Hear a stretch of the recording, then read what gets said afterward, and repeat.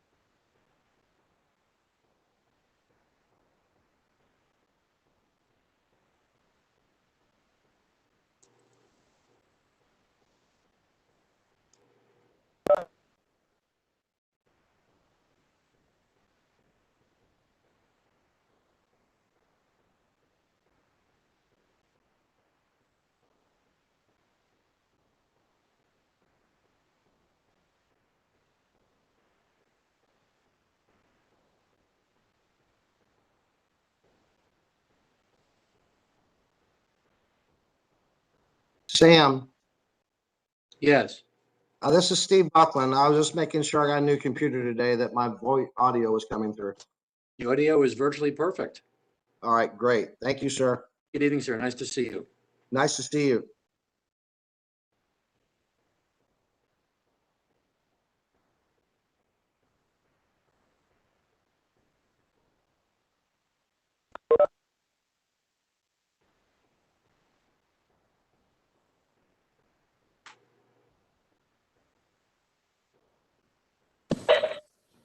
Sound check, please.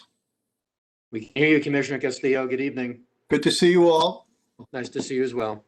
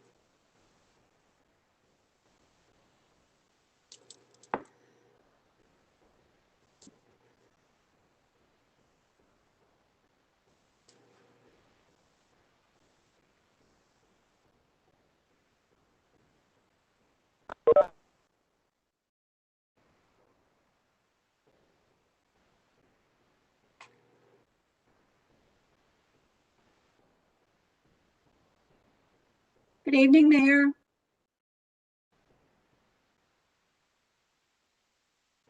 Good evening, Commissioner Siple.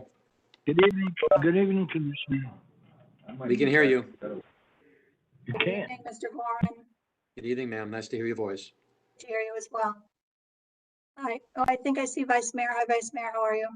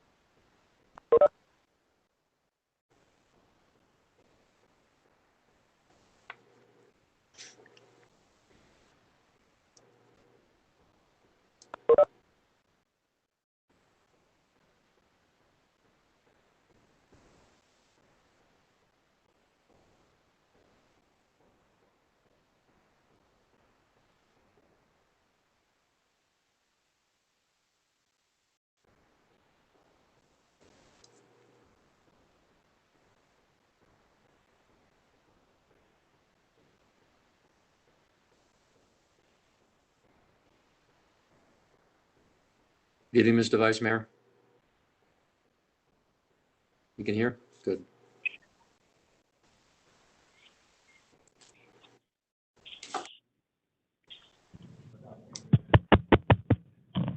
Test. Can hear you now. Thank you.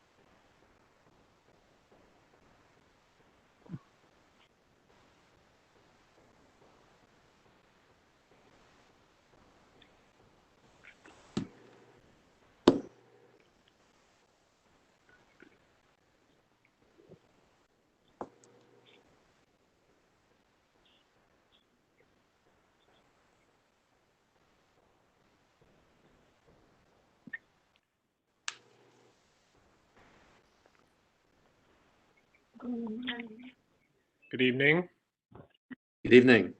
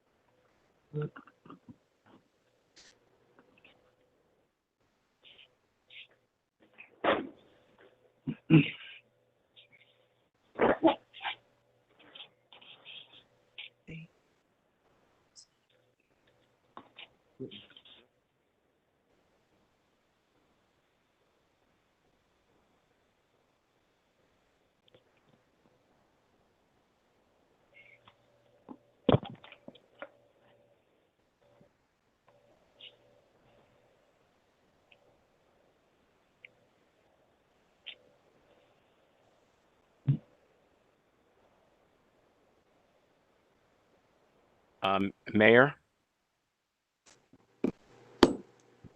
Yes, city manager. Commissioner Schwartz just called me. He said he is having some difficulty getting on, so he's still trying. Okay, I'll let them know. Thank you.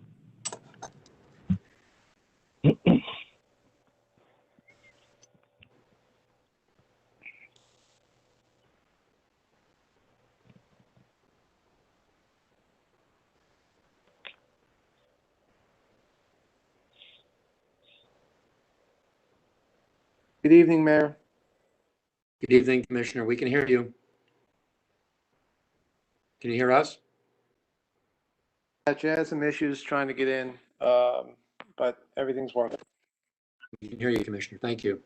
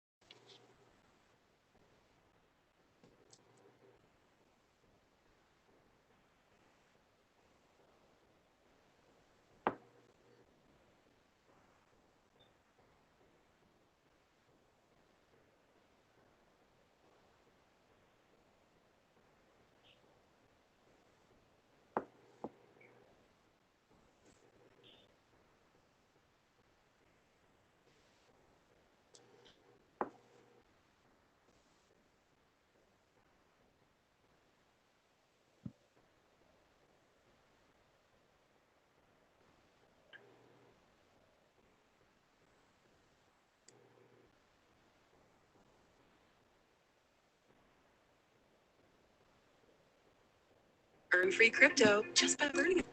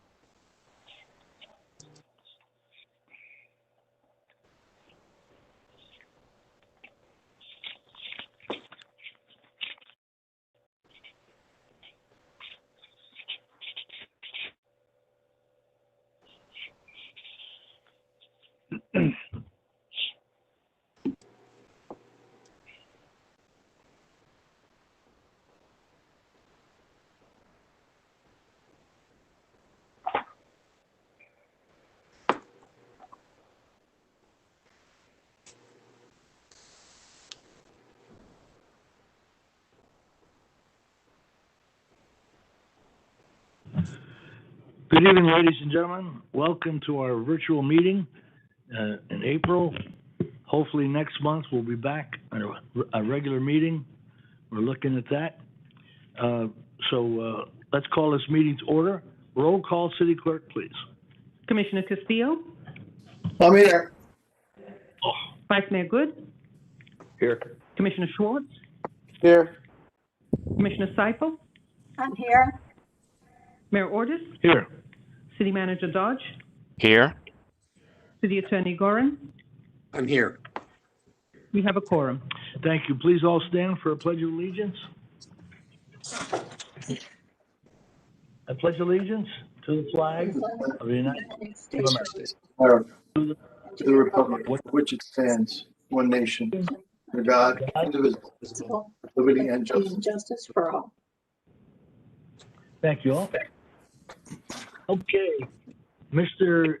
Gorin, can you give us a city attorney's concept of what our meeting is going to be about? I will, Mayor. Thank you very much, Mayor and Commission. Good evening and welcome to this evening. As you know, the city is currently operating under a hybrid relationship where the Mayor and Commission are meeting, technically speaking, in a virtual environment. Some members of the Commission are on the dais, but most are at remote locations and logged into the meeting under what is called the Governor's Executive Order number 20-52, which is amended several weeks ago under Executive Order number 21-45, which as a matter of law expires by its own weight on April the 27th, which would be between now and the next regular commission meeting. It is one of the legs of the three legs of the stool on which the City Commission back in November adopted emergency ordinance number 1952, which is based upon the governor's executive order for regarding statewide emergency. It's based on chapter 252 governing the rights and liabilities under state law to operate, as well as the county executive orders, which, as you know, have been changing over the past number of days recently here in Broward. And we're preparing a synopsis for the Mayor and Commission about what the county did just a couple of days ago. That being said, Mayor and Commission, right now, the meeting is being conducted in a virtual environment. The public is not permitted in City Hall, the consequence of which is that this City Commission has a rich history and custom and practice to make sure that the public is fully protected in the context of their access to the meeting. And tonight is no different for that purpose. So a couple of rules of the road that may be useful for those who are participating this evening, and that is as follows. The public may participate in several different ways under the virtual meeting concept that we have in the City of Pembroke Pines. Number one, they may call in to access the meeting. The phone number for the record for those who are listening either online or otherwise is 1-408-418-9388. That's 1-408-418-9388.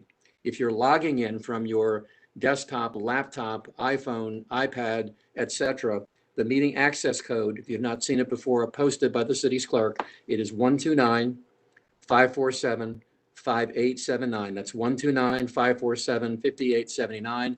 For members of the public, applicants, consultants, others who are gathered this evening to be present during the course of the meeting and are seeking public access in this open environment that we have under the virtual environment is 129-547-5879. Or folks may submit via an email, which will be read into the record at the specified time by the clerk or by Mr. Jonathan Bonilla or others in the context of making sure that happens. Some folks also could have pre-registered before the meeting. Some may have done so specifically and access the meeting via the WebEx platform. When, as and if comments from the public would be permitted under the discretion of the mayor, under the city's rules, regulations, and guidelines, comments submitted via email will be read into the record, number one. Number two, the public who have pre-registered, and there are some who actually have, and who have accessed the meeting via this called the WebEx platform, for those who don't know, will be identified and told to unmute their phone and to comment on the item that's before them. The person will be asked to identify themselves by identifying their name, their first name, last name, and address. Typically, we don't ask that of people because the law seems to be somewhat in question, but in this context, not being able to see or hear people, it makes sense to at least have a record of your presentation, whoever that may be. Those who would seek to be heard, you need to press *3 and raise your hand to speak. Jonathan Bonilla is one of our city professional staff persons. He is actually in the building, in the room, and is monitoring the incoming information that may be coming from people who choose to be heard. So it's *3 to raise your hand and to be heard. Public members who did not actually pre-register, which there are some as well, they can call in, actually, as we said earlier, by actually, the example is your last four digits. Your number is 954-849 and 4 different digits. At the time that the call is logged in, the call-in person will be unmuted and asked to identify themselves, giving again their name and their address for the record. And Mr. Bonilla will be able to regulate that, so we will know by the last 4 digits of your phone number in line to that for that particular purpose. The rules and regulations that govern public meetings does not change. But the city commission, the mayor and commission, the city administration, the city clerk has made every rational, reasonable digital effort to make sure that the public has a right of access tonight and in the future. The expectation is that the governor's order may expire on the 27th, and this commission will be physically back in the room, practicing safe distancing under the CDC guidelines, although City Hall may still continue to be closed and there'll be access provided in the platform. All public comments are limited to 3 minutes under the rules of the road. That being said, Mayor and Commission, you have your virtual meeting to continue with a virtual quorum. And I thank you for listening. And to the extent possible, I can answer any questions. I'll be happy to try. But you have laid the groundwork for a public meeting with all public access being made available to members of the public. Thank you. Thank you, City Attorney. Thank you, Mayor. All right, presentation. We are honored to have our new Broward Supervisor of Elections, Mr. Joe Scott. You want to make a presentation? Supervisor?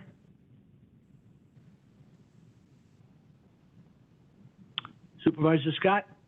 Yes, Mr. Mayor, thank you very much. Good evening. Congratulations. Thank you, sir. I really appreciate that. Thank you all for having me tonight. I really appreciate you allowing me to come and speak to the commission. The reason that I asked to come is because we are conducting our annual high school voter registration drive. Now, this is something that takes place every year. It actually started today and it runs through next Friday, which is April 30th. The difference this year is that we are, due to COVID, it's a little bit more challenging than it typically is. We would typically be out there in the schools engaging with the kids. We're still working closely with the schools through the social studies teachers to get everybody engaged. But we need a little extra help getting the word out to the community. And that's where I hope that you all will be willing to help us. We sent over some information, some flyers, and some other information about our high school voter registration drive, but I'll go ahead and give you guys a little bit of what we need to communicate. It's fairly simple. Everybody who is a U.S. citizen over the age of 16 can go ahead and register. I'd love to see folks go ahead and think of this as a rite of passage, almost like when you turn 16 and you get your driver's license. You turn 16, you register to vote. It's one step closer to adulthood. It's part of becoming part of the civic life of our community. When the first election comes after you turn 18, this is one less thing for you to worry about. When you turn 18, you'll be on the voter rolls and you'll be able to go vote. A lot of young people actually do get caught by our 29-day book closing deadline that we have 29 days before an election. So getting out there and getting them early and getting them in the system while they're still in high school is a great way to make sure that these young people are able to participate. So beyond that, what you all can do to help is any type of means of communication that you all use on a regular basis to communicate with your constituents, whether it be a website, social media, or electronic signs, anything like that. I would greatly appreciate if you all would put out our message and let folks know that this high school voter registration drive is happening. Try to get the parents involved so that they will follow up with their kids and make sure that their kids are doing it. And that will be a tremendous benefit to our community. Are there any questions? I don't think so, Supervisor. Let me ask the commission. Commissioners, any questions? Siple? Vice Mayor, go ahead. Thank you, Mr. Mayor. So I too want to congratulate you on a successful run and representing. Sure. Mr. Scott, so I see that this is for students 16 and older, recognizing 18 the official age. Where do they vote, and where does that voting record go to if they're under 18? So the system is set up to allow for this. It's what we call pre-registration, so that there is no way they could actually vote because they wouldn't be a part of the official voter rolls until they turn 18. But once they are over 18, they will be included in they will be automatically included in our voter rolls, and then they'll be able to vote. If they went to the polling place before their 18th birthday, they would not even show up as being on the voter rolls. But then because they have already registered, their record will appear once they've turned 18. Okay, perfect. Okay, well, that clarifies my question. So again, congratulations and thank you for such a great program here. Commissioner Siple. Thank you, Mayor. Supervisor Scott, congratulations, and have a good run with it. Keep working really hard at it. I know you'll do a great job. My question to you was, I did see our city clerk did share on the screen some information, I guess, that you provided to her. But is there just maybe a one-page kind of a flyer that has information that I know I'll speak for myself, but I think my colleagues as well. Our city does, a great job of putting stuff out on the city website, this type of information that's good for the community. I know I always follow up, specifically with like my HOAs and all that, and ask them to share it out through the community. So yeah, I'd really appreciate that. That'd be great. I'm sorry? I said I'd really appreciate that. That sounds great. Yeah, no, so I was just wondering, is there something you could provide to us that might be, like a one-page flyer that would have all the information, so it's easy for everybody to read it and then do it? Yeah, I think, I think the way we set it up, the first page there sort of has all the pertinent information. It's really just, 16 and up. If you're a U.S. citizen, 16 and up, you can register. Go ahead and register to vote now, browardsoe.org. You can go on social media at Broward Votes on social media. So that basic information that's on that first flyer, if you guys shared that, that would be fantastic. Okay, thank you so much, Supervisor. Thank you, Commissioner. I appreciate the question. One other thing that we do after the students are registered, we physically walk them over to the poll when the election happens. We take all the seniors together at our charter high school and walk them over to the poll. We just always have been doing that, and we think that's a good measure for our city to take. That's awesome. Just one. Okay, anybody else for the supervisor? Well, Supervisor, thank you. Good luck, and we're here to work with you. Thank you, Mr. Mayor and Commissioners. I appreciate your time. Okay. All right.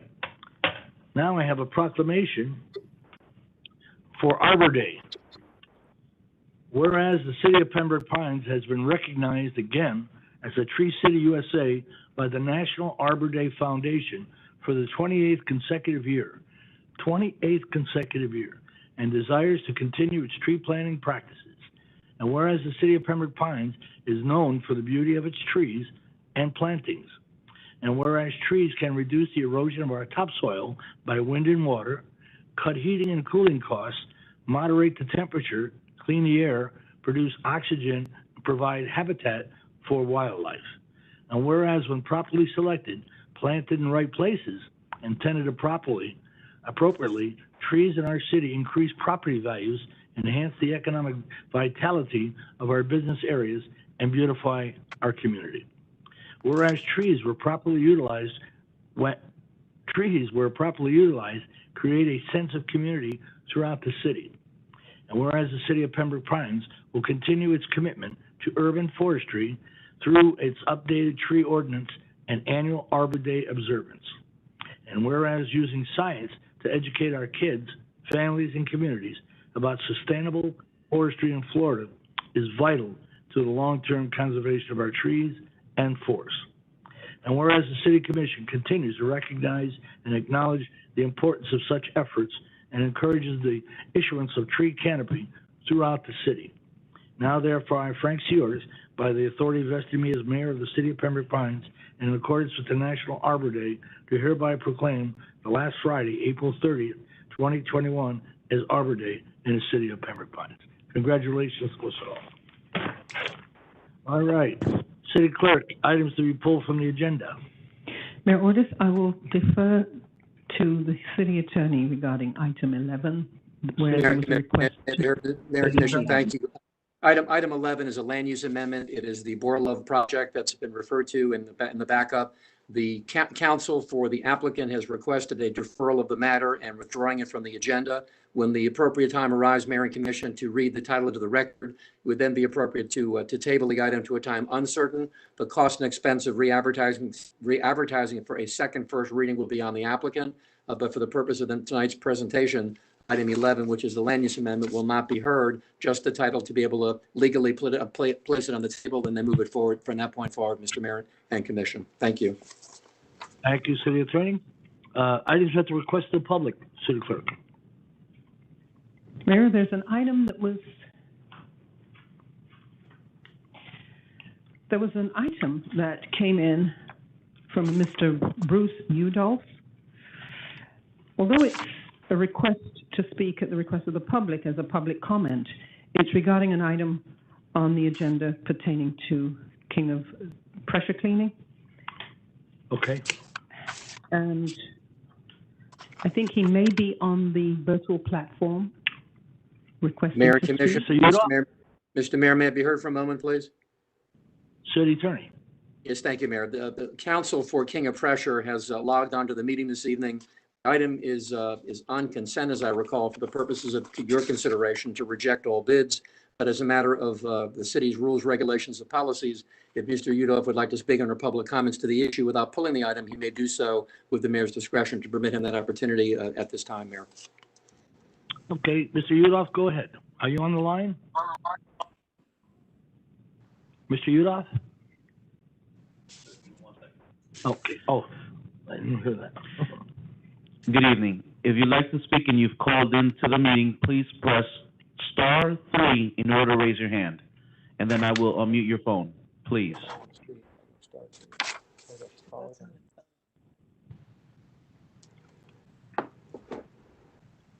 Mr. Udolph, are you there?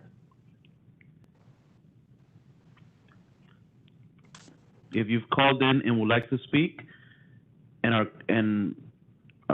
calling in, please press *3 in order to raise your hand, and then I will unmute you. The item, Mayor and Commission, was number 6 on the agenda, to which I believe Mr. Udolph would attract his discussion, which is not being pulled from consent, but he can discuss under public commentary. All right, I have somebody that's raised their hand. Let me unmute them. They've been unmuted. Go ahead. Yes, this is Bruce Udolph on behalf of King of Pressure. Can you hear me? We can hear you.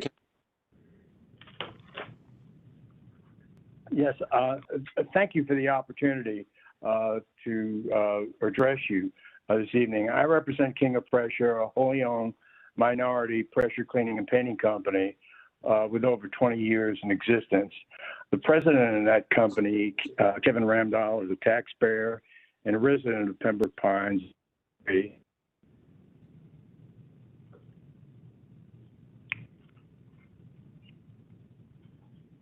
Mr. Udolph, you cut out. No complaints. Most recently, KOP submitted what we consider the most responsive and responsible proposal for pressure cleaning and painting services, and was the highest ranking bidder when those bids were open on January 5th of this year. And nevertheless, despite of their superior record of services and their superior bid proposal, the contract was awarded to a company named Hartzell, which was ranked 9th. After KOP proposal was admittedly altered by the public works official named Stephen Buckland, who had the investigation that we proposed would appear to have his own agenda. When Mr. Ramdahl posed numerous problems with the Hartzell bid, Mr. Buckland responded angrily to him when he was questioned why he would have altered King of Pressure's bid. We submitted a bid protest on March the 10th of this year. That same day, Mr. Buckland came out on a job that KOP workers were completing their work and threw them off that job site. Also that same day, he contacted the park, meaning Mr. Buckland, contacted the Parks Department and informed them that they should no longer allow KOP to complete work for that department, even though KOP still had an open purchase order for the Parks Department. Our position is the city should award the contract to KOP as the most responsible and responsible bidder. The city administration is responding, saying that the bid should be reopened because the original solicitation didn't specify the estimated annual quantities that were contemplated by the contract. This not only would it be wasteful, But given what has transpired, we believe that this gives at least the impression, I hesitate, I use this very reluctantly, it gives the impression of trying to sweep Mr. Randall's complaints under the rug, because it was clear throughout the question and answer period, which also forms part of the proposal, as I'm sure you all are aware. Mr. Yudof, I don't want to interrupt you, but you're getting close to 3 minutes. Okay, thank you. In response to question 3, this was specified to be a $700,000 job. In response to question number 5, the city indicated this was about 5.5 million square foot job. That avoids dealing with the pesky allegations of Mr. Randall. And I don't think that the city should make any, I would submit the city should not make a determination about this until this matter has been investigated, because what Mr. Buckland did in this case was highly questionable and, and totally unjustified, particularly in view of the fact that the city's relationship with KOP should, as a minority contractor, should serve as a model for other municipalities. Instead, Mr. Buckland has, destroyed that relationship and trivialized it. And for the city and its elected officials, we would submit that it really speaks well of its past relationship with KOP. We got your point. All right. Thank you. Thank you very much. Mayor, this is Schwartz. Commissioner Schwartz. Mayor, I'd like to hear more from Mr. Yudof. I'm going to pull item 6 at the appropriate time. Mr. Yudof, if he can just remain on the line, I do have some questions. Okay. Announcement of board and committee appointments. Commissioner Castillo. Thank you very much, Mr. Mayor. I'd like to announce the appointment of Ms. Nazarena Rosales Hauser to the District 4 alternate member seat on the Diversity and Heritage Advisory Board. I was introduced to Nazarena Rosales Hauser by Hispanic vote. She's a member there, but she's also a member of the Broward County Police Board. She's a lawyer and has been a prosecutor in our community. She's a proud member of Pembroke Pines. I had the opportunity to speak to her on the phone. She's very eager to do the job, and I'm very, very thankful to her and to any resident who steps forward to want to serve on our advisory boards. And so I'm happy to appoint her. Mayor, if I could, we have numerous people on the phone from the Sierra Club regarding my item number 19. And it would, I think, make it easier to move forward with the meeting if we took 19 out of order and just handled it. It's a pretty quick item. All right, without objection, go ahead, Commissioner Castillo. Thank you very much. I see that Ms. Steinheiser and others are on the line. Just 1 second, please.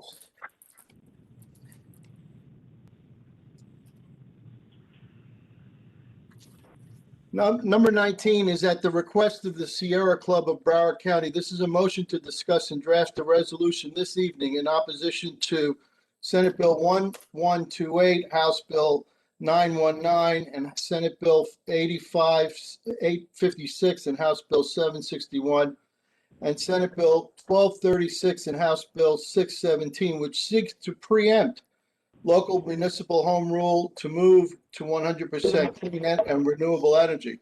The City of Weston resolution is attached and was adopted. The state legislature should not interfere in the home rule authority of cities to adopt such actions if they so wish, as the expansion of clean and renewable energy sources is closely advancing sustainable, protective, and good environmental policy.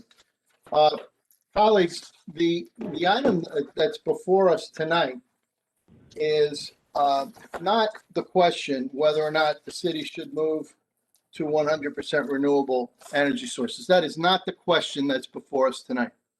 The question before us tonight is whether we should continue to be vocal, as we have in the past, when issues of home rule and invasions of cities' home rule authority are mentioned. Clear enough that the ecological and environmental benefits of renewable energy are indisputable. But that's not our question tonight. What's before us right now is just another attempt in Tallahassee to strip cities of home rule authority. And in this particular case, what we're talking about is the clear and authoritarian preemption of city home rule authority. We should oppose it, as most cities have. And Mayor, if you would, I have Susan Steinhauser, who is the political director of the Sierra Club. And it's always my pleasure to talk to her, and you'll be impressed with her presentation. And I think there are others who may also wish to speak on the item if you'll allow it. So, Susan. I will. We have a 3-minute limit as proposed by the city attorney. Good evening. Go ahead. Why, thank you. Can you hear me? I'm using my computer audio. Yes, we can. Yes. Super. I wanted to thank you, Commissioner Castillo, for bringing forth this resolution, and thank you to the entire commission for the opportunity to explain why it is so important that Pembroke Pines pass this resolution. It's no secret that South Florida is ground zero for the impacts of climate change. We've already talked about sea level rise. We've talked about intensifying hurricanes. What we haven't talked about, though, and it was amazing, the state legislation just passed a law providing for $100 million to be spent annually on projects related to the impact of climate change, sea level rise, and flooding. That's a great start. Let's not take anything away from the legislation, but that's for adaptation. It does nothing for mitigation. And what mitigation is we're talking about addressing the root cause of climate change.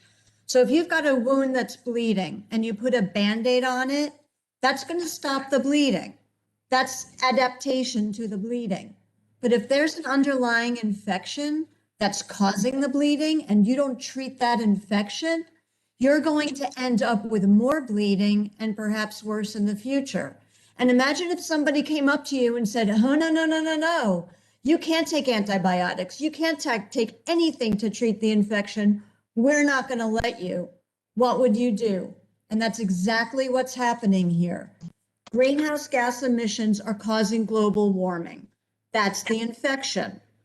The sea level rise, the hurricanes, that's the bleeding. To treat the infections, we have to get off fossil fuels.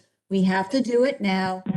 Like Commissioner Castillo said, this isn't about doing it in Pembroke Pines right now, but it's about protecting the right to be able to do it in the future.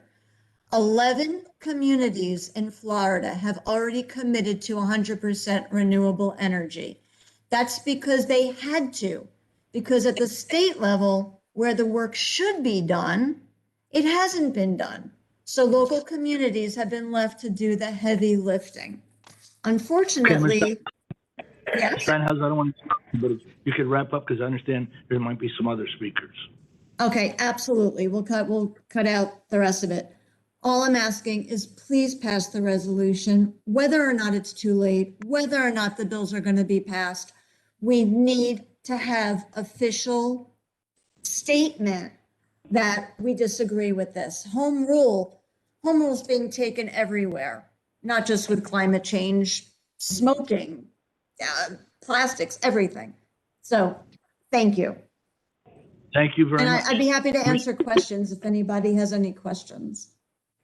All right. Anybody have questions for Ms. Steinhauser? Commissioner Castillo, you have other speakers?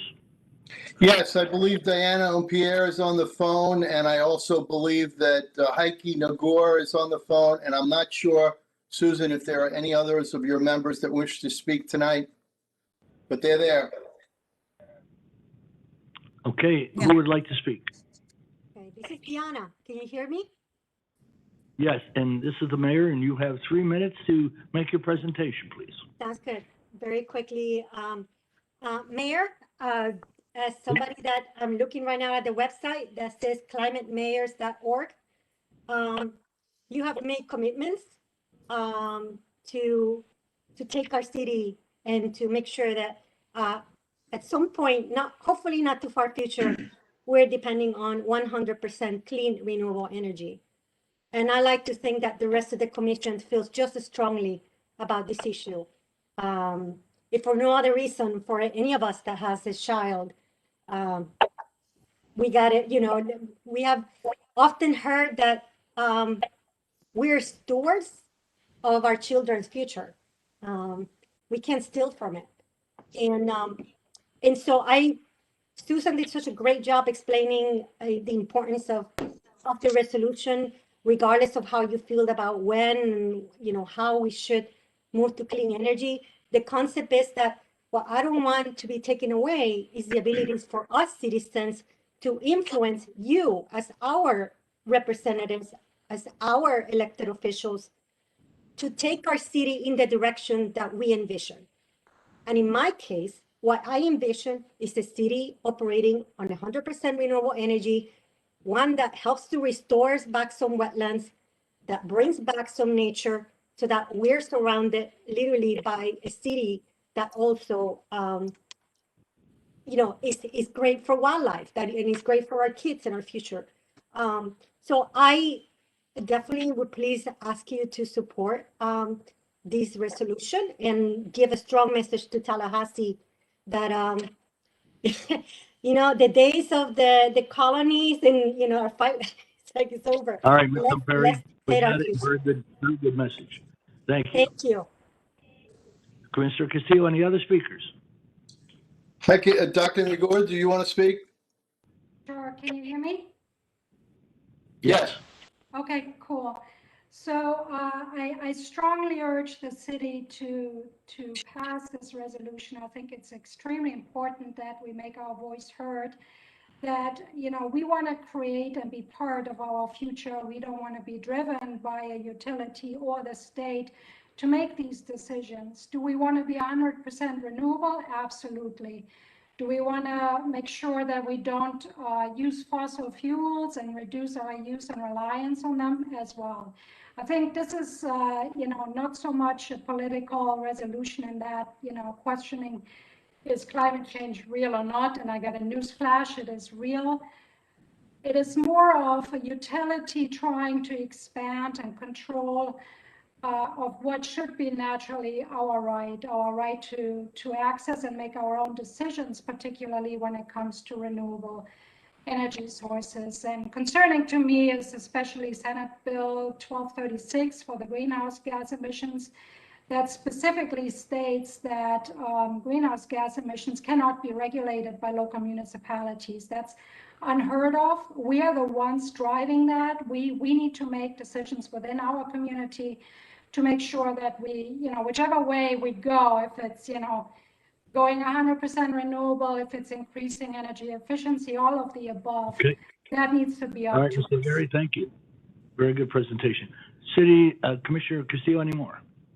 I don't know if there's any other speaker right now. I just had one closing comment before I turn it over to the commission. Is there any other speakers on this item? Susan, do you know of anybody? I do not see any. Let's do this first. Let's get a second to the motion. Second. Second by the Vice Mayor. Okay, Commissioner Castillo, we have it on the floor. Okay. My only concern, Mayor, is that the legislature is currently in session and considering these bills now. Votes are coming up. Some of these may have already been voted on. But in the resolution from Weston, it sends it not just to the legislature, but also to the governor. And what I'd like to do, Sam, is to craft this resolution so that it can go out the door as quickly as possible tonight. How best to do that? Mayor, may I respond? Please, Mr. Gordon. There's a process. If the commission were to adopt this motion, we would then craft the resolution as what's called a draft and adopt. The clerk would assign a resolution number to the item. We would format the document tomorrow for execution by the appropriate parties, the mayor, et cetera, including myself. And we would be prepared to, this is again a little bit not improper, but it's certainly a process. If it's adopted this evening as a draft and adopt with a resolution number, we would get it out tomorrow with a formatted as a Pembroke Pines resolution. Thank you, Mayor. I would include that as part of my motion. All right, further discussion on motion 19. Yes, Mr. Mayor. Vice Mayor, go ahead. Yeah, I do want to say to Susan, Diana, and Dr. Magyar, well done. The presentation that you all made, the information you provided, it is rather alarming. To be very honest with you, I see this is tracking a bit like the local deregulation of the telecommunication companies, where they're able to put in cellular towers anywhere they want without any local authority approval. Some of the things that you stated in here, I see the very, very, very same thing. I wholeheartedly support this. I express expediency. I'm in full agreement with Commissioner Castillo's item, and I encourage everybody else to support this. Thank you all very much. Thank you, Vice Mayor. Thank goodness for the Sierra Club. All right, further discussion. Hearing on, call the roll, please, City Clerk. Commissioner Castillo? Yes. Vice Mayor Good? Yes. Commissioner Schwartz? Yes. Commissioner Siple? Absolutely. Mayor Ordus? Yes. Motion passes. Thank you all. Thank you, Commissioner. Thank you, everyone. Mr. Mayor, if you will, for the record, the permanent number assigned to this draft and adopt resolution requested by Commissioner Castillo and adopted by the Commission is number 3738, which will be affixed tomorrow to a document that will get processed tomorrow. Thank you. Great, thank you.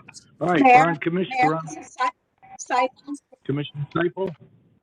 Yes, Mayor. Before we move on to the consent agenda, I wanted to get your attention and ask, I just wanted to mention that we had a very nice event on this past weekend with an item that was brought before the commission and voted on unanimously, which was naming one of our baseball fields out at Pembroke Shores Park for Coach Max Marrero and his family, and Mayor, you and Commissioner Castillo, we were there.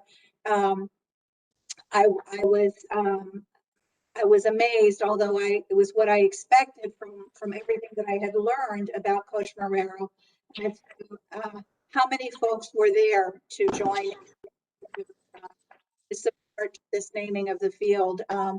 There were, of course, family members and coaches that he had coached with, but what I found to just be so very special was how many young folks were out there that have now gone into coaching and are out there working with our kids that said they were coached by Coach Marrero, and they're helping to continue his legacy of, teaching young folks the right way to do life. And that's what they learn out there. They learn baseball skills, but they learn life skills as well. And so I think that was pretty evident from what we saw, what we heard, and what was said about him. So I just want to thank everyone and staff and everyone who made it such a nice event out there, and for the opportunity to be able to honor and for Coach Max Marrero, the field out on Pembroke Shores.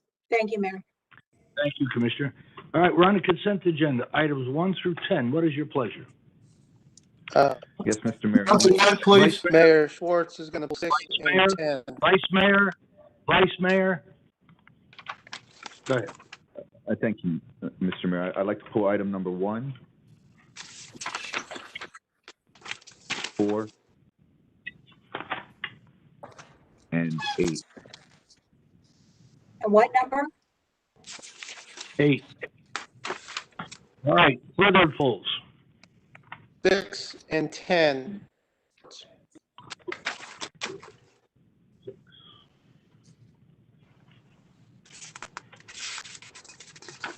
Any other pulls? All right, hearing none, I need a motion to approve items 2, 3, 5, 7, and 9. What is your pleasure? So moved. Moved by Commissioner Siple, second by Commissioner Schwartz. Is there discussion? Hearing none, call a roll, please. Commissioner Siple? Yes. Commissioner Schwartz? Yes. Vice Mayor Good? Yes. Commissioner Castillo, Yes. Mayor Ordus, Yes, motion passes. thank you. All right, Commissioner Good, item 1, please. Thank you, Mr. Mayor. Item number 1 is a motion to approve a memorandum of understanding between Florida Highway Safety and Motor Vehicles and Pembroke Pines Police Department for access to biometric facial analysis system. Second, Castillo. Go ahead. Mr. Mayor, I've already expressed my comments on this at the last meeting. I know that there was an attempt to provide some additional information. I still am not fully comfortable, so I'm not going to be able to support this item. I'm ready to take the vote. All right, anybody else would like to speak on the motion? Castillo. Commissioner Castillo, go ahead. Thank you very much. I want to thank the Pembroke Pines Police Department for following through on this item, which I had pulled, frankly, I think a couple of months ago. We had a workshop on it, and we understand the concern. That is a serious concern related to this software.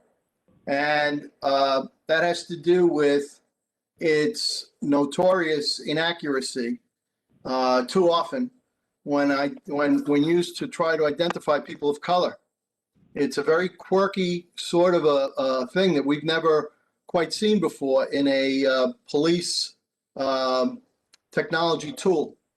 And our police department embraced, at my request, the best practice, which was a model procedure to correct any potential misuse of this tool. And that came out of the Georgetown University Law School. It's supported by the AFL-CIO, supported by Black Lives Matter. We had both of them speak to us at our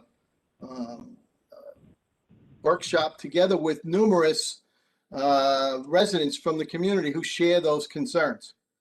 These procedures, once used, create a scenario where this tool will not be misused. It will be used in the proper way to identify people who are unidentifiable, and that does happen in police work from time to time. And it'll also be used appropriately by detectives to generate leads, mostly on cold felony cases, but it will never be used as a sole basis to arrest anyone. And that is or ever in patrol cars. And that is the major concern that the community has had with respect to this software, not just here in Florida, but throughout the United States. And so I'm thankful to the chief and the deputy chief and everyone at the police department for pulling this together appropriately. Thank you. Thank you. Further discussion? Call the roll, please. Vice Mayor Good, No. Commissioner Castillo, Yes. Commissioner Schwartz, Yes. Commissioner Siple, Yes. Mayor Ordus, Yes, motion passes. thank you. All right, Vice Mayor Good, item 4, please. Thank you, Mr. Mayor. Item 4, motion to award IFB number PSPW-20-12 Chartwell's Kitchen Facility Cooler Freezer System Replacement in the best interest of the city to Ram Quality Group Corporation in the amount not to exceed $935,550, which includes an owner contingency of $85,050 and a cost to provide a payment and performance bond of $40,500 pursuant to section 35.18(c)(8) City Code of Ordinances. Do I have a second? Castillo seconds. Commissioner Castillo seconds the motion. Vice Mayor, go ahead. Thank you, Mr. Mayor. So again, I'm not necessarily opposed to this item here. I am, however, again, opposed to how it's being presented to the commission. Again, we had discussed this at the last commission meeting, and it dealt with this term, the best interest of the city. Again, I do want my colleagues to recognize that has specific meaning in our procurement code, to the point that if you take a look at the backup documentation, it states section 35.18C8. It says, in the best interests of the city, purchases and contracts of commodities or service are exempt from this section when the city commission declares by a simple majority affirmative vote that the process of competitive bidding and competitive proposal is not in the best interest of the city. The commission shall make specific factual findings that support its determination, and such contracts may be placed on a city commission consent agenda. So in the best interest of the city, again, it says we are going to bypass any bid process because we believe that there's reason to do that. Now, Well, Vice Mayor, let me get on the floor first before you do. Can I get a second to the motion, item 4? Wasn't it? Castillo seconded the motion. Okay. Vice Mayor, go ahead. Okay, thank you, Mr. Mayor. So again, so that specific meaning has, we as a commission bear the weight of that procurement. Now, what I don't understand about this is that this was put out as an IFB. It went out as a bid. A bid came back. It was evaluated. It was deemed as being qualified and approved, and it's being brought before us as an award. So why are we, as a commission, bypassing a bid process that this followed to say that we're going to approve this outside of the bid process? I don't understand that. Again, this language is very, it may be loose maybe used, but it has specific meaning, and I can't agree to it the way it is right now. Let's find out. Mr. Manager, comment? Mr. Mayor, I'd like Mr. Gomes to address this issue. We've had these discussions in the past. Mr. Gomes. Good evening, Mayor and Commission. This is Mark Gomes, Procurement Director with the City of Pembroke Pines. Yes, so the city in the past, we've had various workshops in which an item like this it's a sole bid. However, the vendor that's the sole bidder, they failed to submit the references forms and the proposal security in the time that it needed to be submitted. In the past, what the procurement department used to do is that we would write an agenda item to award this. However, we would say that the procurement department, and with the approval of the city manager, have waived these irregularities or these requirements, which is allowed by our procurement code. It's in chapter 35.19. However, in the past, the city has had some workshops with the city commission in which the city commission has directed staff that they don't like the city using that option to waive irregularities. As a result, since then, those types of irregularities have been brought to the city commission as a best interest of the city commission for the city commission to make that determination if they want to approve that or not. Thank you. Vice Mayor. So then I think that it would be a better approach then to ask for the city commission to accept an irregularity if that's what this is considered to be, as opposed to taking the entire bid as being our responsibility. I don't mind accepting this as the irregularity of them not providing a reference form, and you think we should move forward, but to accept this entire bid process as ours, I'm not very comfortable with that. City Attorney? Yes, Mayor. Yes, the Vice Mayor made a comment. The Vice Mayor raises a point on the record. This is not dissimilar from the last conversation the Commission conducted during a bidding and a procurement issue. Mr. Gomes has explained the staff's professional opinion about how to approach this. The best interest of the city provisions under the section 3518, as the Vice Mayor read it, is what the code says. It is in great detail. I'm going to use a phrase that's used typically in bond transactions. It's a bootstrap. It basically is the be-all and the end-all provision which can be cited to as a premise upon which this commission may make a decision for an acquisition of goods or services that are in the best interest of the city. The city has the discretion to approach this item similarly to the last item, which is potentially to waive the irregularity and award the bid, or as proposed by the professional staff, accept the proposal with whatever irregularities came with it and approve it based upon being the best interest of the city. At the end of the day, it's a distinction without a difference per se, but the end result is that they're two non-competing provisions, either one of which could support the conclusion. Okay, further discussion. Item Yes, 4. Castillo. Mr. Castillo, go ahead. This is a question for the city attorney. So when we use the word in procurement, when we use the phrase in procurement, best interest of the city, is that code exclusively for we're not going to bid, though we thought we might? Or is that a subset of the larger phrase that within the procurement code by law, we are allowed to avail ourselves of when we use this phrase? I'm hearing that the vice mayor, and I'm sensitive to his concern, that he's hearing the best interests of the city, and he's equating that with we've decided to go sole source, though we went out to bid.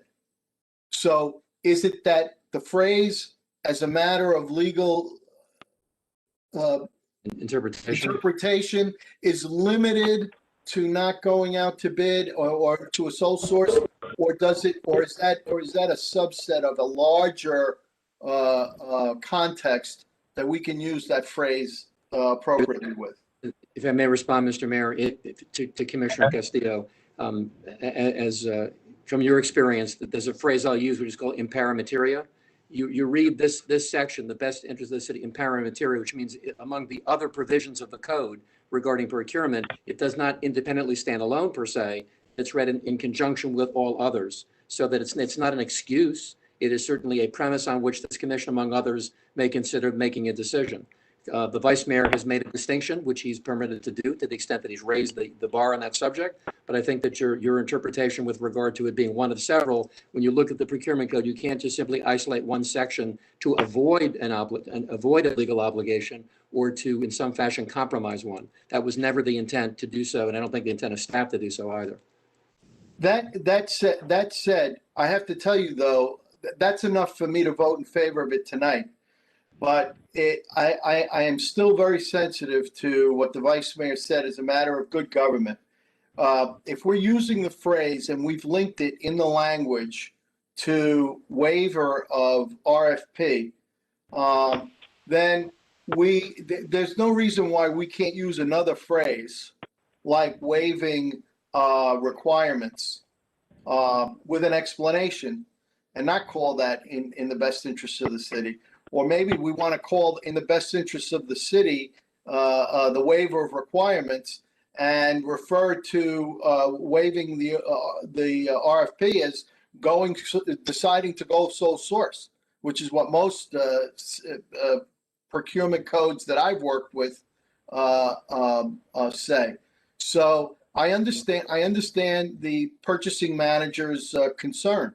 We have, frankly, had something of a heavy hand on this dais that we are entitled to because we are the city commission, but we sometimes trip staff up when we get into the weeds a little bit too much. And he's now in a situation where he needs an exception and he's falling back on what language there is. I would encourage administration and you, Mr. City Attorney, to counsel them to make whatever amendment is necessary. It should be a minor amendment so that we don't have this problem again. The vice mayor is correct. When the words should have specific meanings, and something along this line shouldn't come up at every meeting, and it's likely that it might, or every other meeting. We've been bitten by this before. Let's just fix it. But based on what I've heard, I can support it tonight. Thanks. City Attorney. Yes, Mr. Mayor. If this is by the code, then how do we go against it? Do we have to change the code? Well, that's my question. The purpose of this, if I may respond, Mayor and Commission, I think the objective is for the city staff, professional staff, city administration, and our office to take a look at this yet again.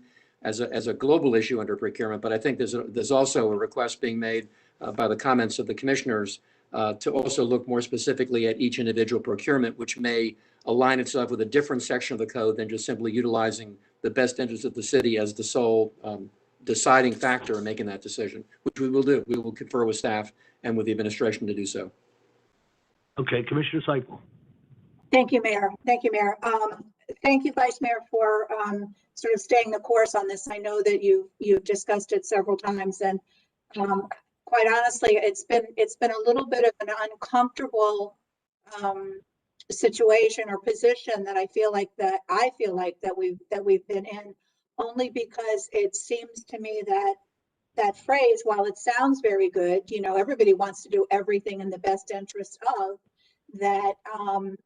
That's kind of a feel-good statement, but when it's applied to procurement, which is, you know, funds and services and products and sole source and all of that gets in the midst of all of this, I've been feeling a little uncomfortable that it has been used a little too often, when I agree that I think generically it probably fits everything it's been used for, but these items there should be some language, and I have no doubt that staff and city attorney will be able to come up with some language that several different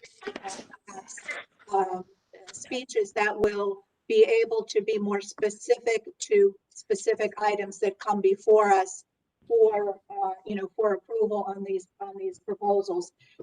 I just think that it's been sort of an overused phrase, and we need to really be more specific and to have more unique language for going forward. So thank you. Okay, thank you. Any further discussion? Yes, Mr. Mayor, I want Vice Mayor, wrap up. Excuse me? Go ahead, wrap up. I just want to thank my colleagues for their valuable input as well. So, you know, I do recognize the difficulties that, you know, as we go through this process that we sometimes put on staff. So, you know, I can support this tonight with the understanding that that this comes back next time with something that's a bit less demanding of the commission, where we can easily move these items forward without having to be, as Commissioner Sipe will say, overusing a certain language in our procurement code. All right, City Clerk, call the roll, please. Vice Mayor Good? Yes. Commissioner Castillo? Yes. Commissioner Siple? Yes. Commissioner Schwartz? Yes. Mayor Ordus? Yes. Motion passes. Thank you. Item 6, Commissioner Schwartz. Thank you, Mayor.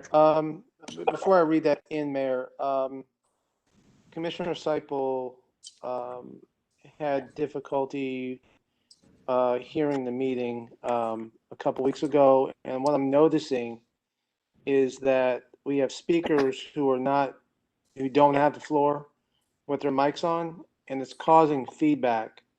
I caught about 95% of what Commissioner Siple had said, but if we could mute our microphones, if you're not the speaker, it would definitely help the audio. Mayor, Okay, if I could have.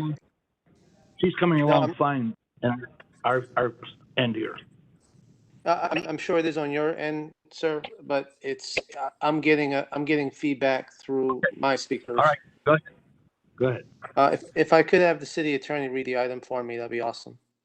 With your permission, Mayor and Commission, item number 6 is a motion to reject all bids for PSPW-20-16, reference to citywide pressure washing services, and to authorize the re-advertisement of the solicitation as PSPW-21-01, referencing citywide pressure washing services, with backup associated with the item in the Green Book and also online. Item number 6. Thank you, Mayor and Commission. All right, Commissioner Schwartz. Thank you, City Attorney. And Mayor, if I could ask the manager, I have a question for Mr. Gomes.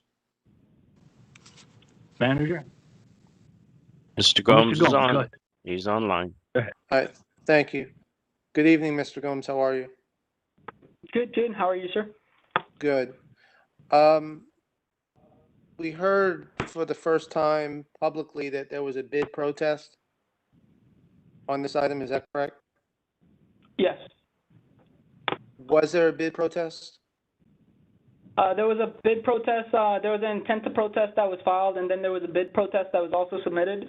The bid protest was submitted untimely, so it was thrown out because of that reason. Is there a reason why that wasn't included in the backup? So since the bid protest was not, it was thrown out because it was untimely, it was not included in the backup. However, I believe all of the commissioners were provided with that information. Correct. Yes, and that's what makes this, for me, Mr. Dodge, we were provided information that the public doesn't have. It's not included in the backup. The memo from administration is not in the backup. Is there a reason why? Commissioner, the reason it isn't because it wasn't a valid protest. It was not submitted timely, so it has no bearing on this item. The item before you is simply to re-advertise. The item isn't to discuss a protest or any other kind of complaints. The representative of King of Prussia did speak at the items at the request of the public and had an opportunity to be heard on that item. What you have before you is an item to go out for bid. All right, Mr. Dodge,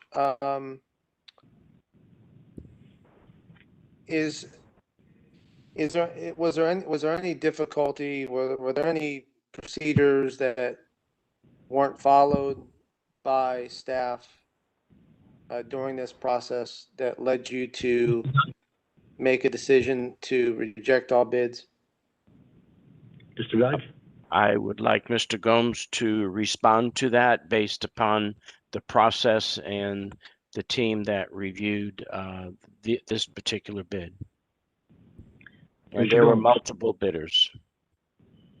Yes, so in general, the main concern is after looking at the results of this bid, the bid was intended to be awarded by using some estimated quantities. With those estimated quantities were not originally provided in the bid package. So after reviewing that, we decided that it would be best to rebid this project and include those estimated quantities, so all of the vendors know what quantities are in place. So when they bid, it can be analyzed with that information, instead of adding the estimated quantities after, since they weren't included in the original. Mr. Gomes, did you make that decision to change quantities, or was it members of the, I guess, the bid opening review process? No, so the Public Services Department, they, knowing what estimated or how much different parts of different line items. So just to summarize, this bid has various line items in it, including groundwork, pressure cleaning walls, and whatnot. So using the contract, we actually use a lot more square footage on groundwork than on walls and things like that. So if we just took the bid at face value of a quantity of 1, it would be unfair because we may be paying more in the long run without analyzing it based on quantities. So as a result, when using quantities, you'll see a different result, and that's why we just determined that it would be best to rebid it with those quantities so that all the vendors would have that information up front. Mr. Gomes, with all due respect, you didn't answer my question. Was there you went through the normal process of a tally sheet, correct? Yes. And you reviewed each tally sheet? Yeah, so the BidSync website puts together, tabulates all the numbers for us, yes.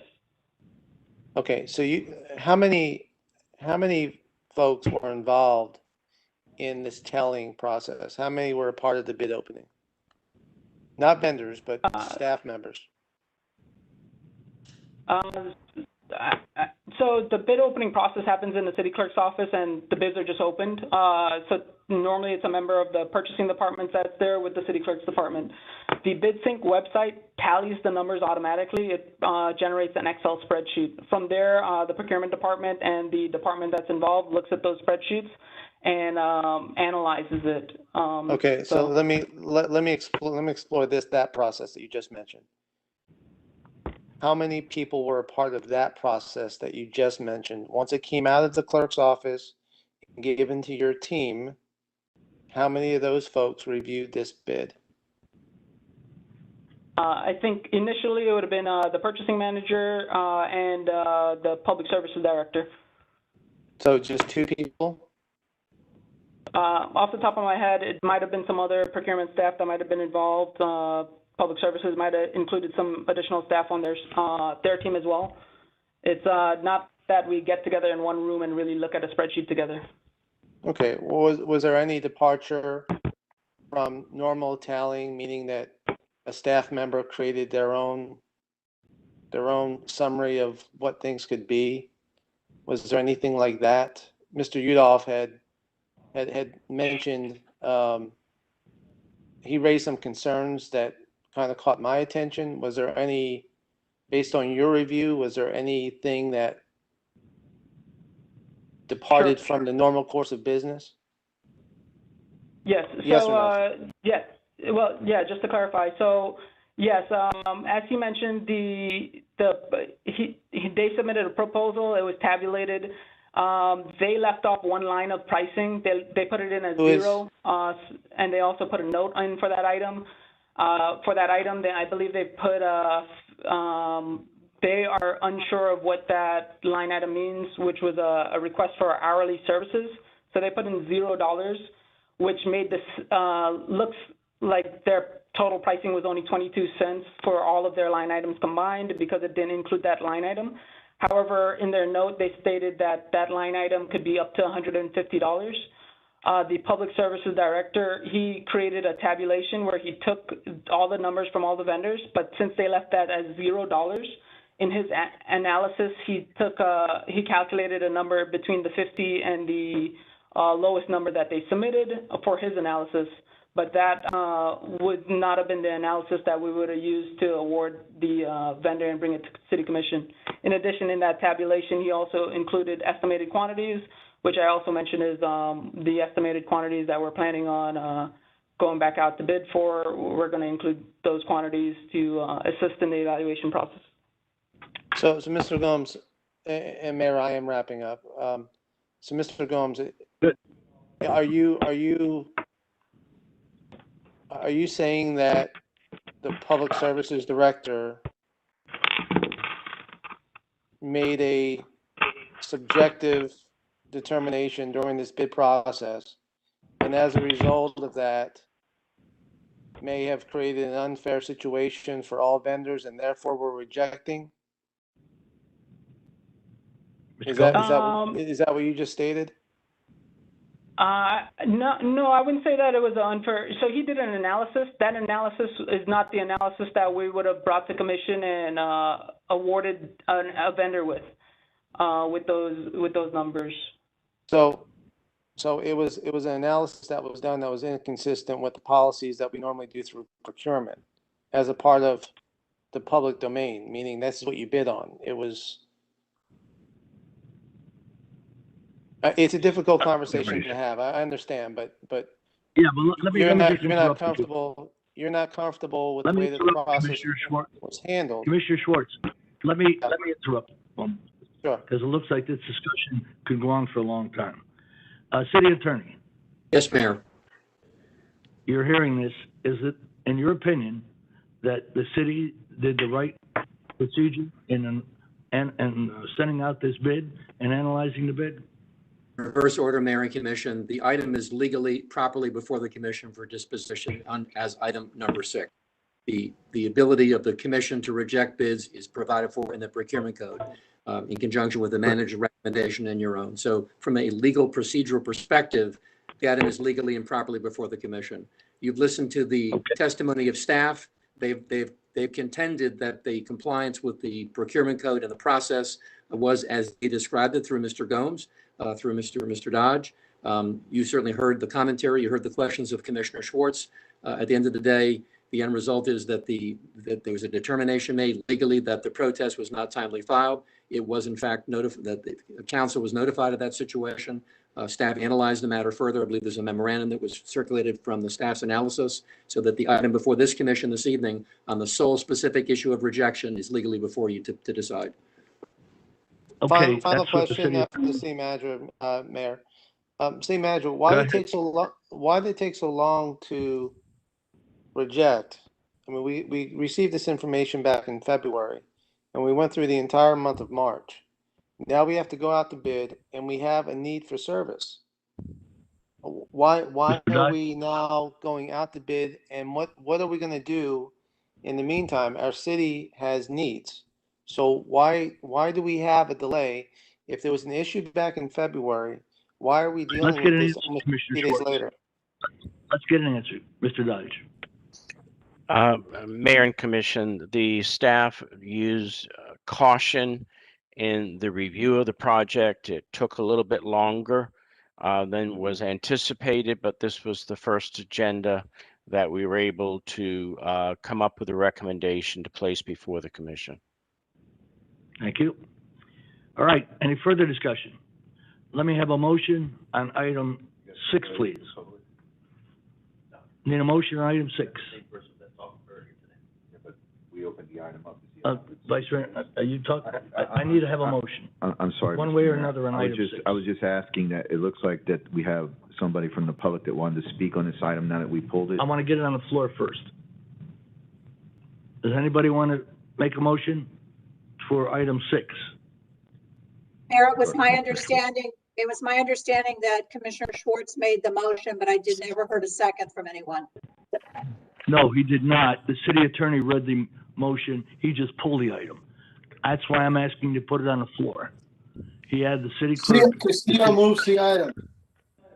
Okay, Commissioner Castillo moves the item. Is there a second? I'll second the item. Second by the Vice Mayor. Okay, Vice Mayor, further discussion.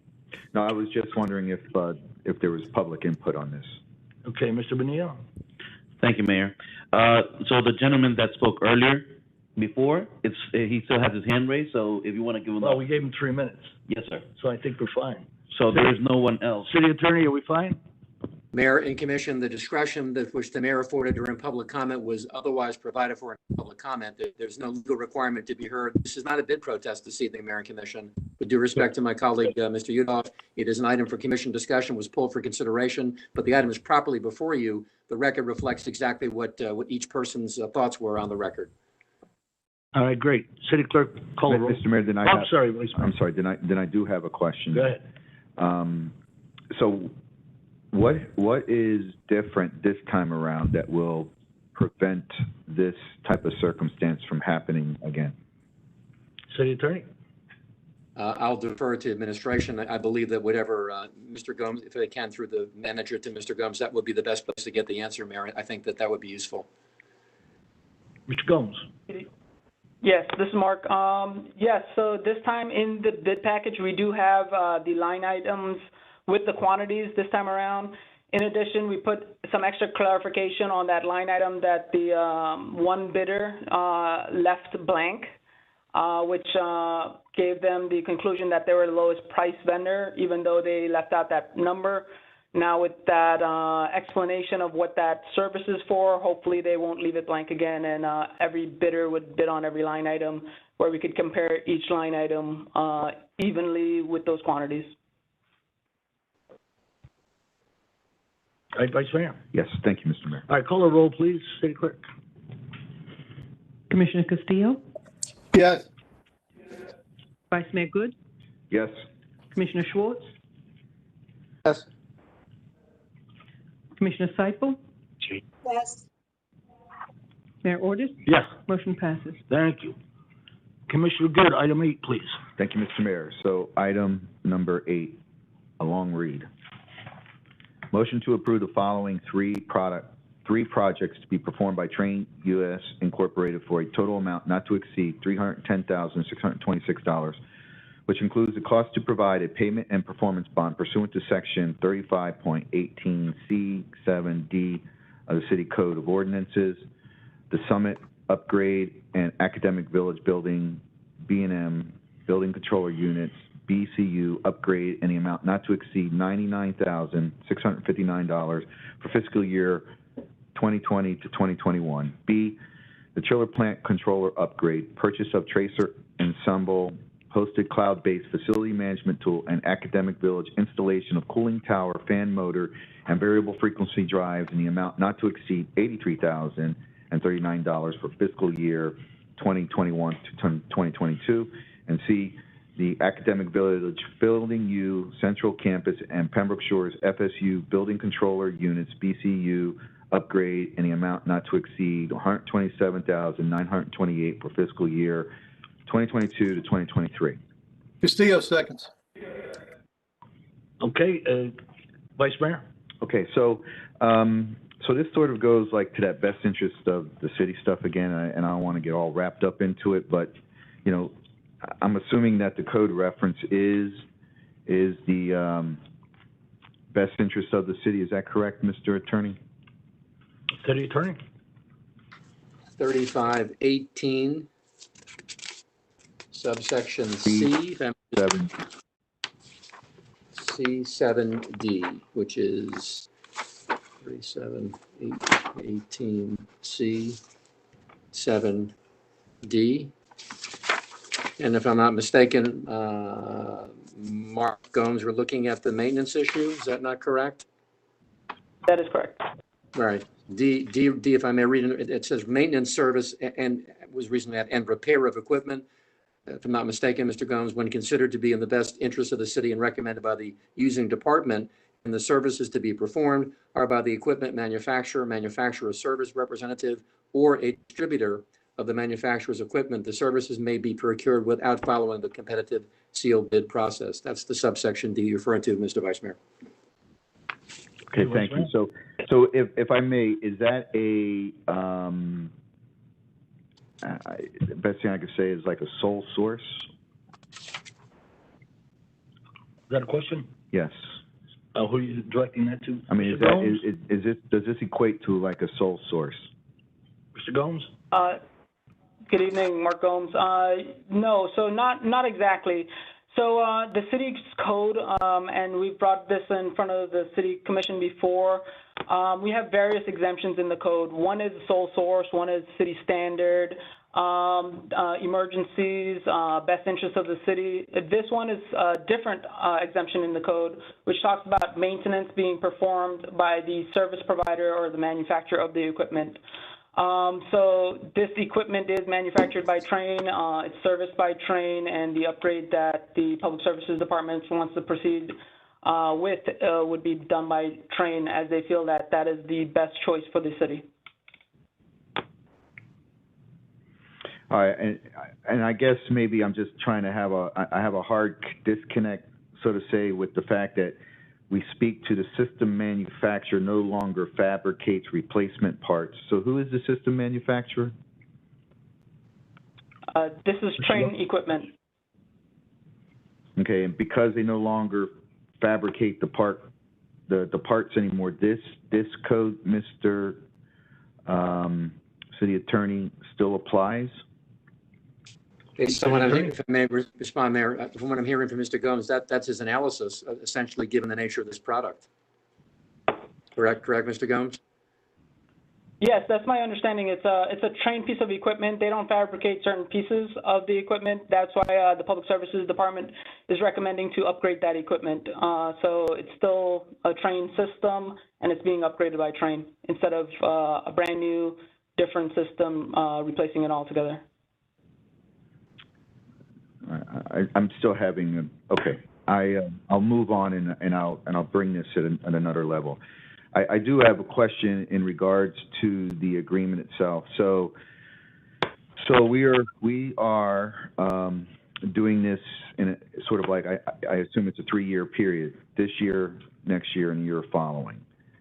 And these costs are certainly referenced in the agreement, but they're not referenced in the agreement by year.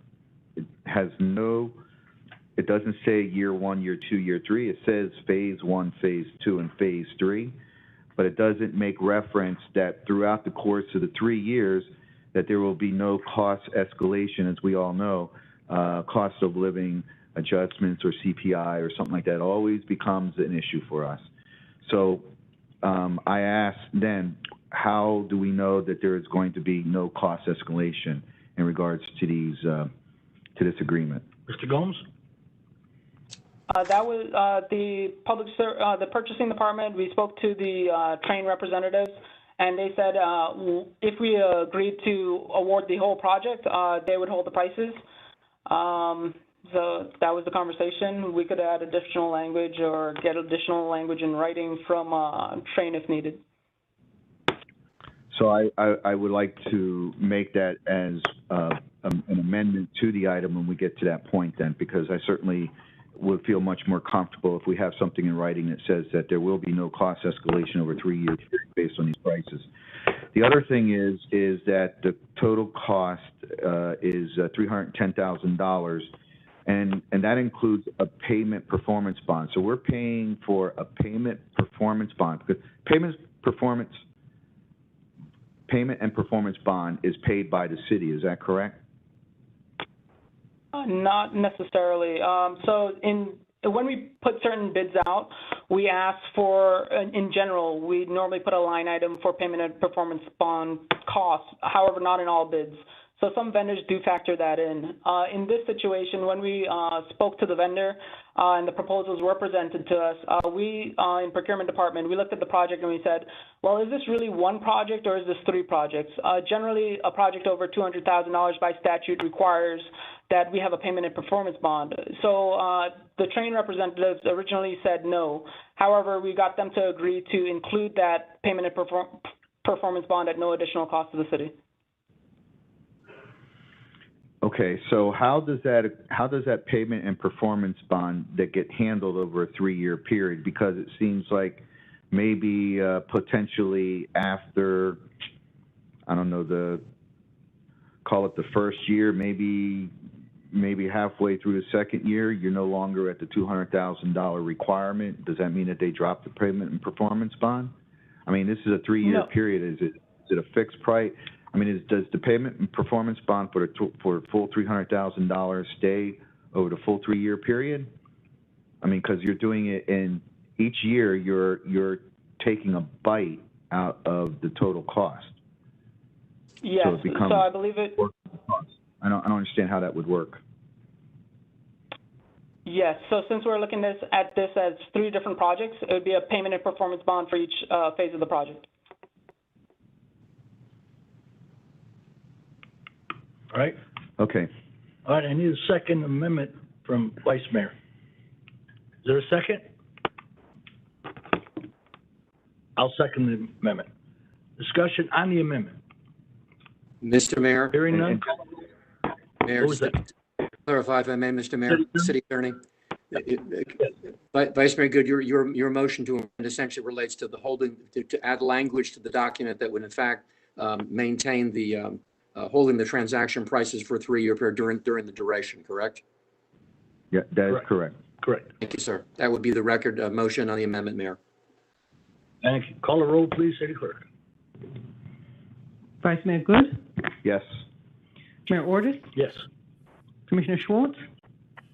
Yes. Commissioner Siple? Yes. Commissioner Castillo? Yes. Motion passes. All right, now on the motion as amended. City Clerk, call a roll, please. Vice Mayor Good? Yes. Commissioner Castillo? Yes. Commissioner Schwartz? Yes. Commissioner Siple? Yes. Mayor Ordus? Yes. Motion passes. Thank you, Vice Mayor. Item 10, Commissioner Schwartz. If I could ask City Attorney to read it, please. If I may, Mr. Mayor, item number 10 is a motion to approve the virtual commission meeting minutes of Wednesday, April 7th, 2021, including the voting conflict form 8B, which is attached as Exhibit A to the minutes. made part of the Green Book, as well as the matter on the public record in the digital version. Thank you, Mayor and Commissioner. Item number 10. Commissioner Schwartz. Thank you, Mayor. So the city attorney gave us his legal review on our charter and the decisions that have been made for the vice mayor slot in 2018, 19, and 20. I just want to reiterate on the record before we approve these minutes that this city commission did everything lawfully, legally, ethically, et cetera, et cetera. City attorney, can you restate your position, please? May I respond, Mr. Mayor? In my comments on the record on April the 7th, along with my law partner and Deputy City Attorney Jacob Horowitz, we concur with the process and procedure. We may have a difference of view with Commissioner Castillo, but he has the independent right, the subjective intent under the statute to in fact abstain, as we indicated under Chapter 286. Thank you, City Attorney. And in the 8A memo for the commissioner is entitled to his version of fact. However, he included additional information that the Chamber of Commerce, I believe, responded to in public comment, and I'd like to have that read into the record tonight before we approve the minutes, Mayor. City Attorney? Is it something that you have, Commissioner, or something that? Something the clerk has that, City Attorney. I do not have it, Mayor and Commission. City If it's an item, if it's a request by the commissioner to supplement the minutes with an item that he's referring to, with the mayor's prerogative, the clerk may read it. I don't have it in front of me, so I don't know what it says. City Clerk. Mayor, I do not have a copy of the item. All right, so why don't we do this? Why don't we approve the minutes with the, can you give it a synopsis of what the letter said? Anybody? I think, I believe Henry Rose may be still on the line there. Mr. Rose? Mr. Rose? I'm here. All right, do you have a copy of the statement that Commissioner Schwartz is talking about from the chamber? Let me see if I do. 1 second. I did not write it. It came from our Chamber of Commerce interim president, Ishmael Monroig, but I may have a copy. Mr. Rose, would you please also make sure to tell the mayor and commission in the public record who you are and the capacity? Oh, I'm sorry. That's okay. I don't see you, but I'm hearing you. Yes. Yes, Mr. Gore, my name is Henry Rose. I live at 11590 Southwest 9th Court in Pembroke Pines, Florida. I am a member of the board of directors and an officer, Regional Chamber of Commerce. And during the time period that Commissioner Schwartz is referring to, I was the chair of the board. Thank you, Mr. Rose. Appreciate it. Good evening. Let me see. Let me ask this, Mr. Rose. If you don't have it, we could just simply approve the item with that intent language to be included in it.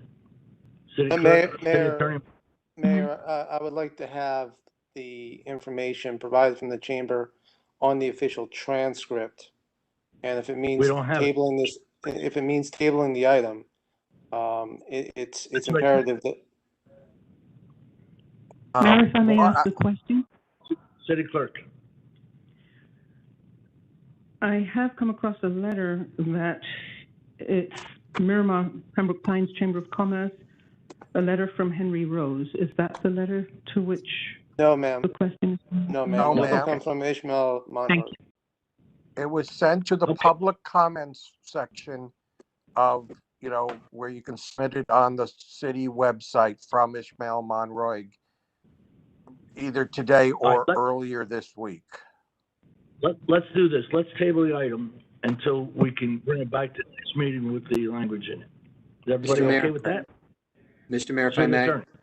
Thank you. For the record, and with protections that would be given to any commissioner who is filing a Form 8, the commissioner who filed the Form 8, Commissioner Castillo, filed it timely, and the obligation to do so was fulfilled under Chapter 112, and the record needs to reflect that in the event the item is being tabled to a future time, his compliance was complete upon the filing with the city clerk. Thank you, City Attorney. Thank you. All right, there's a motion. I need a motion to table. So moved, Mayor. Moved Second. by Commissioner Schwartz, second by Commissioner Siple. Discussion? City Clerk, call a roll. Commissioner Schwartz, Yes. Commissioner Siple, Yes. Commissioner Castillo, No.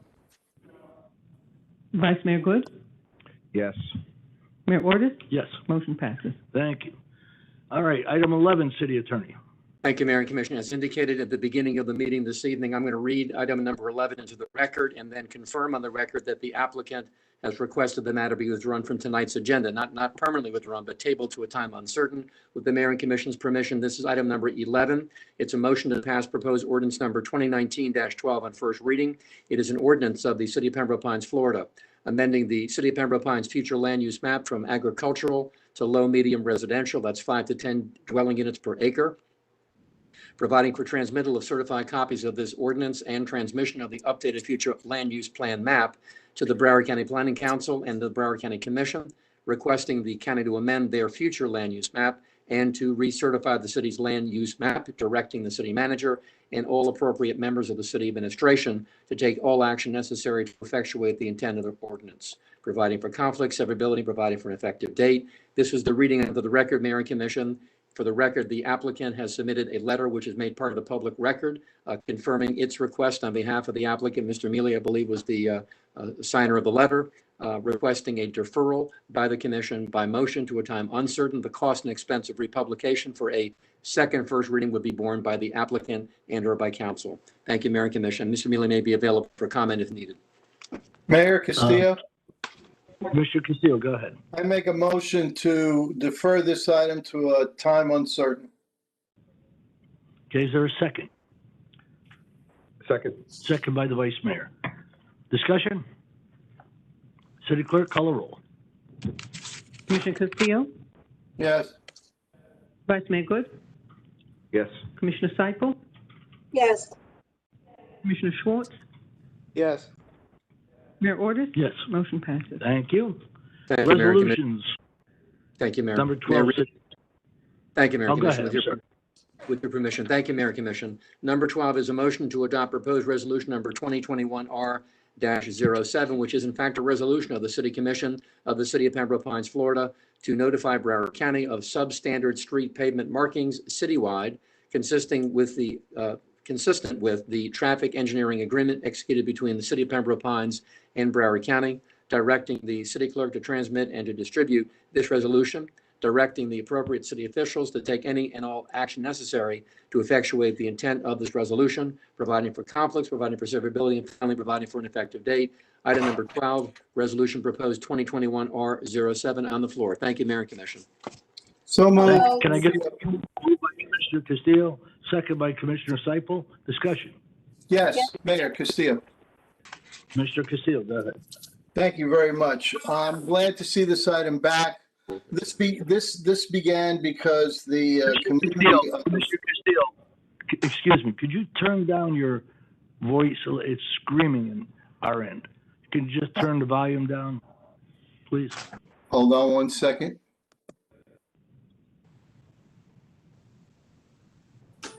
How's that? Better. Go ahead. Better? Yes. I can hardly hear you, but okay, we'll make it work. So this item originally came up because Chapel Trail Estates is sick and tired of their roads not being compliant.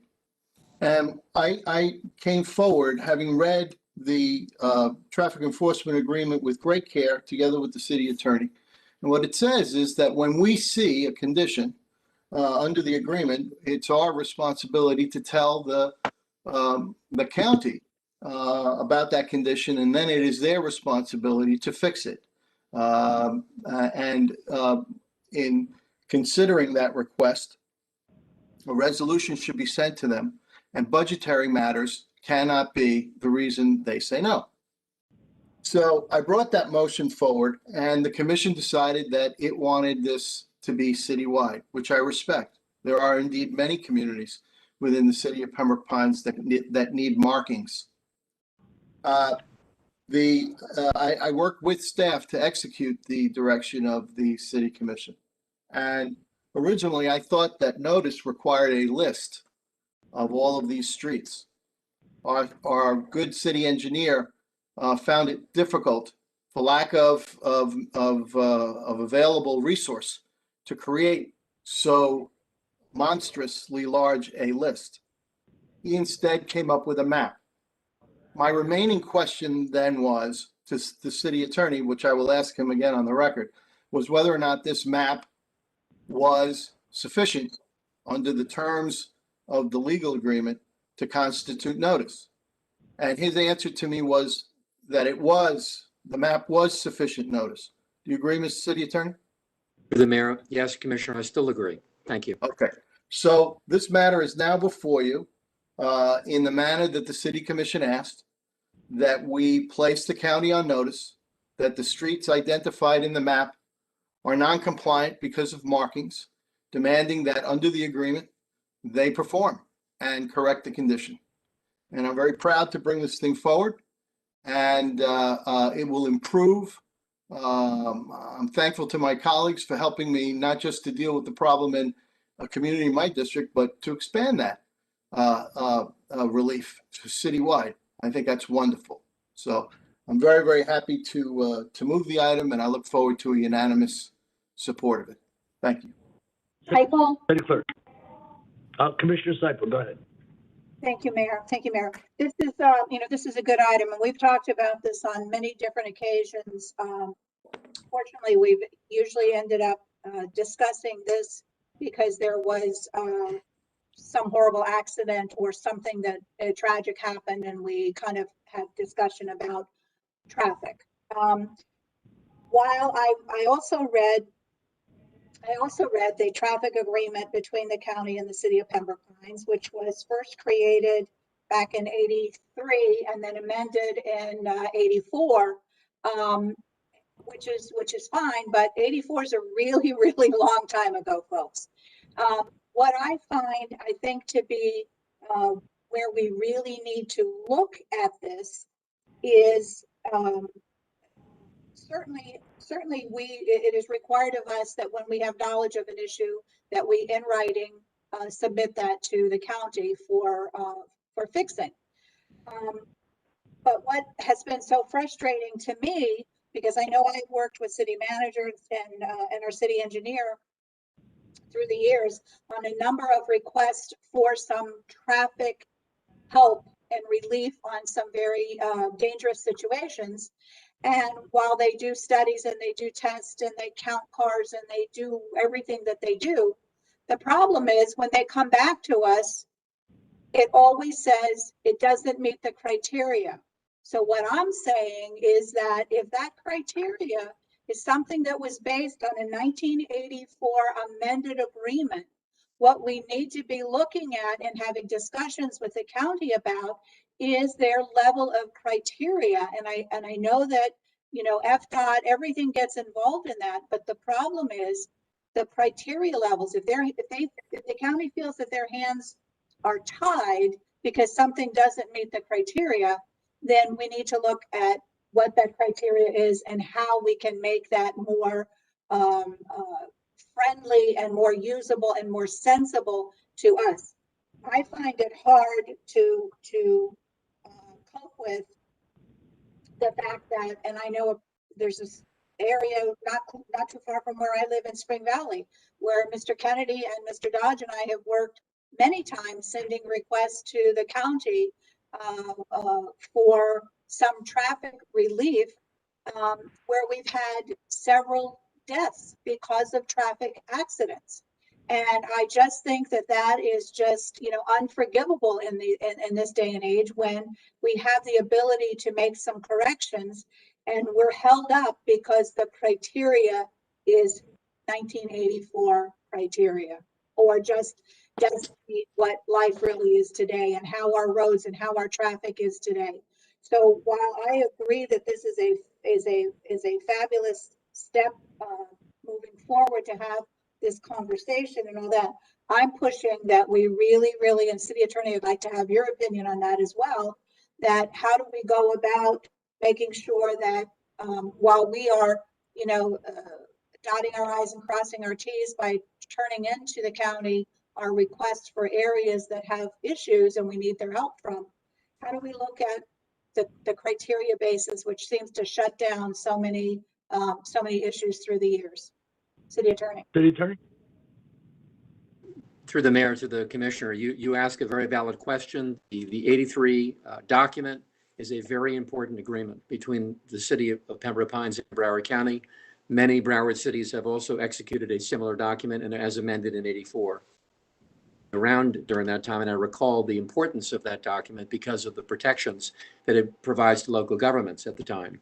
There may be some items in the document that might have become somewhat fossilized over time because of the age of the document, but the main premise of the document is one which epitomizes intergovernmental coordination between the county and the cities.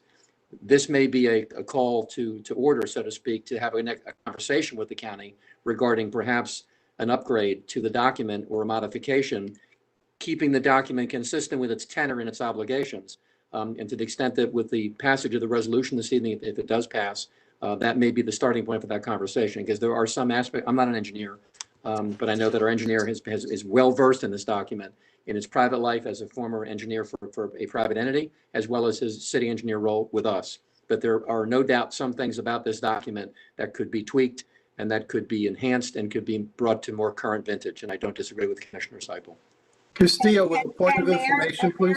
Mayor, if I may. Commissioner Castillo, point of information. Excuse me, Commissioner Siple. I'm about to give this back to you in a second after I make this point. I believe that what we're talking about here is street markings. What Commissioner Siple is doing is she's enlarging the conversation to discuss signage, signals. What the county has been doing, Commissioner, is they do a warrant study. And a warrant study is a study on using FDOT standards as to whether a thing, quote unquote, is warranted under those standards. And engineers use those warrant studies to justify for themselves whether or not a signal, let's say, is needed on a particular corner, or whether a stop sign is needed at a particular corner, et cetera. The thing of it is, our agreement doesn't refer to warrant studies. We have over time, over our multiple good city engineers, simply come to agree that whatever the county traffic engineering outcome is on a warrant study, that we accept it. That's not what the document says at all. What the document says is that the city has original jurisdiction in traffic enforcement, and we've never given that up. We contract with the county to perform the duties that we would otherwise, under law, perform ourselves.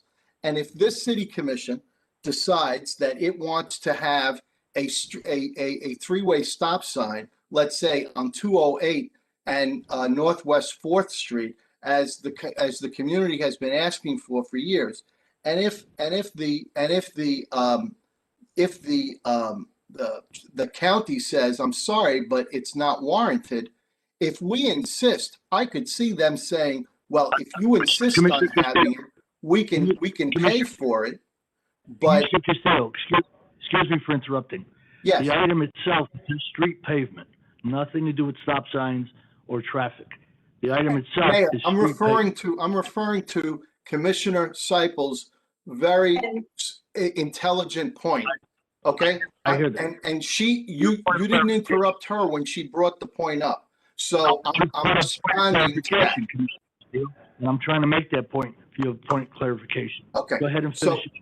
So my question is, with that clarification added, is that the way you see it, Sam?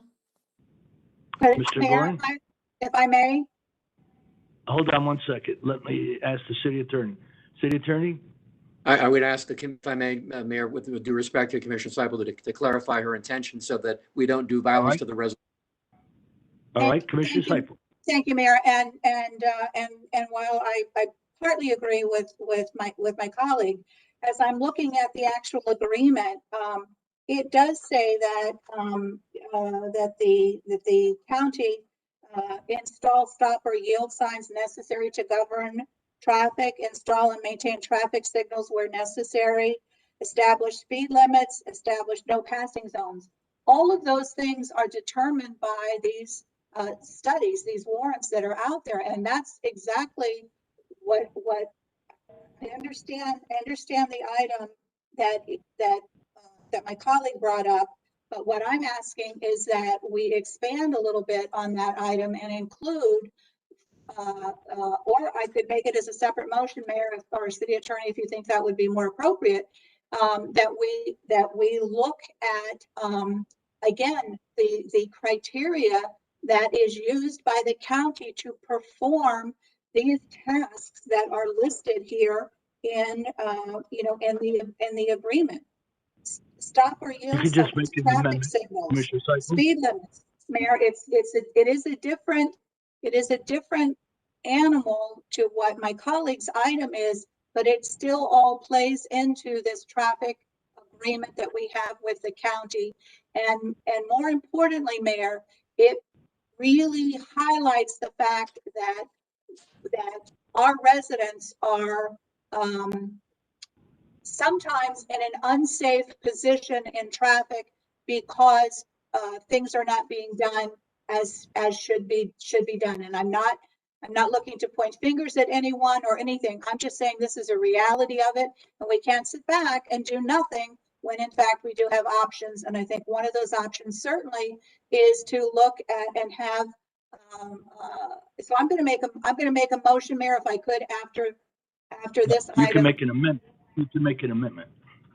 Well, I would amend then, if I could, Mayor, that to add to the language that we are looking at as item 12, that we also direct city attorney, city manager, and our traffic engineer to have a meeting and discussion with the county traffic and whoever that would need to be from there, that we look at this agreement and see how we can bring this agreement into the century that we are living in and make life safer for our folks out there, and to certainly evaluate the criteria that does not work anymore through this whole agreement. That would be my amendment.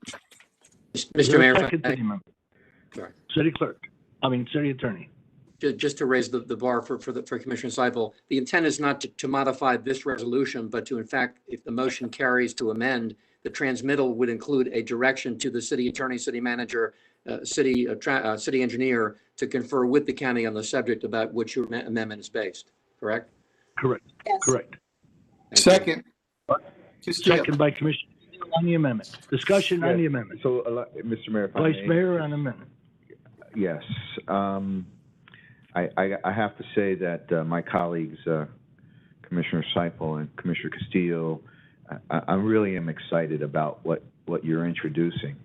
Having, the engineering background and awareness of the Broward County traffic engineering and these kind of things, I applaud you for the common sense approach that you're taking this. Sometimes when you're in the industry, you don't see what the common sense approach is, and you brought me to that tonight. And thank you for that. So I do want to say that, I really like the item that Commissioner Castillo is bringing forward. I'm assuming that this is going to the county themselves. And what I'm trying to say is sometimes taking a big bite of the apple is sometimes too big to swallow. So focusing in on these traffic striping, it's sort of like, whenever we do resurfacing of our roads, we would expect to have the striping on it, right? I mean, we do that once every 10 years or something. And keeping it focused, this is a very important component. It is something that is missed a lot. and staying focused on that, I think, is very, very helpful. And then Commissioner Siple, you bring up a really even a greater concept, and I would suggest that we can go and talk to the county all we want, but we are one city talking to the county. And I will tell you, I've been in that situation time and time again. And you'll get an ear, and that's all you'll get. But if multiple cities are able to bring this forward, maybe even as an action through the Broward League of Cities, where this is an issue probably common to many other communities, and then there's multiple voices that bringing this forward, saying, hey, listen, we need to kind of change and bring these criterias up to current standards. It may have an even greater impact because it's more broad. It's got many more things to consider, and I think that would be a wonderful idea if we approach the county as a group or of cities as opposed to a single city. I think we would get a whole lot more traction out of that. Yeah. But it certainly needs to change. I certainly support however you want to go, but I'm just recommending that even if we do the amendment, I still think, bringing it before the League of Cities and seeing if we can get support to support your amendment as collective body, I think that would be a tremendous outcome. And don't forget, I'm sorry, I just want to say one last thing. We have the surtax. And I will tell you, the quick and easy quick fix is the street striping. It's not a very expensive. It's called, it's construction ready, and that can be done really quickly, and it can apply those dollars really quickly, and we can get a really quick result. The other elements that you talk about with all these other traffic controlling devices are going to be a little bit longer, but still the surtax dollars are there, and I don't think that there's any reason why they shouldn't be spending those dollars because they get it for maintenance as well as they get for new construction. So all right. I applaud you both. Thank you. Vice Mayor, and thank you. And I was going to speak on it and ask the same thing. Commissioner Siple, would you include in your amendment reaching out to the Broward League of Cities for their input as well? Absolutely. I think that's a very good idea. And thank you, Vice Mayor, for bringing that up. But I agree with you. There's more strength in numbers, and we're probably not the only game in town that's having the same issue. So I would include that. Okay. City Clerk, call a roll on the amendment. Commissioner Siple? Yes. Commissioner Castillo? Yes. Vice Mayor Good? Yes. Commissioner Schwartz? Yes. Mayor Ordus? Yes. Motion passes. Now on the item 12 is amended. Call a roll, please. Commissioner Castillo? Yes. Commissioner Siple? Yes. Vice Mayor Good? Yes. Commissioner Schwartz? Yes. Mayor Ordus? Yes. Motion passes. Thank you. If I could just have one last word on this item very quickly. I just want to say it on the record. I do not read either agreement as meaning that the county has sole authority to tell the city of Pembroke Pines where it may not have a stop sign. I place great emphasis on the language that says original jurisdiction in traffic enforcement remains with the city. However, I do think it's fair. I do think it's fair, and fairness is important. And when you're dealing with contracts, that we not be willy-nilly in making requests. What do I mean by that? I mean that if we decide that there needs to be a three-way stop sign, Commissioner Siple, on 208 and Northwest 4th, even if the county says no, if we five say we want it, we might have to pay for it. Maybe it becomes a surtax project, but that doesn't mean that the answer is no, because the county's warrant study said no. We are the city of Pembroke Pines, and we should decide where these occasional, warranted, in our opinion, improvements should go. So I hope that the discussion and it shouldn't be held over our heads that if we put that stop sign up, that we won't be insured anymore. That's unacceptable. We have a right, and our residents have a right to be able to come to their city on our roads and get the relief that they need. And while we should never abuse any form of authority, if we five agree that a particular improvement should be made, that's it. It should be made because we speak for the city, not the county. So I feel very, very strongly about that, and I hope that that becomes part of the message that we share with our colleague cities. Thank you very much for your support. All right, City Attorney, City Yes, Clerk, call the roll. She did. We did. She did, and the motion. the We had a permanent number. discussion. That confused. Permanent number, Mayor, Okay. Commission, 3739 is the permanent number for the record, Mayor. Next up is number 13. Thank you. Item 13, City Attorney. Mayor Reed, thank you, Mayor and Commission. Item 13 is a motion to adopt proposed resolution number 2021-R-10, which is in fact a resolution of the City Commission of the City of Pembroke Pines, Florida, supporting the Alzheimer's Association Go Purple initiative, bringing attention to the serious risks associated with Alzheimer's disease and dementia, urging city administration to operationally light up City Hall and other municipal buildings in the color purple to bring awareness to Alzheimer's disease and dementia, providing for conflicts, severability, and providing for an effective date. On the record and on the floor is item number 13, 2021-R-10. Thank you, Mayor and Commission. Vice Mayor, you moved? So moved. Second? Is there a second? Second by Commissioner Second by Commissioner Siple. Discussion. Thank you, Mr. Mayor. If I may speak a little bit on this, I just want to say I'm very proud of my colleagues for putting their support in this very major public health issue, which is Alzheimer and dementia. I know that we all in our lives have somebody that we've touched or has touched us that have this disease, and it's a huge challenge because this is one of those diseases where you lose folks before they even go, and that's pretty tough. But I do want to recognize, Mr. Mayor, that we have Ms. Tracy Page, who's the Executive Director for the Alzheimer Association for the Southeast Florida chapter, who is online, and I would like to just yield the floor to her so that she may speak to this item, because she is way more invested in this than most people are. Ms. Page, how are you? I haven't seen you in a long time. Good evening, Mr. Mayor. It's lovely to see you, and thank you, Mr. Vice Mayor and Commissioners. Thank you for having me. I'm really very pleased that this is before the Commission. As you know, Alzheimer's is a major health problem. It is a silver tsunami. There are 6 million Americans that are living with Alzheimer's disease, and right here in Broward County, there's 43,600 plus.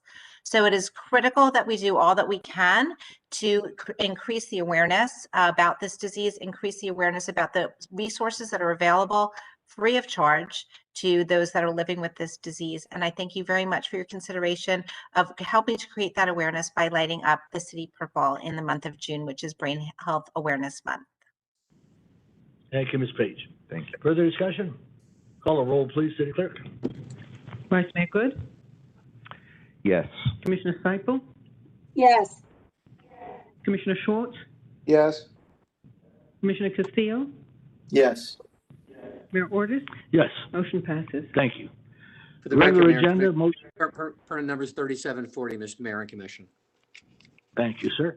Thank you, Mayor. We have a motion to appoint members to the Art and Culture Advisory Board for the regular commission seats. The vacancies were advertised. City Clerk, going to turn to you. And the applications were submitted? Yes, Mayor. Three applications were submitted.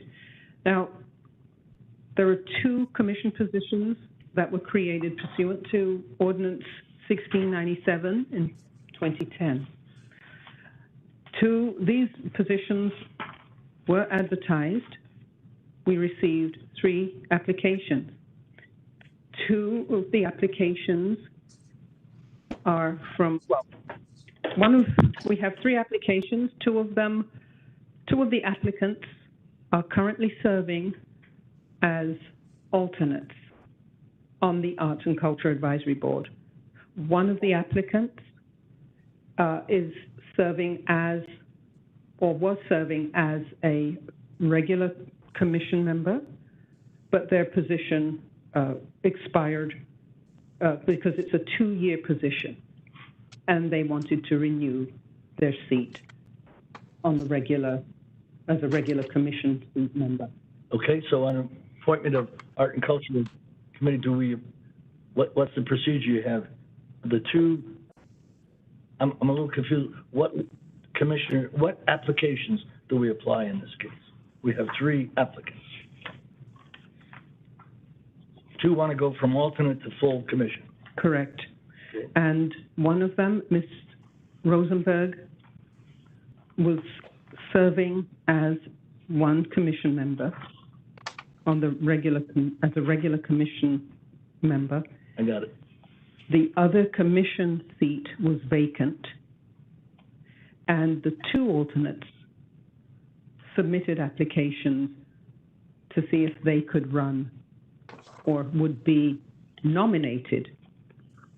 How many seats do we have to be filled?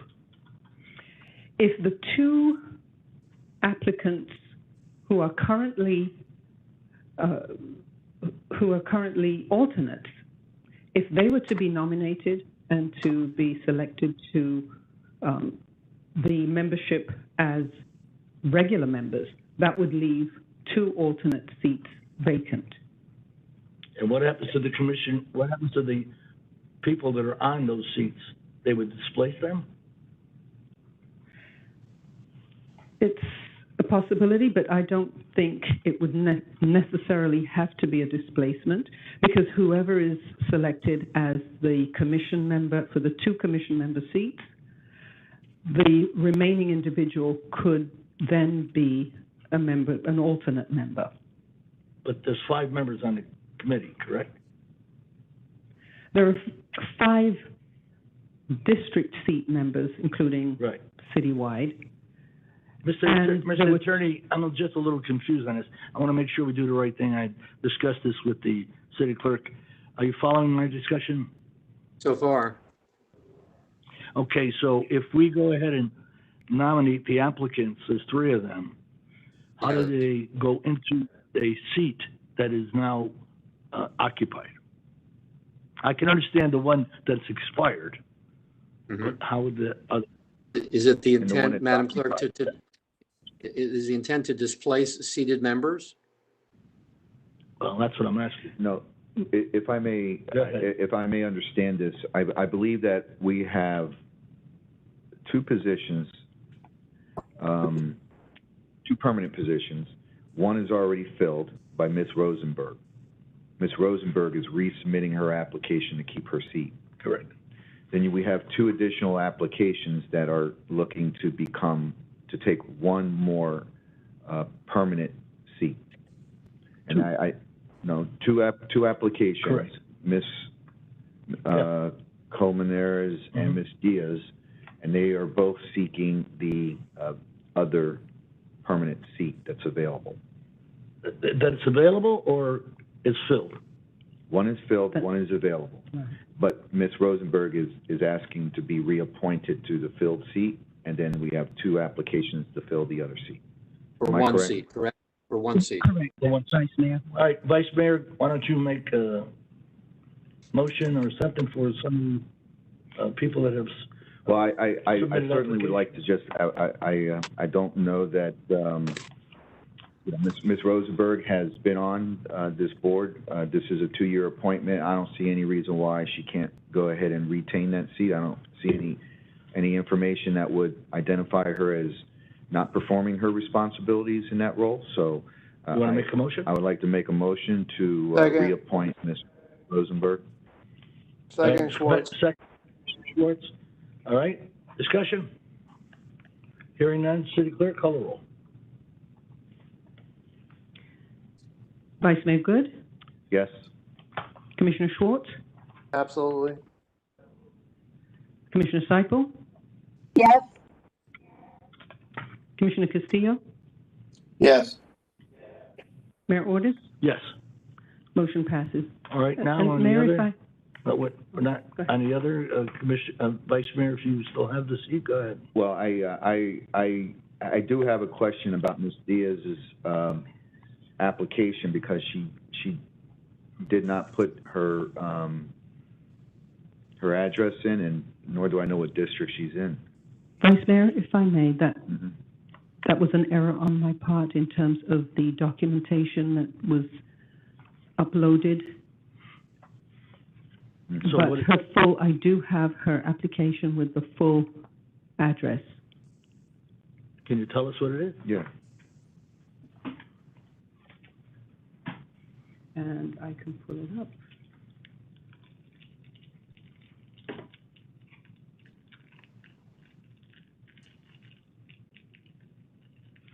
Mayor Castillo, while she's looking, can I make a suggestion?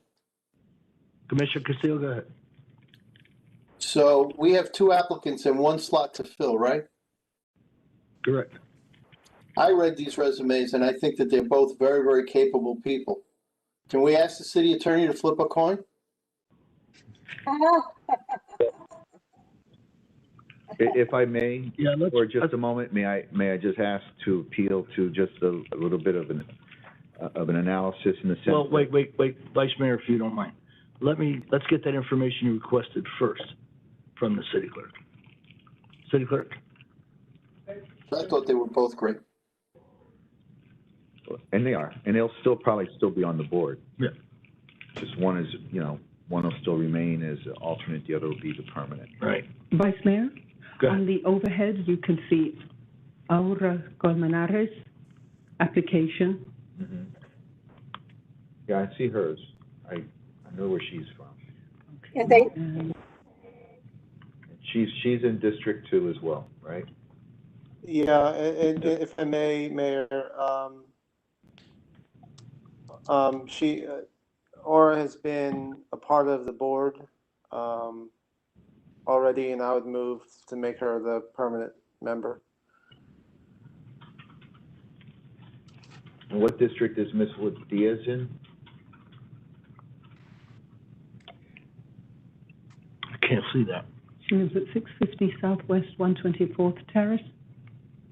That looks like a Century Village address. Did you find that, City Clerk?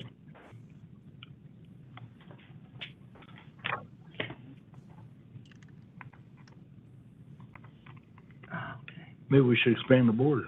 Well, maybe we do. I mean, because the way I'm looking at it is a little bit of a balance, and I understand that, there's, when they're on these boards and they're on these boards for a while, I value them, all of them. Yeah.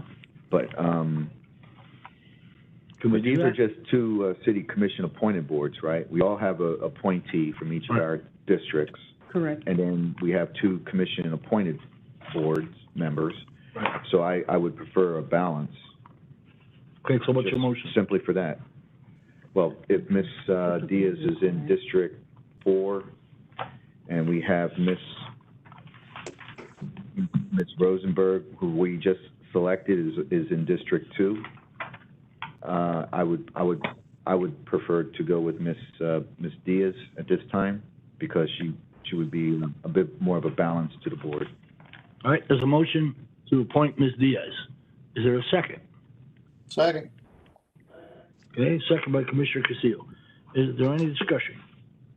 Call a roll, please, City Clerk. Yeah, man, actually I do, Mayor. This is Schwartz.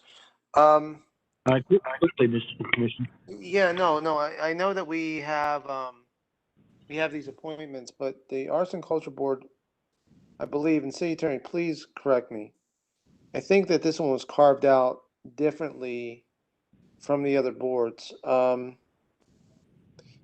we get a breakout? Because we have commission appointed, and then we also have district appointed. So I'd like to see what the breakout is with the makeup of the entire board at this point. I know we have Rose Colombo as staff. Mm-hmm. Ruth is the vice chair. Got Ms. Corrin. Right. And then I believe she was your appointment, if I'm not mistaken, Mayor. That's correct. So, yeah, so there's been, I can see where the vice mayor is going, but this isn't a, I think this was a special carve out. Well, By if you ordinance. want to take, I mean, if you want to, get more information back, maybe we just sit on this one item and we can just defer it to the next meeting. If you're willing to do that. Okay, everybody want to do that? Well, I want to make sure, Mayor, that we actually have a quorum if we don't make the appointment. Well, we have a quorum now. No, we have a quorum. I'm saying, do they have a quorum?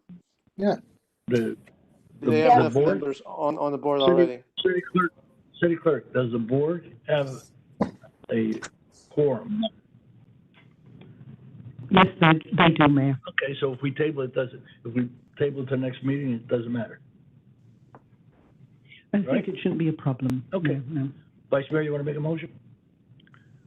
Yes, we'll just have a motion to defer. Right. Is there a second? Okay. You want to defer that to the next meeting? Yeah, to the next meeting, and then we get provided with the request that Commissioner Schwartz made. City clerk, call a roll, please. I'm sorry, who seconded that motion to defer to the next Commissioner meeting? Schwartz, I think. Commissioner Schwartz? No, I mean, I asked, I'm just asking what the ordinance is. I mean, I think the city attorney can delve into that. Mayor, No, Commissioner, we're asking- good evening, if I may. Hold on, That's- okay. Mayor, good evening. City attorney, just one second, please. Right now, I want to just go over who made the motion and who seconded it. Then I'll give it to you. Thank you, Mayor. City clerk, do you have that? Who made the motion and the second? Commissioner. Vice Mayor Good made the motion That's to correct. defer. Who was the seconder? Siple second. Okay, Commissioner Siple second. Mr. Horowitz. Thank you, Mayor. Good evening, Mayor, Commission. Commissioner Schwartz is correct that the Arts and Culture Board is one of the few boards that does deviate from the standard 5+2 composition. Under the ordinance, it's section 32-133 of the code provides for an Arts and Culture Board consisting of 7 permanent members who are each voting members plus 2 alternates. Each member of the commission appoints 1 member, and then the commission appoints the additional 2 members that serve the 2-year term. The mayor appoints the alternates. So, Okay. If I may, All right, Mayor, we got- I when I saw this item, I was a little bit, I wasn't sure if it was even in the right order, because I know you have the sole discretion of alternates. And now we're looking at, well, the suggestion, which I find offensive, to do coin flipping. Mayor, I think that we have 2 qualified individuals. Ruth has been appointed, so I'm not quite certain where we're at this point, because you have the authority as mayor and sole discretion, according to Mr. Horowitz, to make the appointment. All right, let's do this, and I agree with you. Let's do this. Let's honor the table, honor the deferral, and then we'll put all those facts together for our next meeting. Okay. Everybody agree? City clerk. Vice Mayor Good? Yes. Commissioner Siple? Yes. Commissioner Castillo? Yes. Commissioner Schwartz? Yes. Mayor Ordus? Yes. Motion passes. And thank you to all of our board members who really work hard on this great board. All right, item 15, discussion of possible action on the creation of a Citizens Budget and Finance Advisory Board. City Attorney. Thank you, Mayor and Commission. Good evening again. Item number 15 is an item which we bring back to you for your consideration. The item was discussed at the September 16, 2020 meeting. We've included in the backup our memorandum. The committee, quote unquote, the committee was consisted of myself, along with Lisa Chung and with Eddie Castaneda, with assistance by Einer Gonzalez, our deputy city manager. We met on several occasions, along with Jacob Horowitz and Julie Clark and Danielle Schwabe, to do some of the additional back work and homework on the subject. But at the direction of the commission, we in fact studied the subject matter, surveyed the in-county, somewhat outside the county, And you'll note in the Green Book as well as online, we did a matrix and a chart that I think could be very useful to the mayor and commission in considering the item. We went with cities within Broward County that would otherwise have a budget advisory board of some sort. We went through various cities. We did a matrix that included both the budget advisory board, whether they had one or did not, the number of members, how they were appointed, their apparent qualifications, the purpose, the duties, whether they were advisory and what their format was, to whom they reported, staff assigned, if at all, and any other matter that would be of useful benefit. And the two-page matrix is in the Green Book, but also online. And I think reflects not just the discussions that were conducted between myself and Ms. Chung and Mr. Castellano, but also along with the Deputy City Manager. And we submitted this information to Mr. Dodge, as was suggested by the motion. And we place it before the commission this evening for your review and consideration as a matter of policy and discussion, to the extent that the commission would like for us to respond to your directions to draft an ordinance, if at all, or to take some specific action, we stand ready to do so. But based upon the motion that was adopted in September and following thereafter, we did our homework. We met several times, actually, and worked pretty hard to create the matrix and the chart that's before you. And we're happy to answer whatever questions we can on the subject of the request. Again, the backup, I think, reflects the work effort. Ms. Chung is, of course, available. I'm not sure we have Mr. Castellano available, but I know Lisa is on the line as well. Thank you. Mayor Castillo? Siple? Commissioner Castillo, go ahead. Thank you very much. Since I brought this matter forward, I've gotten nothing but very, very good and positive reaction from residents who I've spoken to about this. It's just good public policy to include residents in the review of what will be decided on with respect to their tax dollars, And every time that we've gone to a board of this kind, it's opened up a new dimension of understanding for us that has made the city even stronger. So I'm very, very thankful that unanimously we agreed that we would create this committee. And I also want to thank the staff for putting together this matrix. I find it very, very helpful. The Fort Lauderdale model pops off the page to me as one that I like, because it talks about the specific qualifications, and I think that that's important. I think that if we're going to have a meaningful committee, we have to have members on it that really understand finance, that can read a financial spreadsheet, that understand something potentially even about government finance, which is different than the way the private sector does accounting. And I also like the idea of a 5-member board with 2 alternates selected by the mayor. Each of us can find, certainly the mayor citywide, but each of us can find from within our districts people who meet these qualifications, who want to participate in providing us with good advice about the finances and about the budgeting process. And my bigger hope is that we can move quickly, so that even with respect to this budget, we can have 5 people at least, if not the entire 7 with the 2 alternates selected, and put them to work for this budget itself. So I very much like the idea. I like the idea of 5, each of us picking from the mayor citywide, and each of us picking from within our city commission district, so that we have different viewpoints on items that are budgeted. And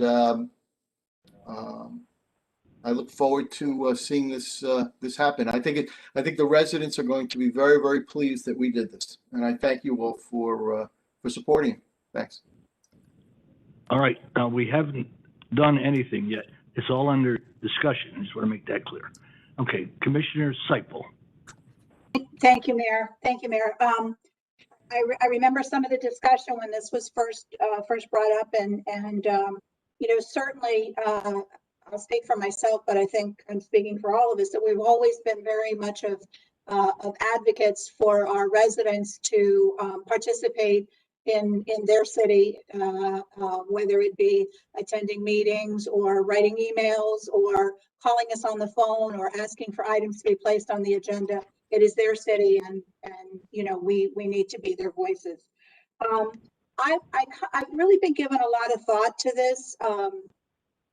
this whole concept of having this board or a group.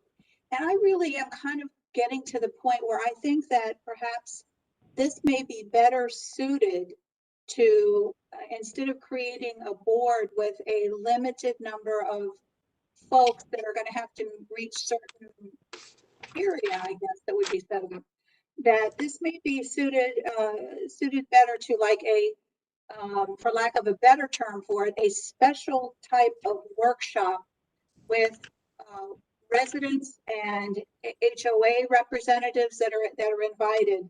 I think that would open it up, especially we're seeing now, we're not sure when we're going to go off of Zoom or how that will play out, but we certainly have seen more participation and attendance at all kinds of meetings because of the easiness of being able to do it through Zoom. But I think this whole concept of having a special workshop and opening it up for all the residents in the city. After all, it is their money that we're talking about spending, and not just folks that, well, I think it's important that folks have some understanding of finances and understand what a spreadsheet should look like, and bonding and all the stuff that we talk about, budget line items, all the stuff that we talk about in our process there. I think that our residents, a lot of them are very capable of being able to do that. And what I would also suggest, if we looked at doing that, opening it up, that it would be this special workshop, and it would, commission would not participate in that. Commission could certainly attend and sit out at the, you know, at the back of the room and listen, but it really is to be a meeting between residents and our finance staff, our department heads, perhaps those that need to be able to speak on budget. And we would take that input from our residents and be able to then craft something out of that, some suggestions out of that would then come back then to commission, for commission to understand what our residents are asking for, and to make sure that through this special workshop that would be set up, that our residents are able to participate and get their questions answered by staff. And again, I would very much promote that it would not be commission driven. Commission would not be a participant in this. It would be residents and it would be staff discussing our budget, their money, the direction we're taking, and being able to get correct and true current information from staff, which I think is going to help answer a lot of residents' questions on things, and yet give us a good understanding and a good idea of the direction that they would like to see us start moving in, and actions for us to take. So I would just ask my colleagues to just contemplate the possibility of something like that, where in fact we would be able to open it up to the entire population, all the residents, and be able to participate in this. So that would be my comment on that, Mayor. Thank you. And Commissioner Siple, I would agree with you. I think it would have more input and more people. When I read this item, that was just what I was thinking as well. The further discussion on this item. Commissioner Schwartz. Thank you. Thank you, Mayor. You know, dovetailing off of what Commissioner Siple is suggesting, you know, the mayor has his state of the city. I think this would be a great opportunity for our city manager and our finance director to have a, you know, state of our finances, a special workshop held at, you know, at City Center. Open it up where it's just a presentation of where the manager is taking the city, where we're at financially, and to allow staff to be queried by the public on any of the information going on. Because the budget process, as we know, as soon as we approve September, they're already working in October for the following 6 months in June. So this is like a rolling document that constantly changes. And I would be remiss to say that, you know, I would ask the manager actually to come forward with what he believes would be the best time of year. Maybe it's more than one. Maybe it's this is where we're at. This is what we're thinking. Let me hear your input, and then come back well in advance of the typical June snapshot that the manager gives us during the regular meeting, and clearly well in advance of the published budget that happens in August. I think the one thing as elected officials, we without question, our residents contact us every day and they let us know what they want. But the city is run by the city manager, and I think it would be a great opportunity for the citizens to hear directly from the city manager and his directors to provide input, direct input. And I agree with Commissioner Siple. This commission is just in an observation role. Period. It's for our citizens to have their voices heard, and I think that would truthfully be the best approach, because we're gonna get the greatest amount of input if we can have a state of the city manager like we do with Raising Positive Children, and we can pack the place. That would be a tremendous success, I think, and really let the residents know that the city belongs to them. So, Mayor, those are my thoughts on it. Further discussion? Yes, Vice Mayor? Castillo. Hold on, you spoke already. Vice Mayor? So I certainly support this concept of having, you know, some advisory committee or advisory board. I do want to say, you know, hearing from my colleagues and things, our budget is really complex. We're not simple. We have different type of business operations that most cities don't even have. And when we talk about this, having a committee, it could be overwhelming. And I think we probably need to have a little bit more conversation about what are we going to focus on. So for instance, we got a school budget. That's totally different from any of the other budgets that we have in the city. We have enterprise funds, which is totally different than a general fund. And then within general fund, you have, you know, they break up into other kinds of funds. And so for me, I'm thinking that maybe, you know, as we start out, because again, it's a very complicated budget. Yes, we do want input. Yes, we want people who understand the budget to be able to help give us advice. But we need to make certain that we have it in a format that is that can be digested. And so maybe we take a piece of the general budget and say we create this committee and we have them focus on a piece of the general budget, not give them the entire thing, because then, I mean, we're 5 members here, and we sometimes have a very broad breadth of opinions, of views, of ideas, and sometimes it becomes very difficult for us to land things. Just think when you expand this to a much larger group of folks who are going to be even more broader than the breadth that we have. So you could wind up getting into a situation where it's possible just to spin the wheel and nothing moves. I mean, that's, if we don't have focus on what it is that we're trying to get this group to assist us with. So as we go through this, everything that was discussed, I agreed. The outreach, the participation, but I asked that we keep this we think about how big this is and what is it that we really want to give. And when I think about things, the most important, the one thing that mostly impacts people is their tax. When they pay taxes. So what part of the general fund can we focus on with this group that they're talking about their taxes that they spend money in the city for?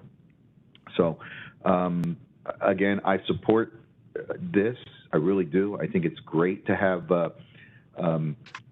those participations, as my colleagues have expressed, for those reasons that you all expressed. I ask that we just kind of be a little bit cautious about how much we are giving in terms of being able to participate. And never know, maybe later on we get some really experienced people and maybe we can start expanding it more. But it'll be a trial and error. I know that's what's going to happen. Commissioner just from an Castillo. experience level. Thank you very much, and I appreciate all the comments. Sometimes when we wait too long to do something, we start to forget how it is that these things surfaced, and it has taken a while, in fact, to get this item back on the agenda from when we originally discussed it. However, people have been asking for a budget and finance committee in Pembroke Pines for as long as I've been around. And very recently, I knocked on very many doors, and that was not the most frequent comment. The most frequent comment was traffic and crime, but it did come up. Issues like, I think I pay too much for water. I think I pay too much for taxes. I think I pay too much for this. I think I pay too much for that. We actually have an opportunity to create a citizens committee that can review that, give us some advice, and also put out their own statement as to whether or not they think that that this is a fair budget when we get ready to vote on it. However, I can tell you that the sort of workshop kind of a meeting that Commissioner Siple was referred to, we already do that.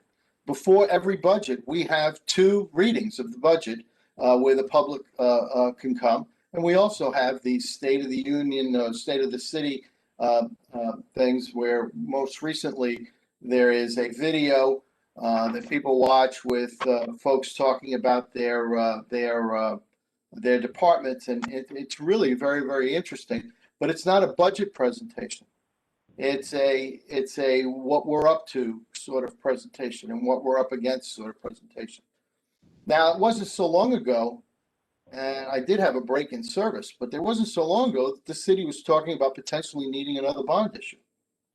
And I have to tell you that, and I'm sure that you'll agree, that we live in a very cynical time. And there are folks who just don't believe that any group of politicians can be trusted when it comes to setting budgets.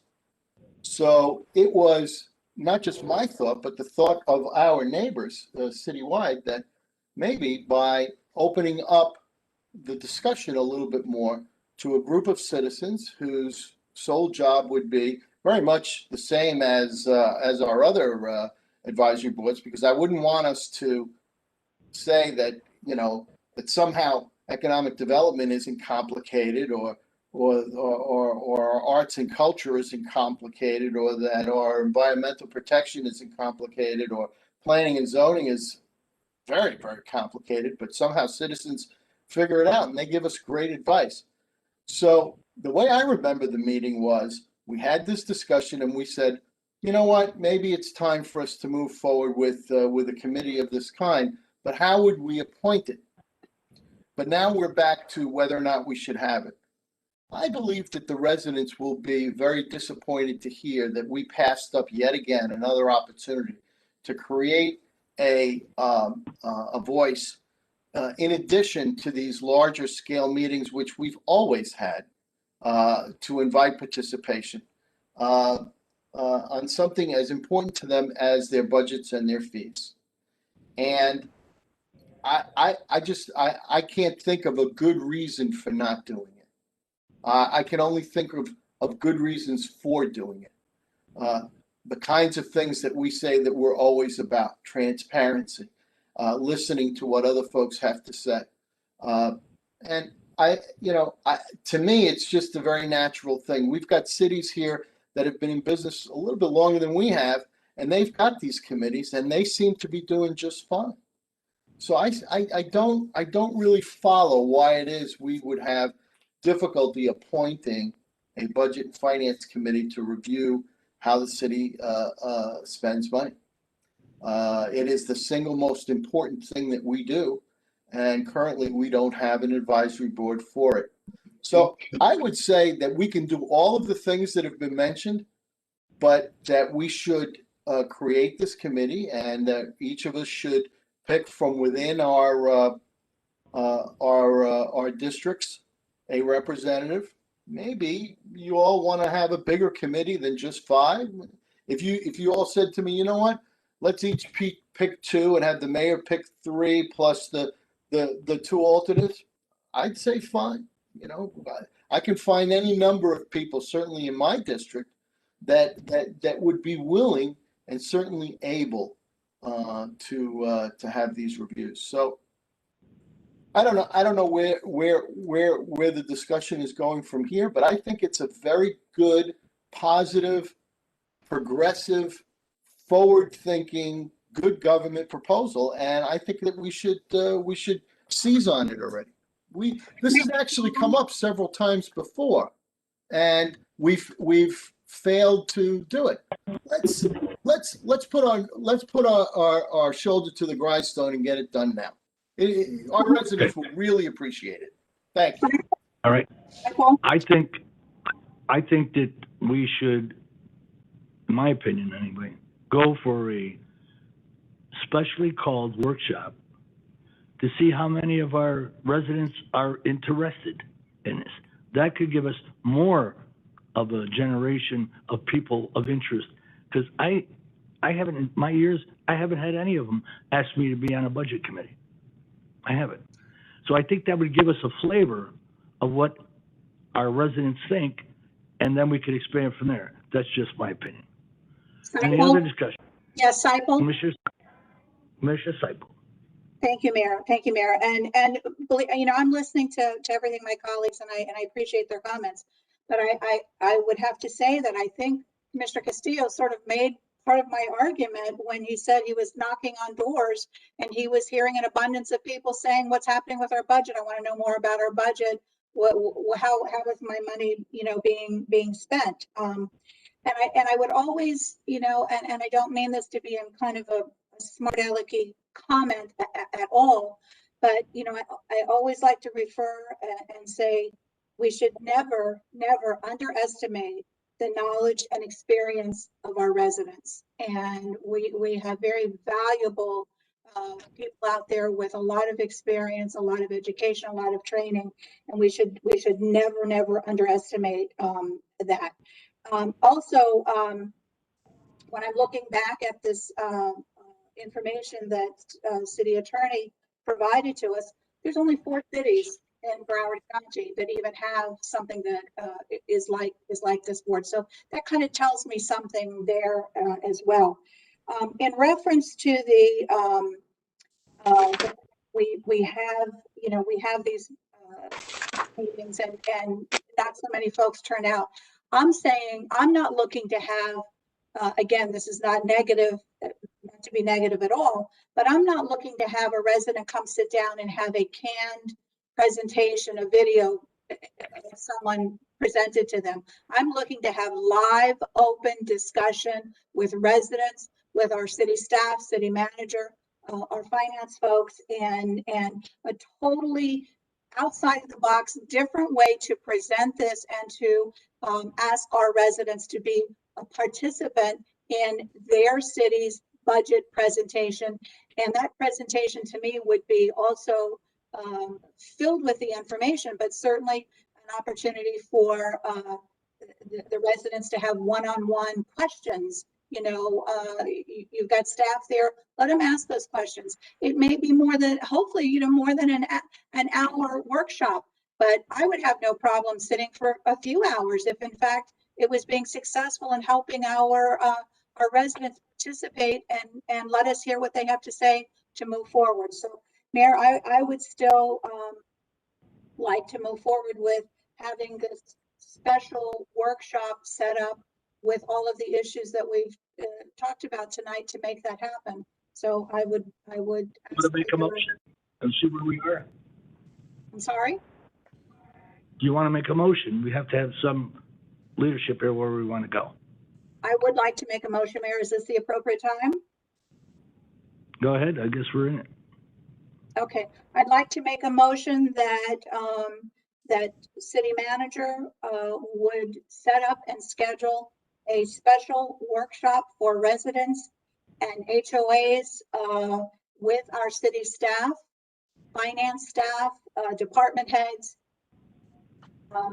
sooner rather than later, so that with proper invitation to residents to come and participate, be part of this presentation, this special workshop to understand the budget better, and that there be no commission participation in that meeting, that it is strictly residents and staff going over the budget, having questions and presentation made.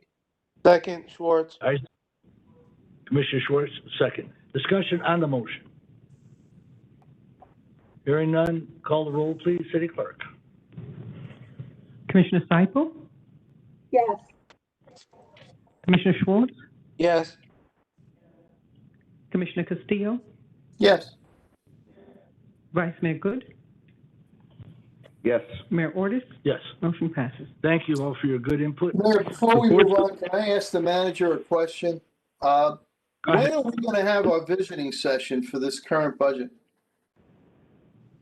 Commissioner, yes, can you hear me? Yes. Okay. Yes, our plan was to have it first available face-to-face meeting. We were hoping to have it right in the beginning of May. Okay, thanks. All right, the league representatives, just let me remind you, 3 weeks left for this horrible legislative session that's going on up in Tallahassee. They are trying to take every control they can away from us in the cities under home rule. We need to be very active in these last 3 weeks to make sure that the proposed legislation that some people are proposing does not pass. I just wanted to bring that up. City Manager. Mr. Mayor, if I I'm may, sorry, Vice Mayor. I think this is the appropriate place that I speak to. This is in regards to the solid waste delegation. Would this be for the league? Right? For the league? It was done through the league. We had a primary and a secondary selection that went to the league, and they selected the big group and all that stuff. I just need to talk a little bit about this. All right. Go ahead. This is just as good a time. So I don't know if some of you have been following, but the solid waste group, there's the delegation, which is, you know, representation from all cities. And then there's a solid waste working group, which was a smaller select group of folks that participate in trying to get us in a place of potential long-term organized solid waste disposal within Broward County.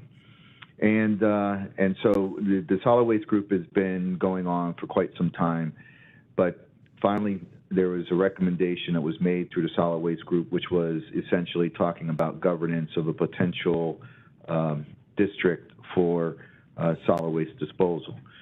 So, you know, the issues were essentially doing a governance structure where it would be dependent to the county, which is very similar to what's been in the past.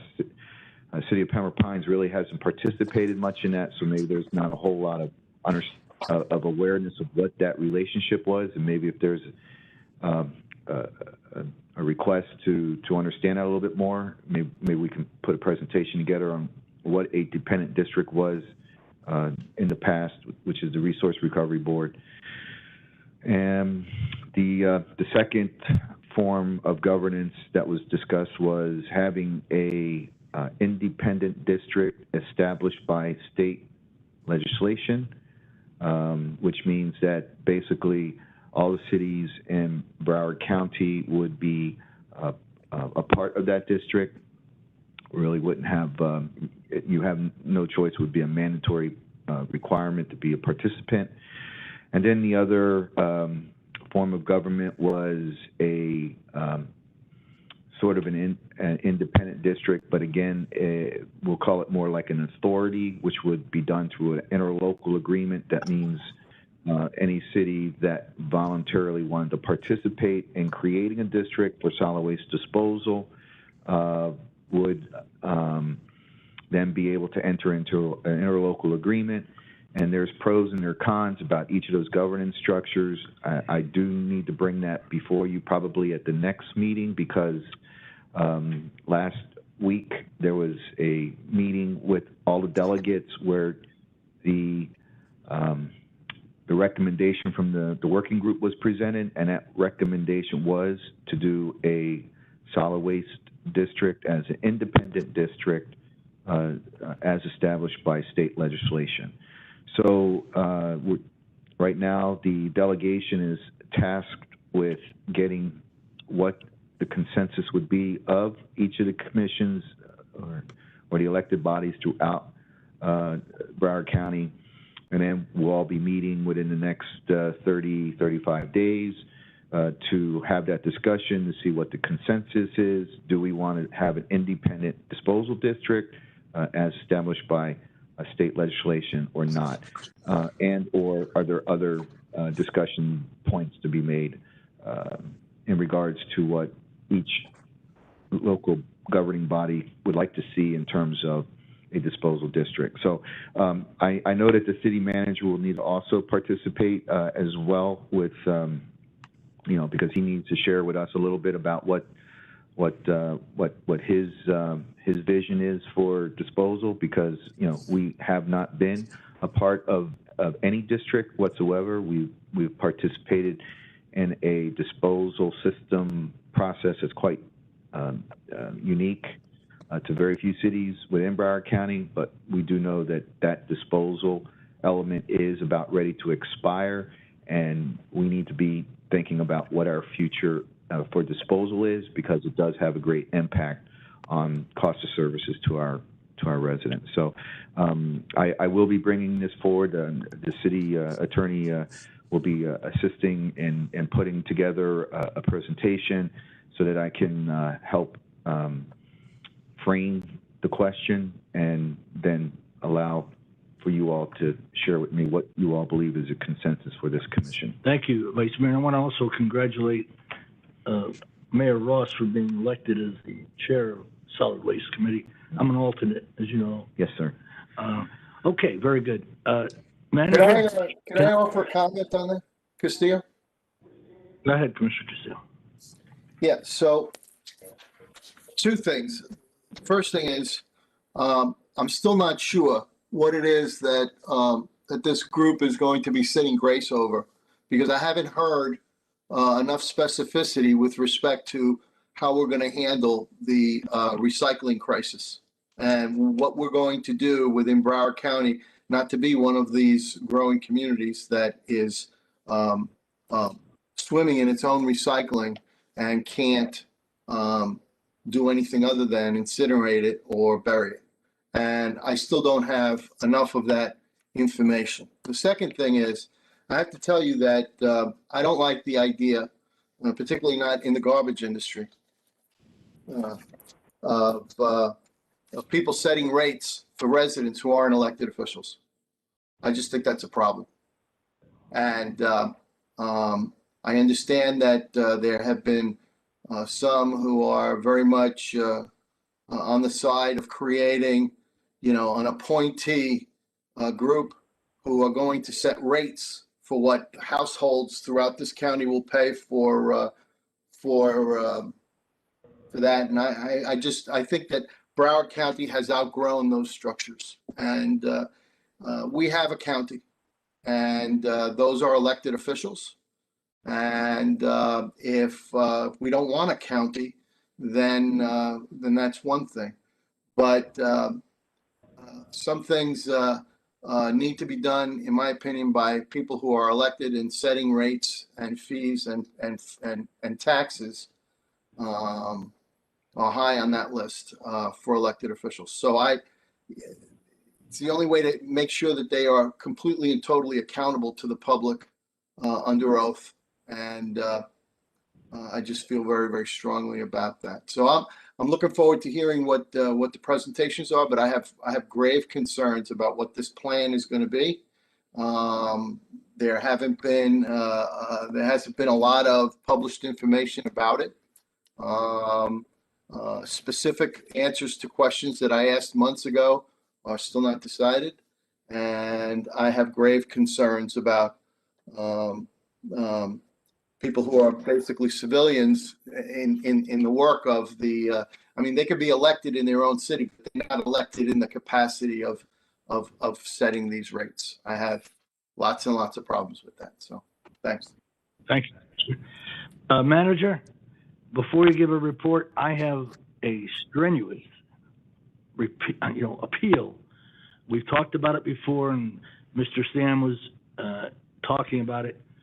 The old city hall is now really embarrassing to our city. People are continually coming to my restaurant talking about, what are you going to do with that old, ugly building? The roof is depleted. The roof is just disintegrating, and it's filthy dirty. I know we had some problems because of the COVID, but we need to make a decision to get this building out of our beautiful city center. So, Mr. Manager, what can we do about that?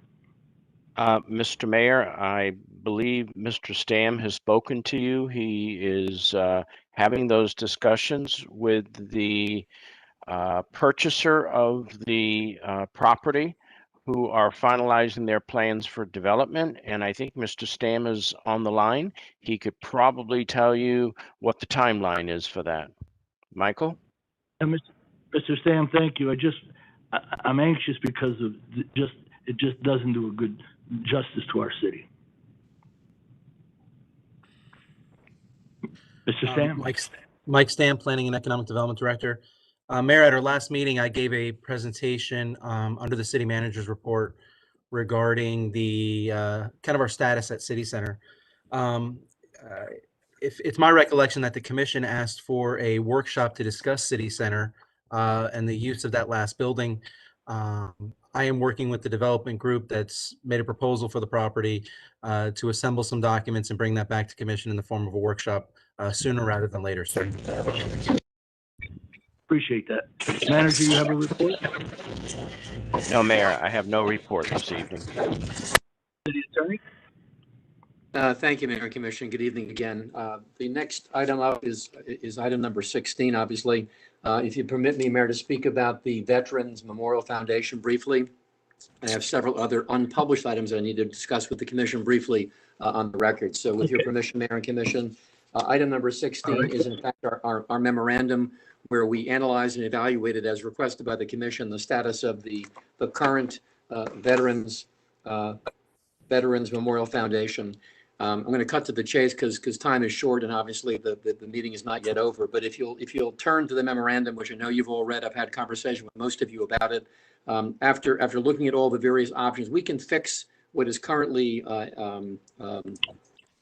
risk, but is not completely in order, and would suggest that probably the best approach to dealing with a veterans Memorial Foundation would be to allow this corporation currently in existence, which has been administratively dissolved, would be to essentially let it continue to be dissolved, have the corporation that currently exists in whatever form it is to convey its resources and dollars that are currently on hand to the city as a nonprofit itself, as a municipal corporation, and direct our office to prepare new articles of incorporation, generally consistent with the discussions that were conducted back in April when the matter first came up during the March meeting, essentially, would be to form a new corporation as a Florida nonprofit corporation. The commissioners were making appointments. There's a whole litany of things that were discussed during the March 17th meeting, and bring those articles back to the commissioner for approval.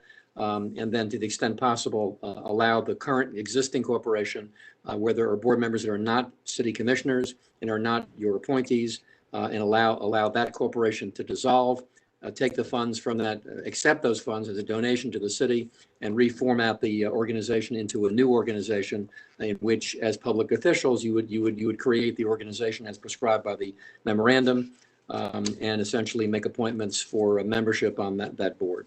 That would be our recommendation, given our analysis. Our analysis is sound legally, but if you look at it, it's somewhat complicated. A simpler, more direct approach might be, as we suggest in the very last paragraph on the second page of the memo, is to proceed to allow the dissolution to occur and move forward with a new corporation, relatively and generally consistent with the directions given on the March 17th meeting, and bring articles back in the near term for approval by the commission. That's the recommendation from our office to you, given our conversations and your directions at the March 17th meeting. Thank you, Mr. Attorney. Any discussion on this here? Mr. Vice Mayor, this is yes. City Manager. I did not have an opportunity to really discuss this with the city attorney at this point. I do agree with him. Simply let the existing foundation expire. However, from our experience over the last several years with the current foundation, they primarily generated some dollars through the sale of bricks where families could acknowledge veterans, and those were made and they were placed in our Veterans Park. The issue is all of that work was done by city staff. They simply facilitated advertisement and things that I think we can accomplish the same thing without incurring any expenses for anyone by forming a new corporation and having to set this up. I think it's a simple process. We could advertise a form, people could fill it out, they pay a fee to cover the cost of engraving bricks for the Veterans Memorial. Unless there's a larger role here where you would want to generate additional dollars for some other purpose. Well, Mr. Manager, I think that's a good idea. What's the rest of the commission think about that? Any comments? Well, yes, Mr. Mayor, I hear and I understand and I recognize what's being discussed, and unless you have people who are a part of the board that are invested and engaged and things like that, it does seem to fall to the responsibility of the city to pick up what's not done. I think, however, though, that still I think we may have some people in our communities that are willing to be to step up to the plate, that are willing to do the things that are necessary to make this successful, and even as the city manager even suggested, to expand it beyond just even the simple brick idea. I'm not opposed to the dissolution of this corporation, but I do seriously want to keep the opening available for another corporation to be formed, to be able to participate should we find the right people. I think that that I would like to be able to have that opportunity, again, for our veterans who live in the city to be on the board, to make a corporation work like it should, and better enhance and further enhance our veterans issues. So I only have one question: that in that scenario, that if the corporation here dissolves and monies are transferred to the city, and if there's a new incorporation, would any of those monies transfer to the new incorporation, or would they have to start off at scratch zero? Manager? I believe, Mr. Vice Mayor, that certainly those monies could be transferred over. That's what they were raised for. And I'm not opposed to a corporation, but there is an expense for it. There's recording documents. There's an awful lot that takes place that wasn't done before. And my concern is whoever is going to take the lead on this is going to have that knowledge because it's independent from the city. We'll continue to always support them. That's not the issue. I was trying to simplify it. A board could be created of veterans any way any other board you create. But if it's your intent to make it a corporation, I don't have an objection. I was just trying to simplify it. Okay, understood. And I hear that and I accept that too. What you presented. So all I'm asking is that if we dissolve this, that we just leave that option open if we want to go to incorporation, or we can take that consideration in taking up another board. I think that's fair. All right, item 17, Commissioner Siple. Mayor, if I may, I'm not done. If I just a few more minutes, Mayor, Commission. City Attorney? Oh, I'm sorry. Yes, that's okay. I just have three other items that need to be addressed publicly just for a minute. And just to supplement Commissioner Vice Mayor Good's issue, based upon tonight's discussion, we will coordinate with City Manager, of course, and administration, essentially to coordinate with the current corporation to assist it to be formally dissolved and to accept the check and then leave open the conversation as the manager suggests for either a separate board or committee or new articles, if the case may be, leaving that door open to future direction by the commission. That being said, just three other items, Mayor and Commission, that are relevant and important, if I may. We provided to you this past week a copy of the first District Court of Appeals opinion in the gun management case in which the City of Pembroke Pines had joined with both Coral Springs, Coconut Creek, and Wilton Manors, which also joined with the City of Weston and numerous other cities, as well as a separate case was filed by Broward County. The court rendered its opinion. You've seen the opinion. We've shared that with you, 10 plus pages of discussion. A very serious decision was rendered by the court, reinvigorating the impact of Chapter 790, and in particular 790.33. We've conferred with our special counsel from Proskauer and from Everytown as of this past Friday, and supplemented that conversation as early as this afternoon.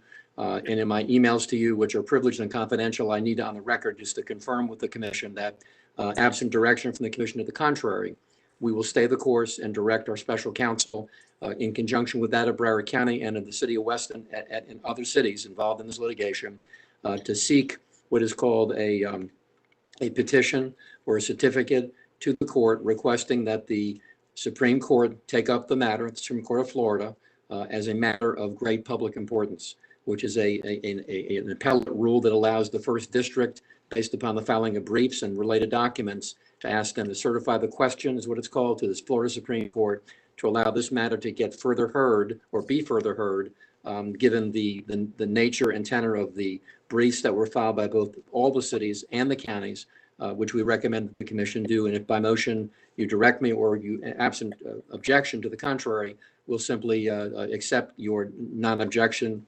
to pursue the matter, to stay the course with our special counsel. Have it take, deal with a motion or either way, but we do need to advise them as early as tomorrow to get our on the record decision forward, if you will. Commissioner, what's your pleasure? Mayor, Go ahead, Commissioner Siple. Mayor, I make a motion to give direction to City Attorney to follow through with what he just proposed to us to continue moving forward with this item. Is there a second? I'll second that motion. Discussion? Call the roll, please, City Clerk. Commissioner Siple? Yes. Mayor Ordus? Yes. Vice Mayor Good? Yes. Commissioner Schwartz? Yes. Commissioner Castillo? Yes. Motion passes.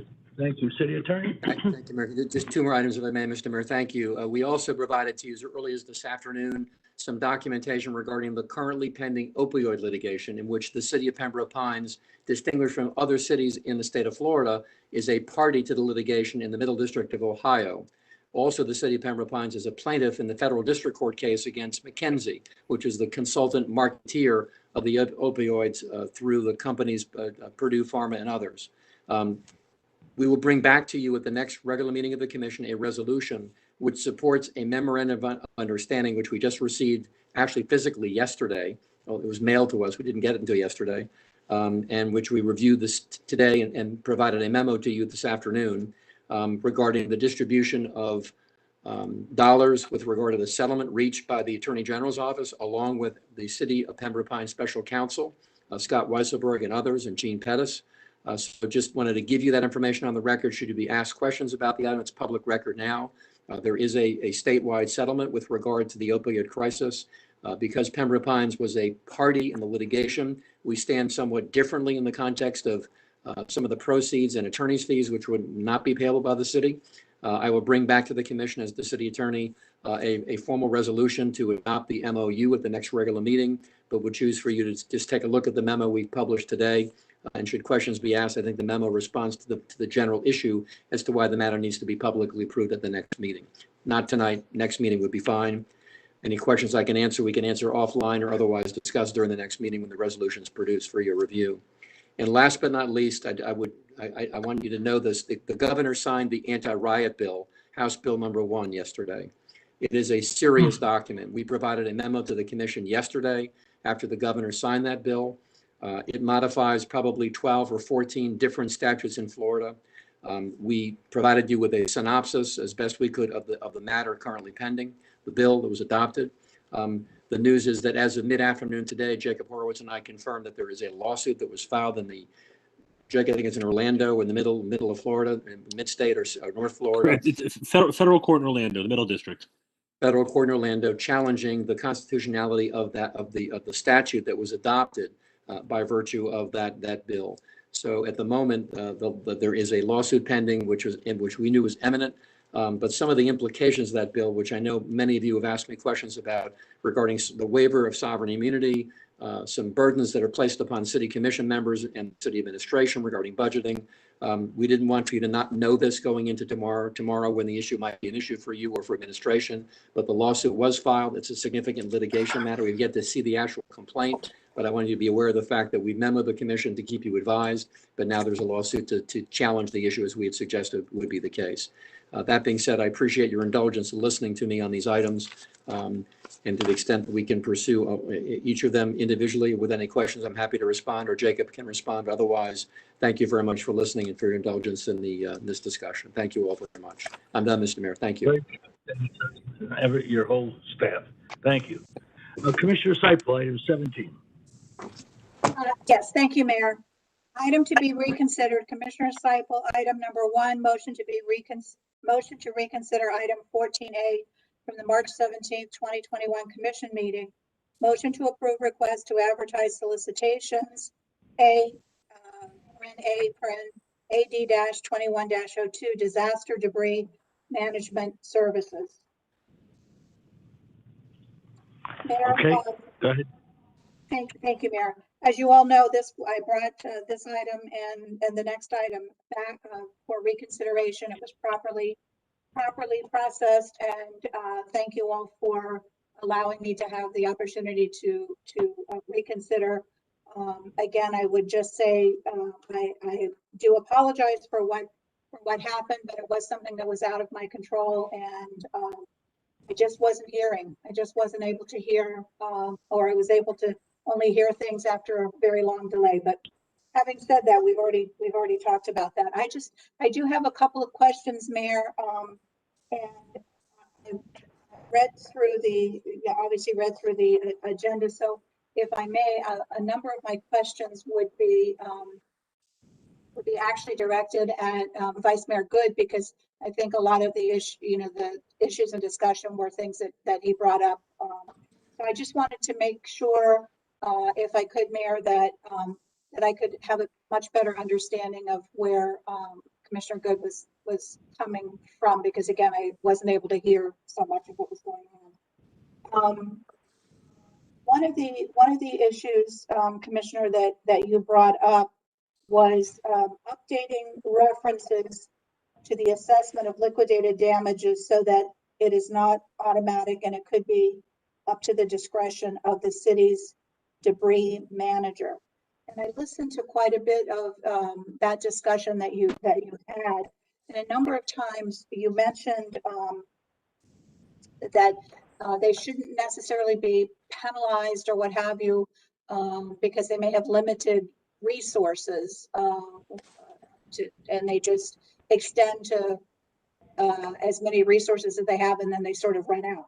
My only question, I guess, on that would be, I'm hoping that I understand you correctly on where you were with that. But I guess part of my concern was I could understand where the job may be bigger than what they thought that it was, and their resources, you know, for whatever reason, just can't cut the mustard and get the whole job done. And that's one type of incident. But my concern would be that wouldn't be the case, that in fact, they would have resources to do for Pembroke Pines, but for some reason, some of those resources were sent elsewhere, and then we're left not having the coverage that we as the city thought we were going to have, or thought that we argued for and contracted for. So was I understanding you correctly on that, Vice Mayor Good, and your thoughts on my comment? Vice Mayor? Sure. So, and I'm sorry, I don't mean to put you on the spot, but I just didn't understand some of what your questions were. So, you framed a lot of that pretty well. The intention for these or the way that we're moving forward seems like we're going to have the ability to access multiple contracts, not just a single contract. And the reason why we're looking at multiple contracts is for that particular reason, where the number one contractor, in my mind, does not have the resources. And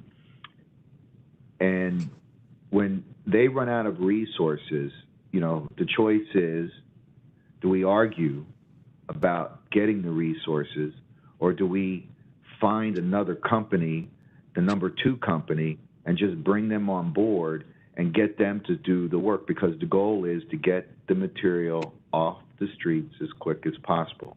Anybody that has gone through the formal procurement process will be subject to a FEMA reimbursement. So if you have contractor A, and we start saying, well, you're going to get liquidated damages, and then they start fighting and they say, no, I can't get,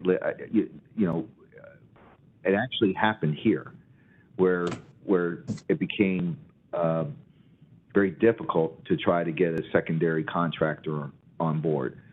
So do you want to fight?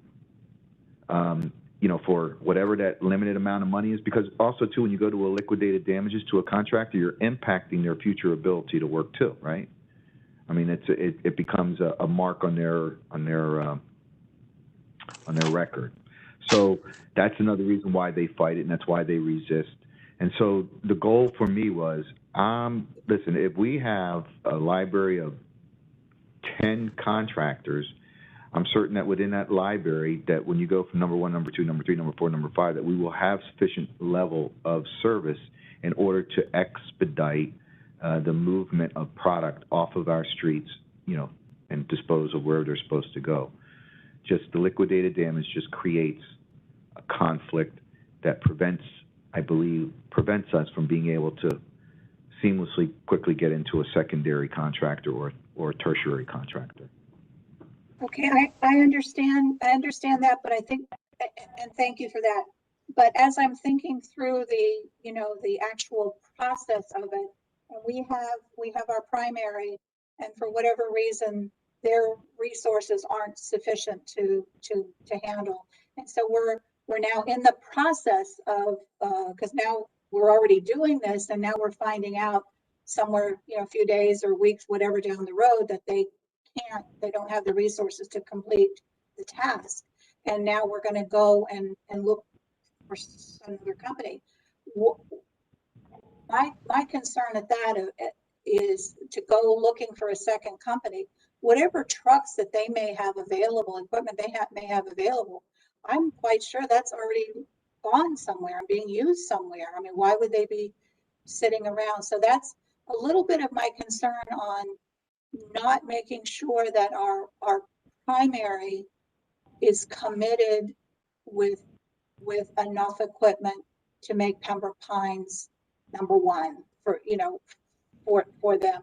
Because even just logistically, like I said, going a few days or a few weeks down, other companies that have vehicles and equipment, loaders, trucks, whatever it is, I would think they would already be out working somewhere, and how would we be able to then pull them in? So that was a little bit of my concern. And if I may add one more thing, then just bouncing back to you for just a moment. So one of the you know, in a perfect world where if we had a contractor that was not contracted to anybody else, then I'm hands down exactly where you're at. But the problem is, though, is that almost every one of these contractors that we get or that bid, that we may wind up with a library of services, every one of them have multiple cities in a contract. They're in a contract with another city somewhere else. So there's just that constant threat. No matter what, they're going to be thin with their resources. It's not necessarily that they're sending it somewhere else. They're probably contracted to be somewhere else as well. And they're probably, that other city is probably having the same difficulty that we would be having in regards to having the number of resources that they need, because they can't bring everything over there and they can't bring everything over here. So that creates part of the conflict is, you know, you have, you know, your reputable companies will have multiple contracts in this county, I mean, to the tune of 10 to 15. Yeah, no, I hear you. But again, you know, like I say, again, my concern was just even the logistics part of it. You get a few days or a couple weeks into it, and everybody's going to be working wherever they can get work from, and not much left over.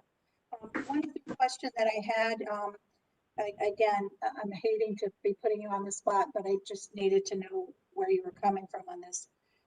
You said, it said updating section 1.51 to include a statement that says, the requirements set forth below are the minimum requirements for proposers that are seeking the role of the primary contractor.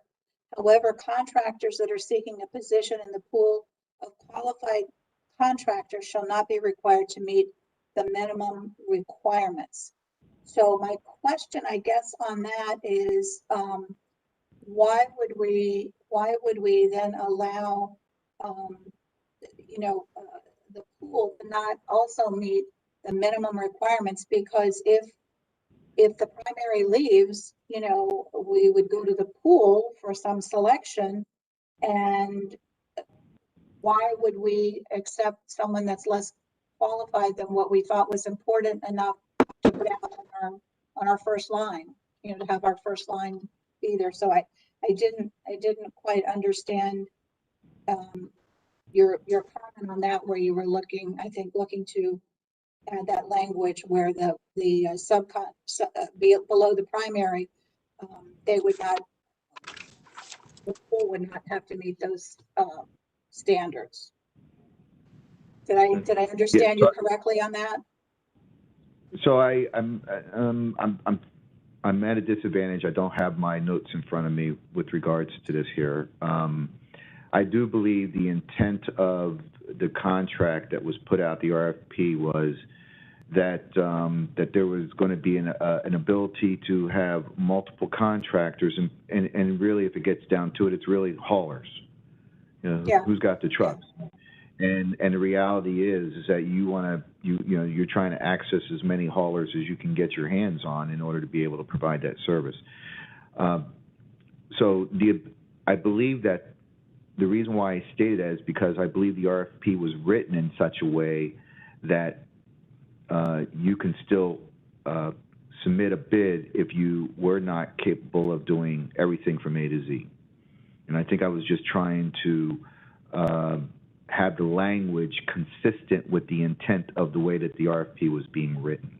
So I'd have to take a look at my notes to get you a little bit more specific, but I believe that was generally the intention. It wasn't necessarily changing anything. It was just trying to get the that section in alignment with other sections within the RFP. Okay, so it's not really that you were saying less qualifications, you were just trying to be able to open it up to have more in that pool for availability for us, should we need to go there, I think. In the way that the RFP was intended to be written, yes. Exactly, to have multiple providers. Okay, cool. All right, well, I thank you. And again, I apologize for putting you on the spot, but this was the only opportunity, obviously, that I would have to be able to ask you those questions. So, Mayor, that does answer the questions that I had on this particular item, which I'm assuming now we will be taking a vote on. And I would like to make a motion that we would support, that we would move forward with the issues that Vice Mayor Good had brought up and that were voted on before. The only change, Mayor, that I would like to add to change in this would be that the where Vice Mayor Good made a motion and to reduce the payment and performance bond from 1 million to 500. My motion would be to keep the performance bond at $1 million for all applicants. Is there a second to that motion? I'll second the motion. Further discussion on Commissioner Siple's motion? Yeah, so no, I just. Sorry, Vice Mayor. So what's, yeah, if you could just share what is the, you know, I mean, the reality is that, I mean, we were told too at the last meeting that there are some cities, and one in particular that was requested, that don't even have a payment and performance bond at all when they go through these contracts. The other thing that I also just want to ask, maybe, and this is an attorney element, was, you know, when you have a payment and performance bond, you have multiple contractor potential. How does that impact? Because we're only going to pay one payment and performance bond, and that's for pretty much the prime. But because we have the ability to do multiple contractors, how does that play in a legal format? City Attorney. I may respond, Mr. Mayor, to the Vice Mayor. Good question. The answer is that if you have multiple performance bonds, you have to isolate who the non-performing party is to be able to call on the bond or call in the bond to provide for performance. So the issue is fact-driven. I can't answer the question tonight in the context of how you would isolate that, but the answer is if you have a primary and you have secondary or tertiary providers, the answer is who's not performing. And if a vendor is not performing, it is the bond that vendor has promoted and produced that would be at risk. So it's fact dependent to see who actually is not performing the contract. Your question is a valid one. That would mean you get five different, hypothetically, 3, 4, or 5 vendors in whatever sequence they exist with bonds. And as they sequentially fail to provide a service, you'd have to go after each bond, because they stand individually. They're individual bonds. They're not a bond for the entire project. They're a bond for the individual performers, which I'm sure Mr. Gomes could confirm for all of us. That was the intention. Vice Mayor. So thank you. And so if we have multiple vendors, then we would have multiple payment and performance bonds, and the city would be paying for those payment and performance bonds, essentially, correct? You can confirm that with Mr. Gomes, but I think that's how it was created. Mm-hmm. Yeah. Good evening, everyone. This is Mark. Just to provide some clarification to your question, Vice Mayor. Yeah, so how section 1.3.30 payment and performance bond of the current solicitation reads is that the primary contractor would have to have the $10 million bonding capacity. In addition, he would have to provide, or that primary contractor would have to provide that $500,000 payment and performance bond. But it is in the discretion of the city if any of the vendors in the pool of contractors would have to provide that payment and performance bond. if we did require those vendors to provide that payment and performance bond in a year in which there was no storm, the city would be responsible for paying for that payment and performance bond. If we required them to provide the payment and performance bond in a year where a storm hit or a disaster hit, then they would be required to cover that cost of that bond. Point of clarification, Mayor. Go ahead, Commissioner Siple. It was Mr. Gomes, it was my understanding from what I listened to on this particular meeting was that bonding capacity of the $10 million was removed. Is that not correct? That is not correct. The bonding capacity of $10 million is still there for the primary contractor, but the pool of contractors could have a lesser bonding capacity. Okay, Vice Mayor, was that how, again, I refer back, I thought that that was something that you, that I remember hearing you talk about, that reducing that $10 million capacity. Vice Mayor? No, I did. It was the payment and performance bond. Okay, thank Only. you. All right, That was thank you, Mayor. the only thing I focused on. Okay, thank you. Mm-hmm. Further discussion? So do we, yeah, Castillo. Commissioner Castillo. So I'm confused now. So do we need this, do we need this amendment? If she wants to reconsider the item, yes. I'm asking, given the clarifications, is this still an amendment on the floor? Mr. Mayor, if I can ask the question, I'd suggest to Commissioner Castillo the question is a valid question. If this RFP is on the street, the commission retains the ability to amend it and to provide amendments to the RFP as currently provided. If the intention is to modify by addendum the currently on the street RFP by this motion, then that needs to be addressed by the commission. If, however, the RFP is responsive to Commissioner Siple's concerns, then there would not be the need to change anything except to confirm for the record that, in fact, it's consistent with her belief that that's what she heard, and now she hears it again and has that confirmation. That might be a question Mr. Gomes can further respond to, but I think at the end of the day, the RFP has been amended, I think maybe once, Mark, I'm not mistaken. But to the extent that this request would require any changes, then the motion would have to be adopted to make that change. Mayor, if I may clarify? Go ahead, Commissioner.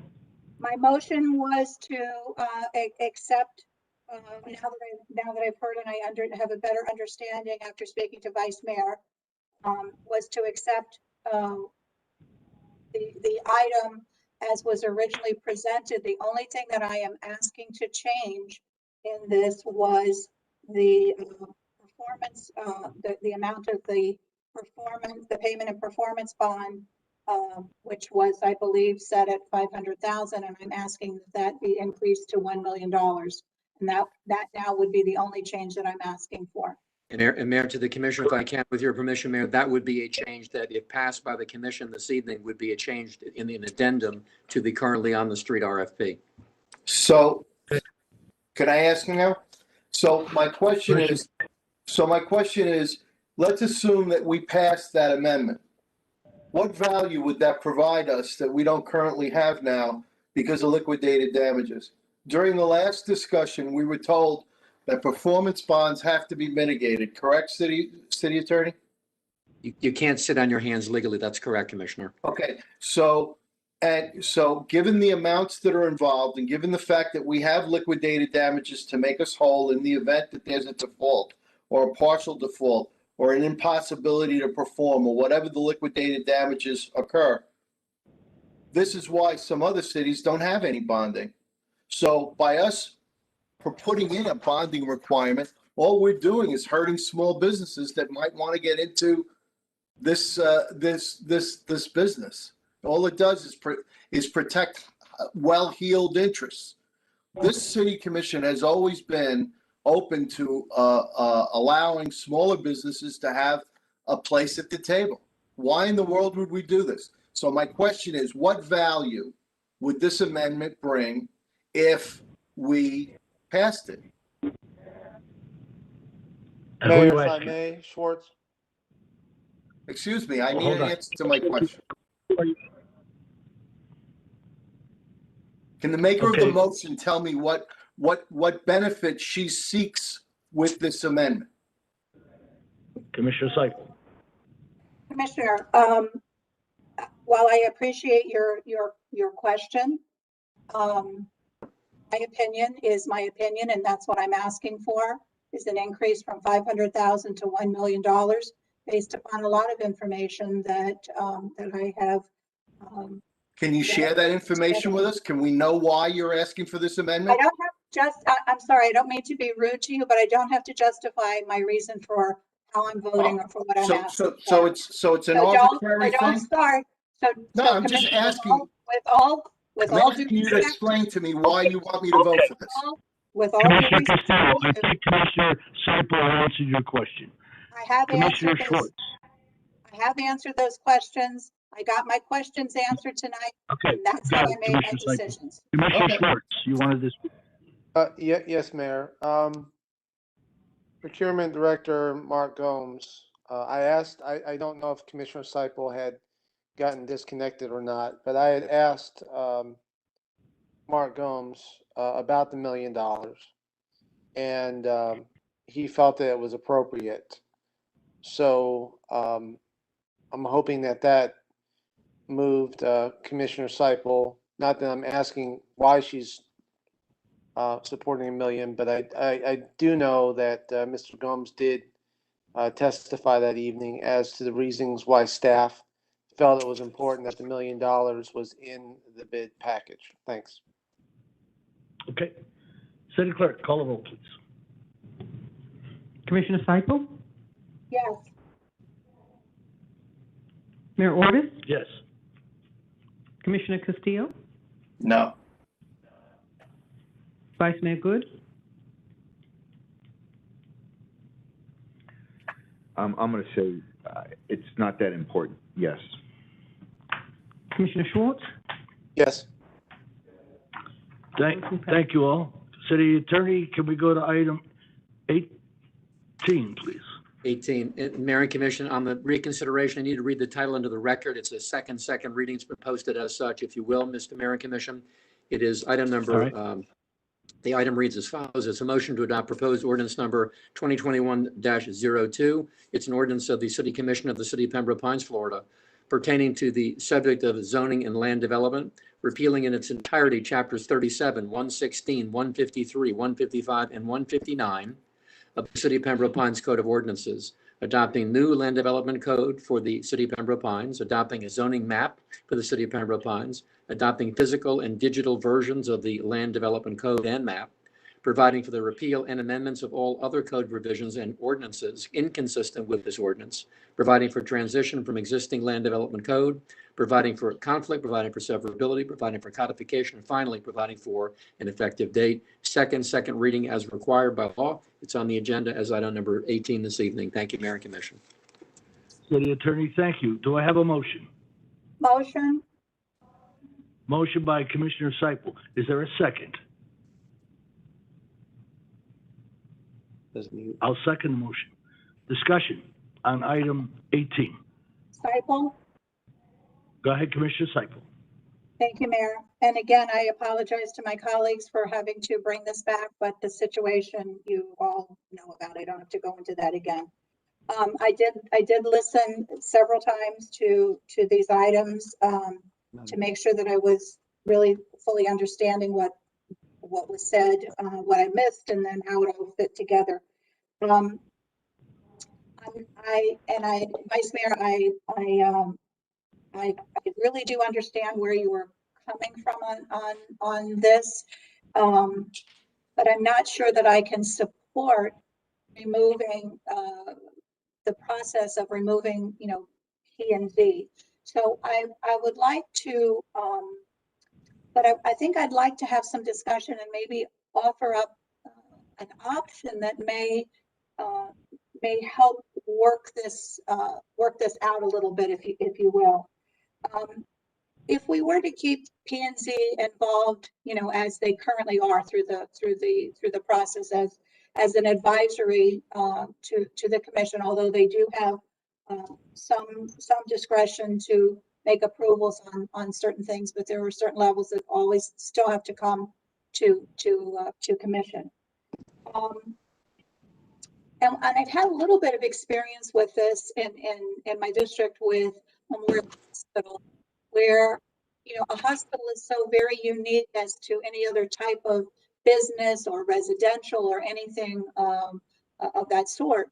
And we were able to, when I say we, I'm saying everybody that was involved, the city, Mike Stam and the whole village, to be able to create a hospital district that was specific with issues that are very unique to a hospital campus, if you will. So I'm just wondering if in fact, and I know that to get to the process of that hospital district, Memorial and the city, they had to agree to that happening. So I'm just wondering if in fact that same thought process might not be something to look at and talk about, to be able to talk to the county and perhaps FAA, wherever it would need to go to, that the city, we might be able to create something like an airport district where in fact we may have a little more input into, or certainly a lot more knowledge or discussion, be a bigger partner perhaps with what happens, you know, at the airport, you know, proposed changes or any of that. Because right now, clearly, all that that we as commissioners have to say so over there at the airport is, as is, you know, lovingly referred to a lot of times, density and intensity, and that's kind of where we are as commissioners. But this other, and P&C does do approvals for, you know, colors and park, you know, building colors, parking permits, that kind of stuff. But maybe looking at something like an airport district with how that would be established might possibly be a method to bring us as a commission more involved in the decision making, or at least have maybe a seat at the table to have some more discussions about what actually does happen there. I know that there is this committee that was formed, and there was criteria as to who was to be on this committee. And I'm not sure if they've yet had a meeting or if they've had one meeting. In any case, if they've had a meeting, I'm not, I don't know about that. And I certainly don't know what would have been discussed if there was, you know, was any kind of a meeting. So I don't want to step on the toes of that committee that was formed, that citizens committee. I'm looking at this as something totally different that would be, you know, city commission, this airport district. And so I kind of throw that out there, and I'm, you know, just for some, get your thoughts on, and, you know, this would have been something that, you know, had I been able to more participate in the original meeting, that this was in my notes to sort of bring this up for some discussion with my colleagues to see what their city attorney and everybody to see what their thoughts were on that. So, Mayor, with that, I would ask for you if there's any discussion about that thought. Further discussion on the motion. Schwartz. Commissioner Schwartz. Thank you. Commissioner Siple, are you asking, you're bringing up a third dimension that I can address. Are you looking to reconsider making a motion to basically reset the process where everything goes back to the P&Z and then explore and I guess for all intents and purposes an airport district carve out at some future point? I'm a little bit confused of what you're asking for tonight. Okay, I'm sorry I'm sorry that I wasn't more clear.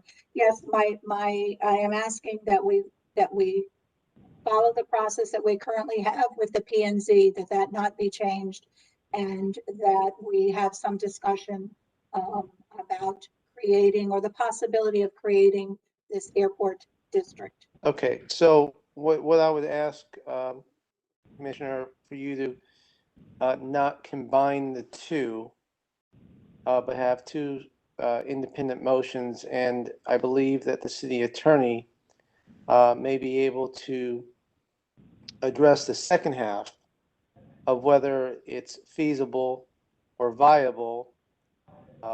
The county recently put up a voter referendum this past November. It is county property. So it's not something that the county is even required to entertain if we were to ask for it.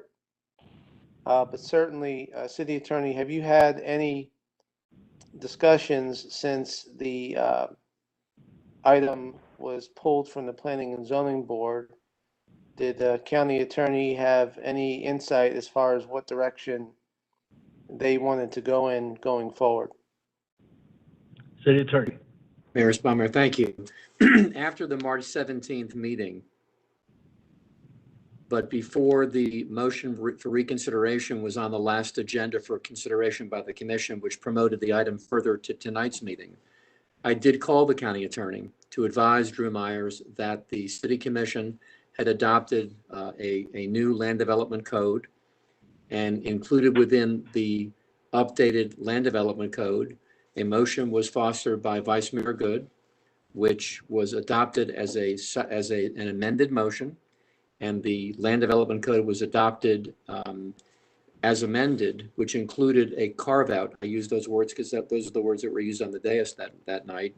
Carved out any development activity, zoning activity, et cetera, at the North Perry Airport would be a direct pass to the city commission for review, and would bypass the Planning and Zoning Board. And I raised the issue with Drew Myers. He conferred with and connected me to two other lawyers in his office, the actual deputy county attorney, Maite Escocia, and Sharon Thorson, who was the senior attorney handling airport matters. And I explained to them what the city commission considered doing and what they actually did, and that Vice Mayor Good's motion was adopted and subsumed within the main motion, which included that item in the land development code, which is theoretically there today, subject to being revised if that be the case. But with the filing of the motion for reconsideration, the item is on the table for consideration again this evening, of course. So I had the conversation with the lawyers. They listened to the issues. They were not familiar with the items. As a matter of legal fact, yes, Broward County owns North Perry Airport. It was conveyed to the county from the FAA, and the FAA essentially either condemned and or in some fashion took the property or acquired that property through condemnation from the Perry family. I've issued memos to the mayor and commission in years past and to the administration regarding the reverters and other things that are contained within that deed. So it was not the objective in my conversation with the county attorney staff, the senior lawyers, to have any adverse impact on the current relationship and the intergovernmental coordination between the city of Pembroke Pines and Broward County at the North Perry Airport. And I suspect that based upon that call, they were interested, Ms. Thorson and Ms. Escocia, on the outcome of perhaps this evening's meeting, so I could further advise them as to what was happening. Just two other items, if I can, Mayor, without being long-winded here. Unquestionably, their answer was that the FAA has superior or plenary jurisdiction at North Perry Airport. They are the starting point of anything and everything, that any laws, rules, regulations, guidelines, policies, et cetera, that apply at North Perry are subservient to the rules, regulations, and policies and laws of the FAA.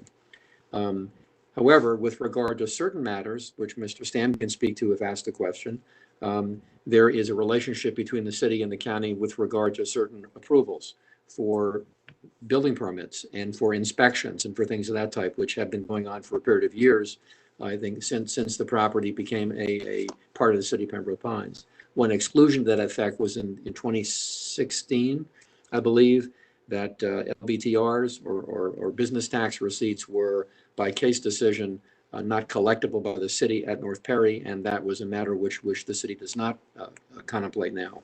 But I believe the city currently does code enforcement, and they certainly do building permits.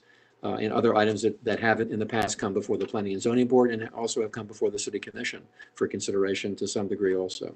So my conversation is still open with the deputy's county attorney, subject to further conversation that might occur this evening with the mayor and commission, if that helps, Commissioner Schwartz. Thank you, City Attorney. So basically, what the county does not want to put on the table, and certainly I believe that they are prepared to do, is to have a clear, let me say this in a delicate way, they have the ability to take away assets that the city is currently using at their will, such as the recreation building, soccer parks, football fields, Maxwell Park, and there is not one thing this city can do to stop that from happening. I believe that if we are going to, if we can take the right step, and I hope it will be unanimous, is to undo the decision that was made back in March. This city commission, whether it be the dump or the bus depot and traffic agreements, has been poking a bear for quite some time. But this asset belongs to the county. And certainly, if there is a desire to maintain code enforcement and the quality of life, this city has to have the ability to conduct code enforcement.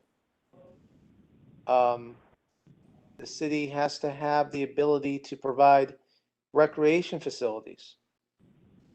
And the county clearly controls whether or not we get the lease. We ask them, we don't tell them if we can use these facilities. And they've granted that to us. So I think, yes, Mayor, I think the best step forward would be to undo the harm that was caused by the vote back in March. And I hope we can be unanimous in this regard. And let the county know that the City of Pembroke Pines recognizes that it's best to keep the status quo because together we can do more good. Thank you. Thank you. Further discussion. Castillo. Go ahead, Commissioner Castillo, wrap up. Thank you very much. So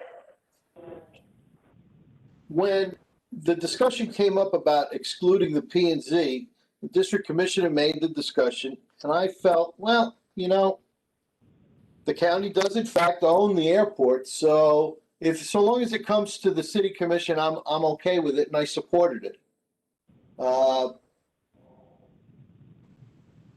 I don't have a problem with the P&Z being part of the discussion. And if it's the will of the commission to reset our land use development code to include the P&Z, I'm going to vote in favor of it because even though it's a county facility, it's located within the municipal boundaries of the city of Pembroke Pines. And that's a matter we decide. So if we want the P&Z involved in this, we have that authority. Otherwise, the question would never have been in front of us in the first place. Part of the difficulty I'm having with these motions to reconsider is that there's no backup here. So I'm hearing now for the first time that we're changing votes for reasons that we don't want to disclose, and that we're also bringing up things I've never heard of before, like an airport district. I'm also hearing that thanks to the largesse of Broward County, we have a park next to the airport, but not mentioned is the fact that we give them basically free fire rescue service in return for that gift.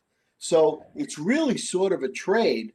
And I think that they actually get the better end of it, at least financially, from my discussions with the city manager, the cost of fire rescue far exceeds anything else.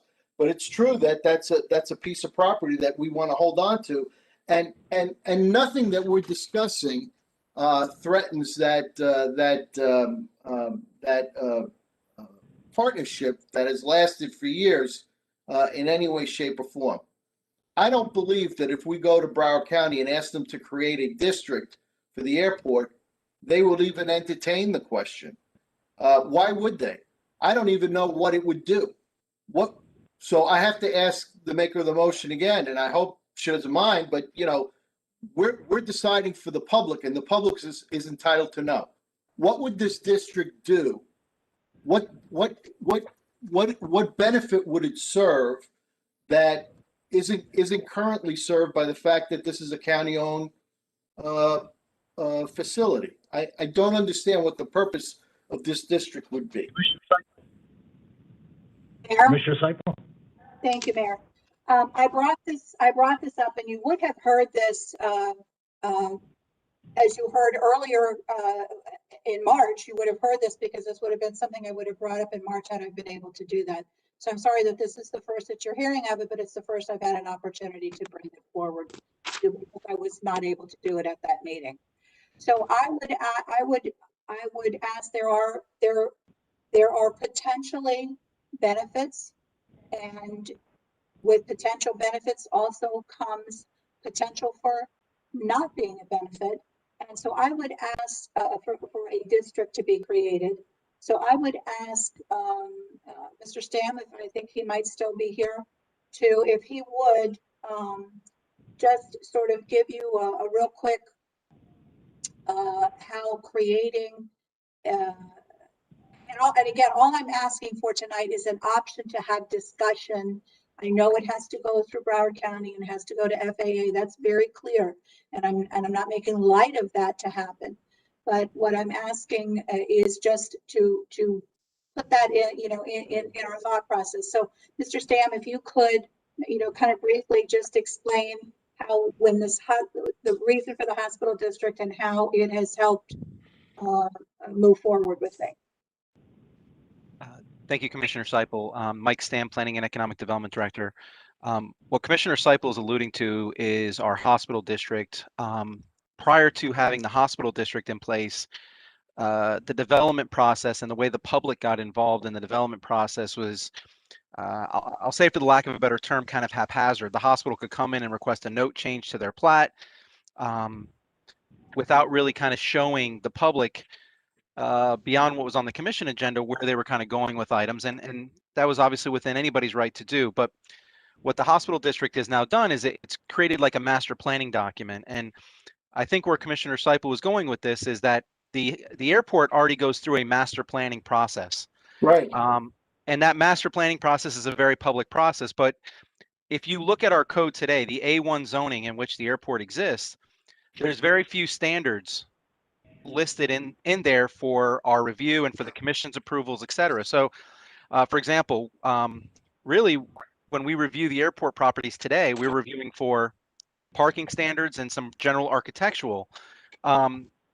What this hospital district could do is basically kind of codify the master planning process, which obviously is governed by the FAA, but also enhance the relationship with the city from a public participation process, where we create certain standards within this hospital district that would be a benefit to the neighboring homeowners around it, whether it's just establishing the noticing procedures.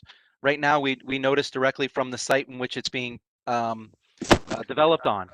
What we did with the hospital district is we said, hey, any project that goes on at the hospital will notice the following homeowners associations which are within a certain distance. That could be one item, and I think that's kind of where Commissioner, so I don't want to put words in her mouth, but I think that's kind of one of the benefits that she's seen working with her neighborhoods that are adjacent to the hospital. And this could be something that could be a benefit to the Pines Village, who's obviously directly adjacent to the airport. There also could be some general standards. If you look at the FXD property, which is in Fort Lauderdale, they have an airport zoning category that governs some of the items there. And it talks about how close a building can be to the roadways and then how close it can be to a runway.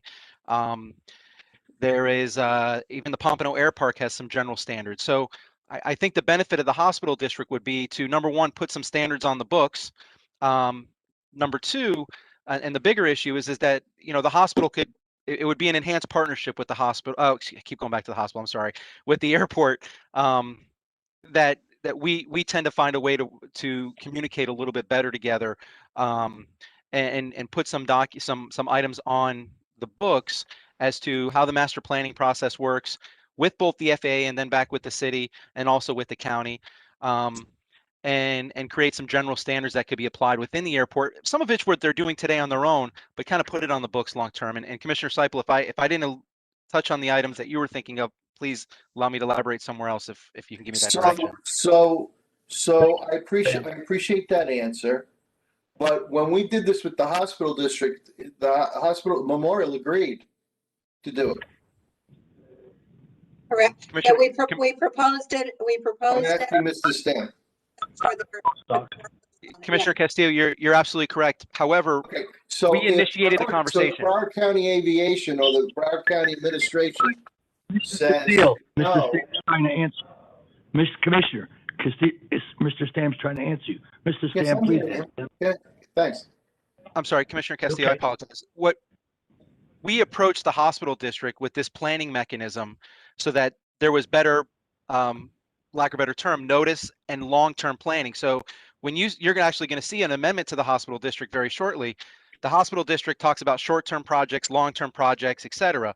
The master planning process at the airport already does this, but it operates its own vacuum over at the airport. It doesn't necessarily operate in the city's vacuum, although we can participate. I want to make that distinction.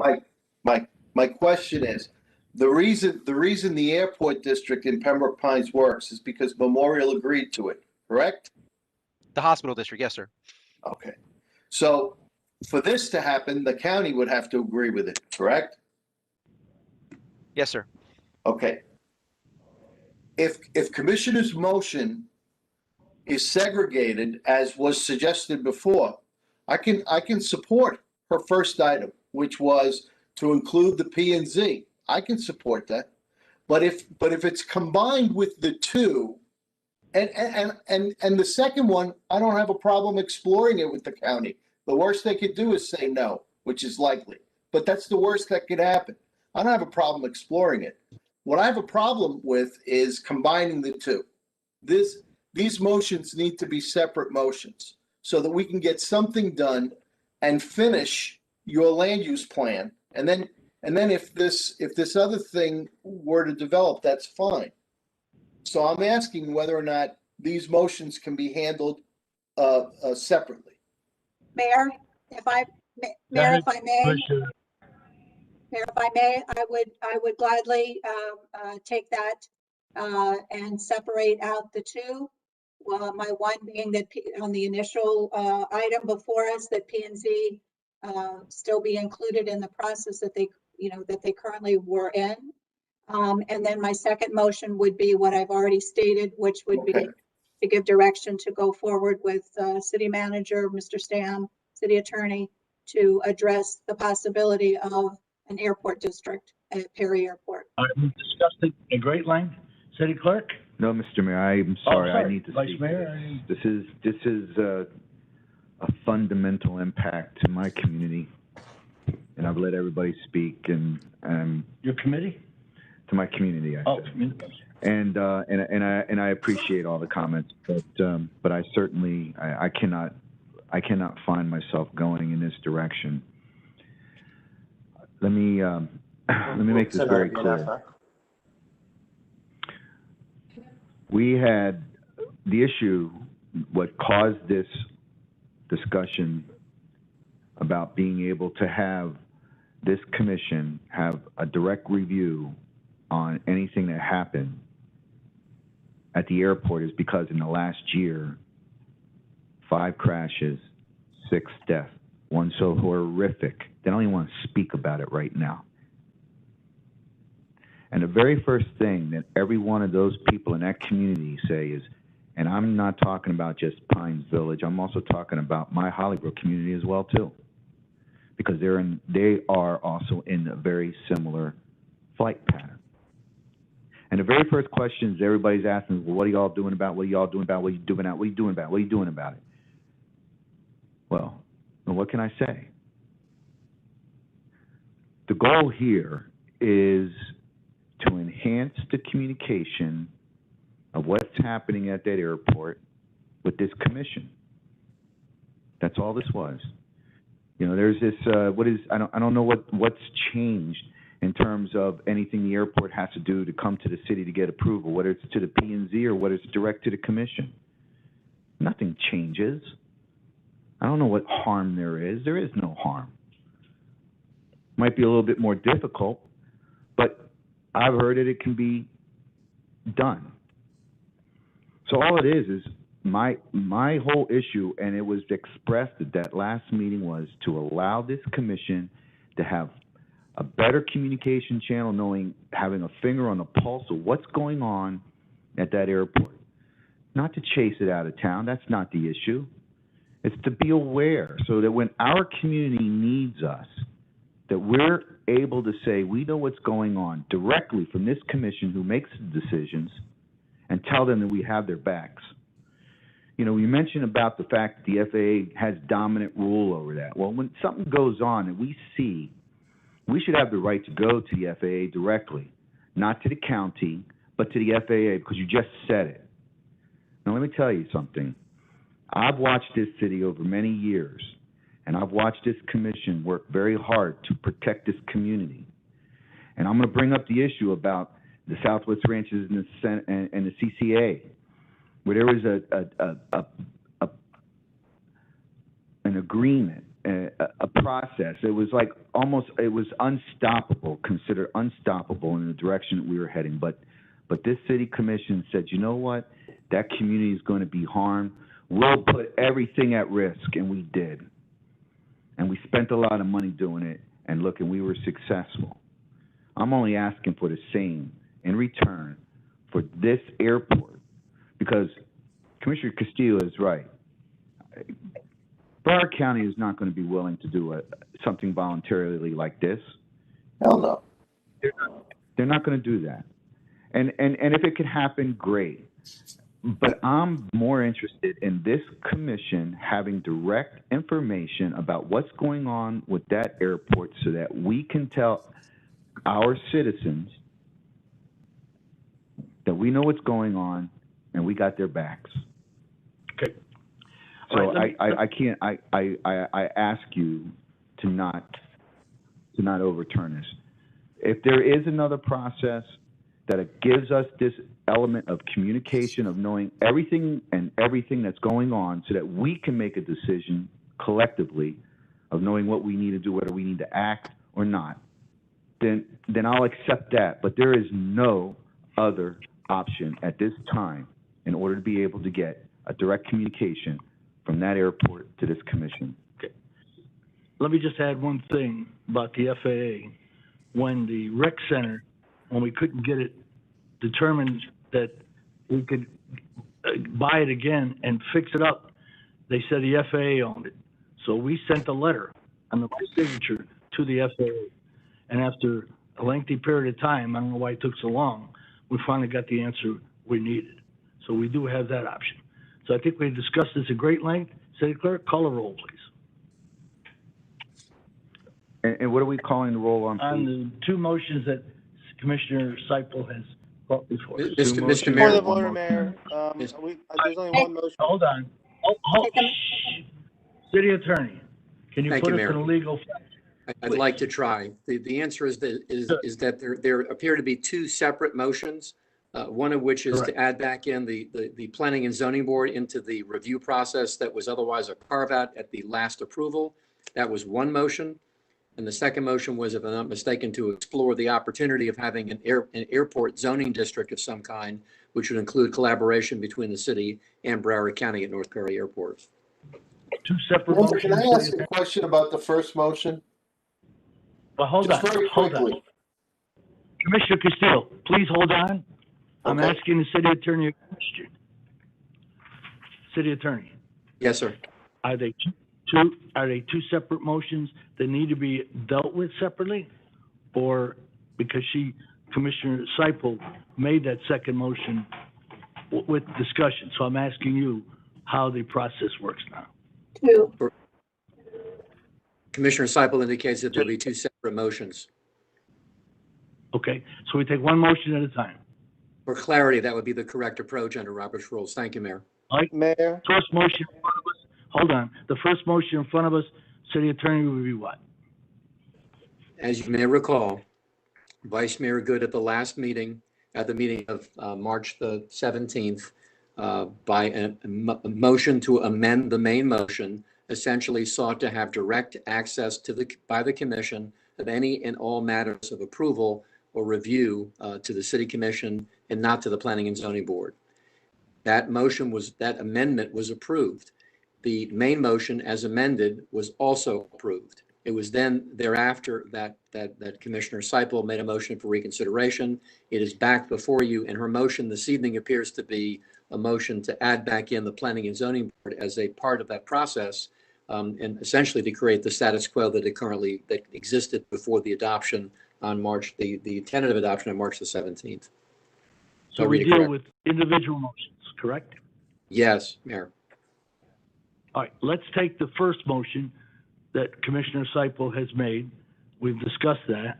I have a question. Call the roll. I have a question on the first motion. Go ahead, Commissioner Castillo. Thank you. So under the first motion where the motion is to include the Planning and Zoning Board, would that be the Planning and Zoning Board and the City Commission, or just the Planning and Zoning Board without the City Commission? City Attorney? I'll respond where I can, but I would defer also to Michael Stamm in the context of the revisions in the LDRs. It would be my understanding that whatever the process was that preceded the adoption on March the 17th, where P&Z had a role to play, it would continue to have a role to play, and wherever the commission would have a role to play, it too would retain that right. That's my understanding, and Mr. Stamm can reconfirm that for the record. Well, my understanding of Commissioner Siple's motion is that she wants the P&Z. Hold on, Commissioner Castillo, hold on, please. Oh, God. So Yeah, I frustrating. know, but I'm trying to keep this in order, and you keep interrupting. Mr. Just let me Stamm, ask my freaking question. Mr. Stamm, could you please give us your opinion that the city attorney asked you just now, please?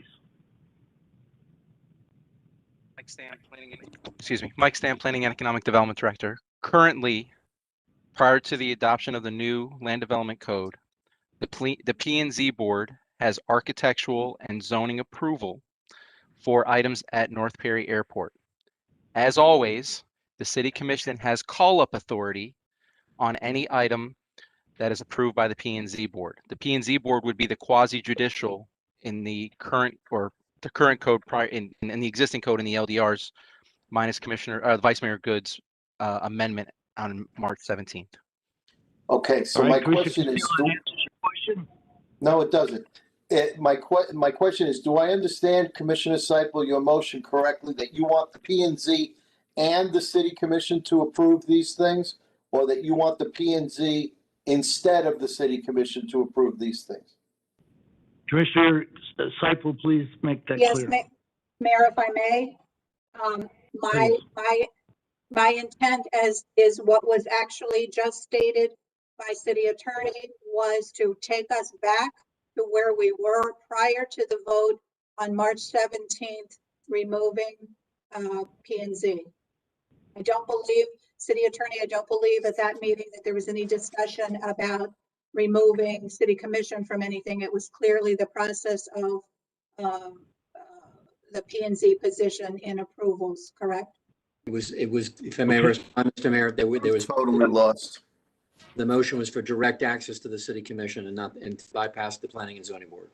And all I'm Thank asking, you for that clarification. all I'm Okay. asking for, Commissioner Castillo, is to go back to where we were before that vote.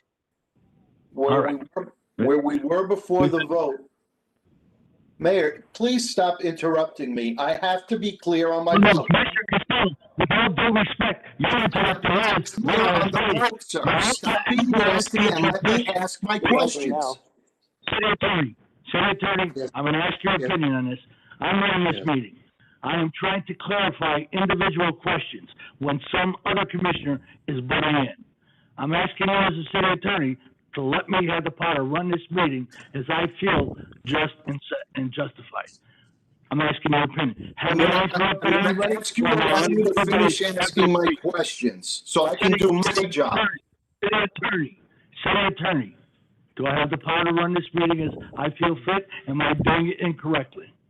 You do unless the body itself, the collegiate body, overrules your decision making. I can't vote if I don't understand the motion. So I'm going to ask my questions and do my job. And now we're wasting more time because my question still isn't answered. Let me know when you're done so I can do my job. Okay. My question on the motion. My question is, I don't want to hear about what was before. I want to know right now, are we voting to include the P&Z and the city commission or not? I think there was answered yes. City attorney, correct me if I'm wrong.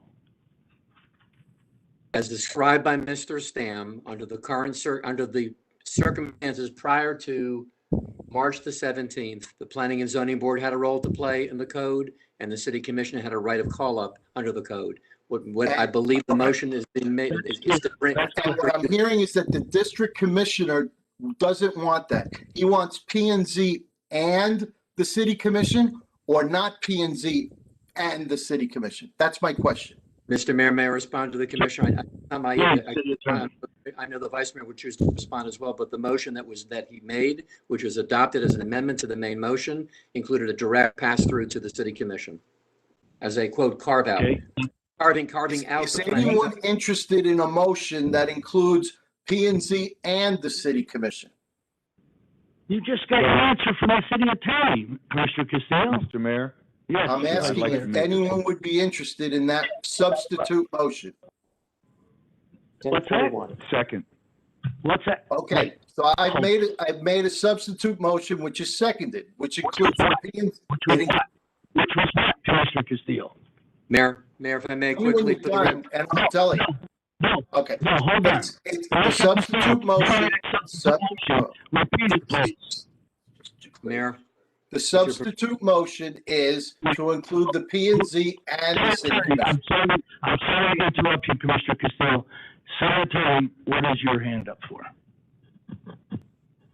Mr. Mayor, if I may quickly. Thank you, Mr. Mayor.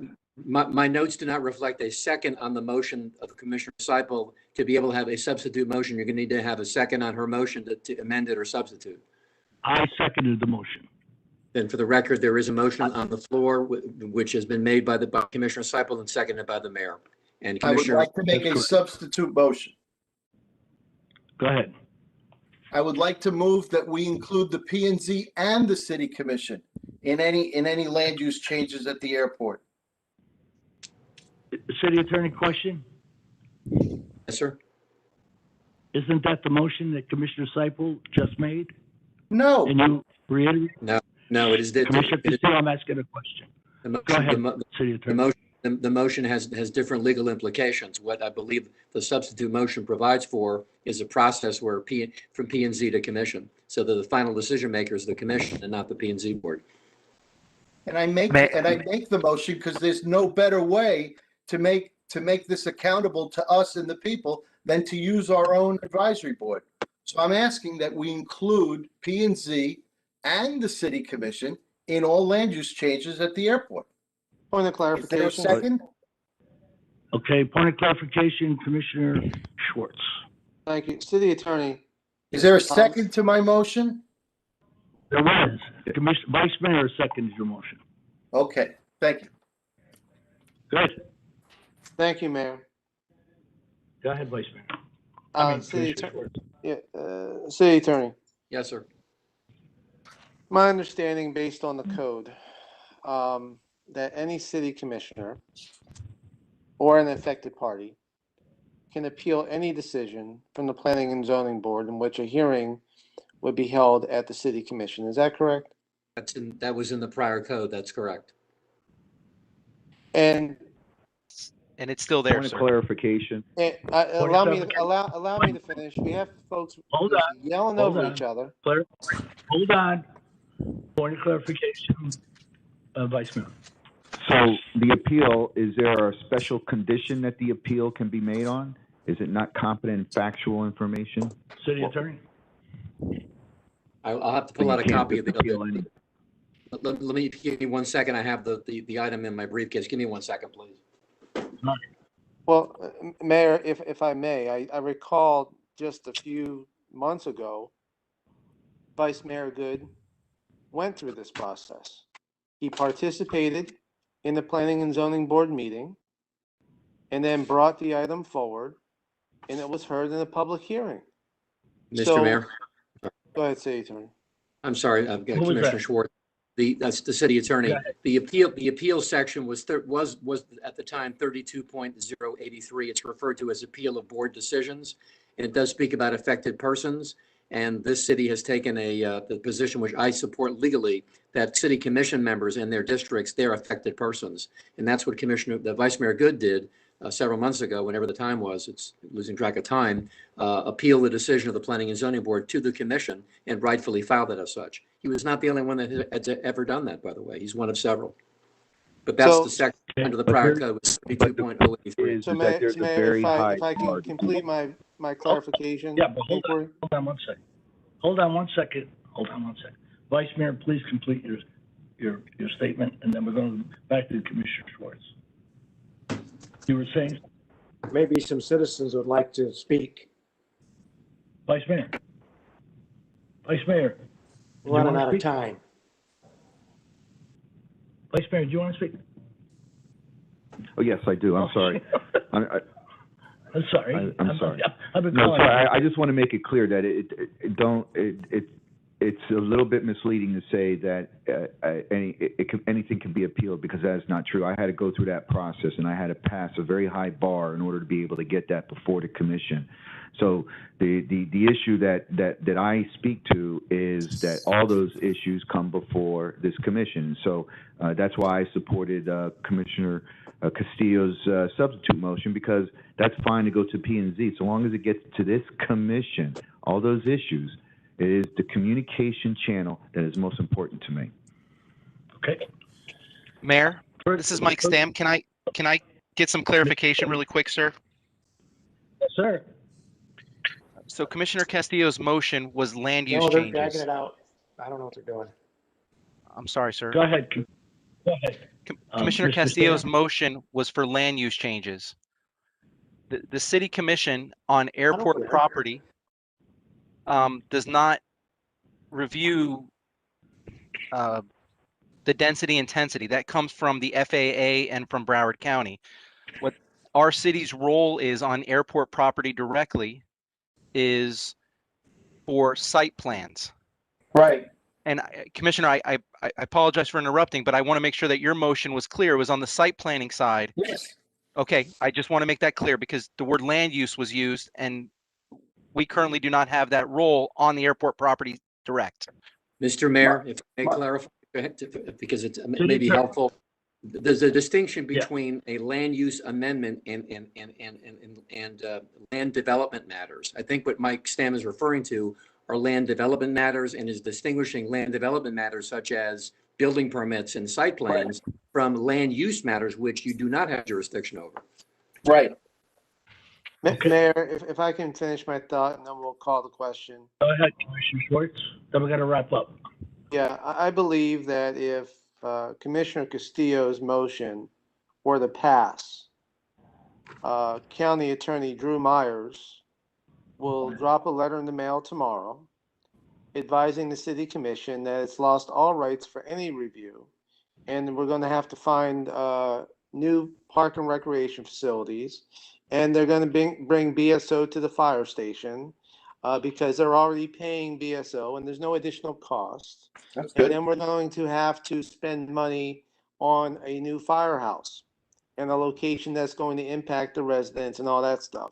I believe that the substitute motion being proffered tonight is really bad policy, and I hope that the majority of us will say no to it. Okay, City Attorney? Yes, just to clarify, Commissioner Castillo, just to clarify the distinction between, I believe you meant land not land use changes, but land development matters, or as described by Mr. Stam in your substitute motion, because that embraces the current situation versus a situation which you don't control legally. Absolutely. Nothing about my motion ignores the laws. Correct. Thank you. Michael, that means land development matters. That's what I believe the commissioner is speaking to. And that's all, Vice Mayor, that we could do. Thank you, sir. Okay. City Attorney. Sir. There are some people from the audience who want to speak. What is our procedure here? If you're going to take final action on an item which is amending the land development code, the answer is they have a right to be heard under Chapter 286. State law would allow them an opportunity, limited, but an opportunity. Mr. Bonillo, tell the callers they have 3 minutes, please. Thank you, Mayor. Tim Wilder, I know you've tried to talk. You have 3 minutes. Please go ahead and talk. Thank you. Mr. Wilder? Well, thank you for your time. Good evening, everybody. Tim Wilder from Durango Estates, Pembroke Pines. My question is, I'd like to obtain the current documentation regarding the drinking water testing for Durango and the trails. Is that something that City Manager Mr. Dodge would provide? Hold on a second, Mr. Wilder. Are you speaking on the current motion? No, I'm just trying to ask a simple question of 4 hours sitting watching all this. I'm just trying to obtain some simple documents. The procedure, we're in a motion, but I'm going to take your. Give us time, I appreciate that. Because you have so much patience, go ahead and speak on your item. I apologize. Well, thank you guys for your time. First meeting here, if you will. So what I'm trying to obtain once again is the information regarding the drinking water here in Durango Estates and the trails, the current tests, if you will, the documentation, as I say it again, and who would provide that information to me? Where can I pick that up? Okay, Mr. Stam, is it you're the right one to answer that question? No, Mr. Mayor. City Manager, possibly? Mr. Mayor. Go ahead, City Manager. I'll get a hold of Mr. Wilder and we'll get him the information he's requesting. Thanks, Mr. Dodge. Wilder, One you other okay thing. with that? Yes, thank you. One other thing. Our garbage pickup has been slacking here for the bulk the last few months. So if there's any way you guys could reach out to them, we have some debris in our neighborhood. People were depending on the trash people to show up this past Monday. It's Wednesday and they're not here. So my wife had called up there to find out what was happening, and they just said they're running behind. I don't know what's going on, but certainly like for you guys to address that if you would, please. Thank you, Mr. Wilder. We will. Mr. Bonillo, any others? Not at this moment, sir. Okay. City Attorney, get us back to where we were, please. Before the commission now is Commissioner Castillo's substitute motion to essentially include the Planning and Zoning Board and the City Commission in land development matters that may come before the P&Z Board or the City Commission on North Perry Airport matters. That's, I believe, the motion. Okay. Everybody clear on that? All right, on the substitute motion, City Clerk, call the roll. Commissioner Castillo, Yes. Vice Mayor Good, Yes.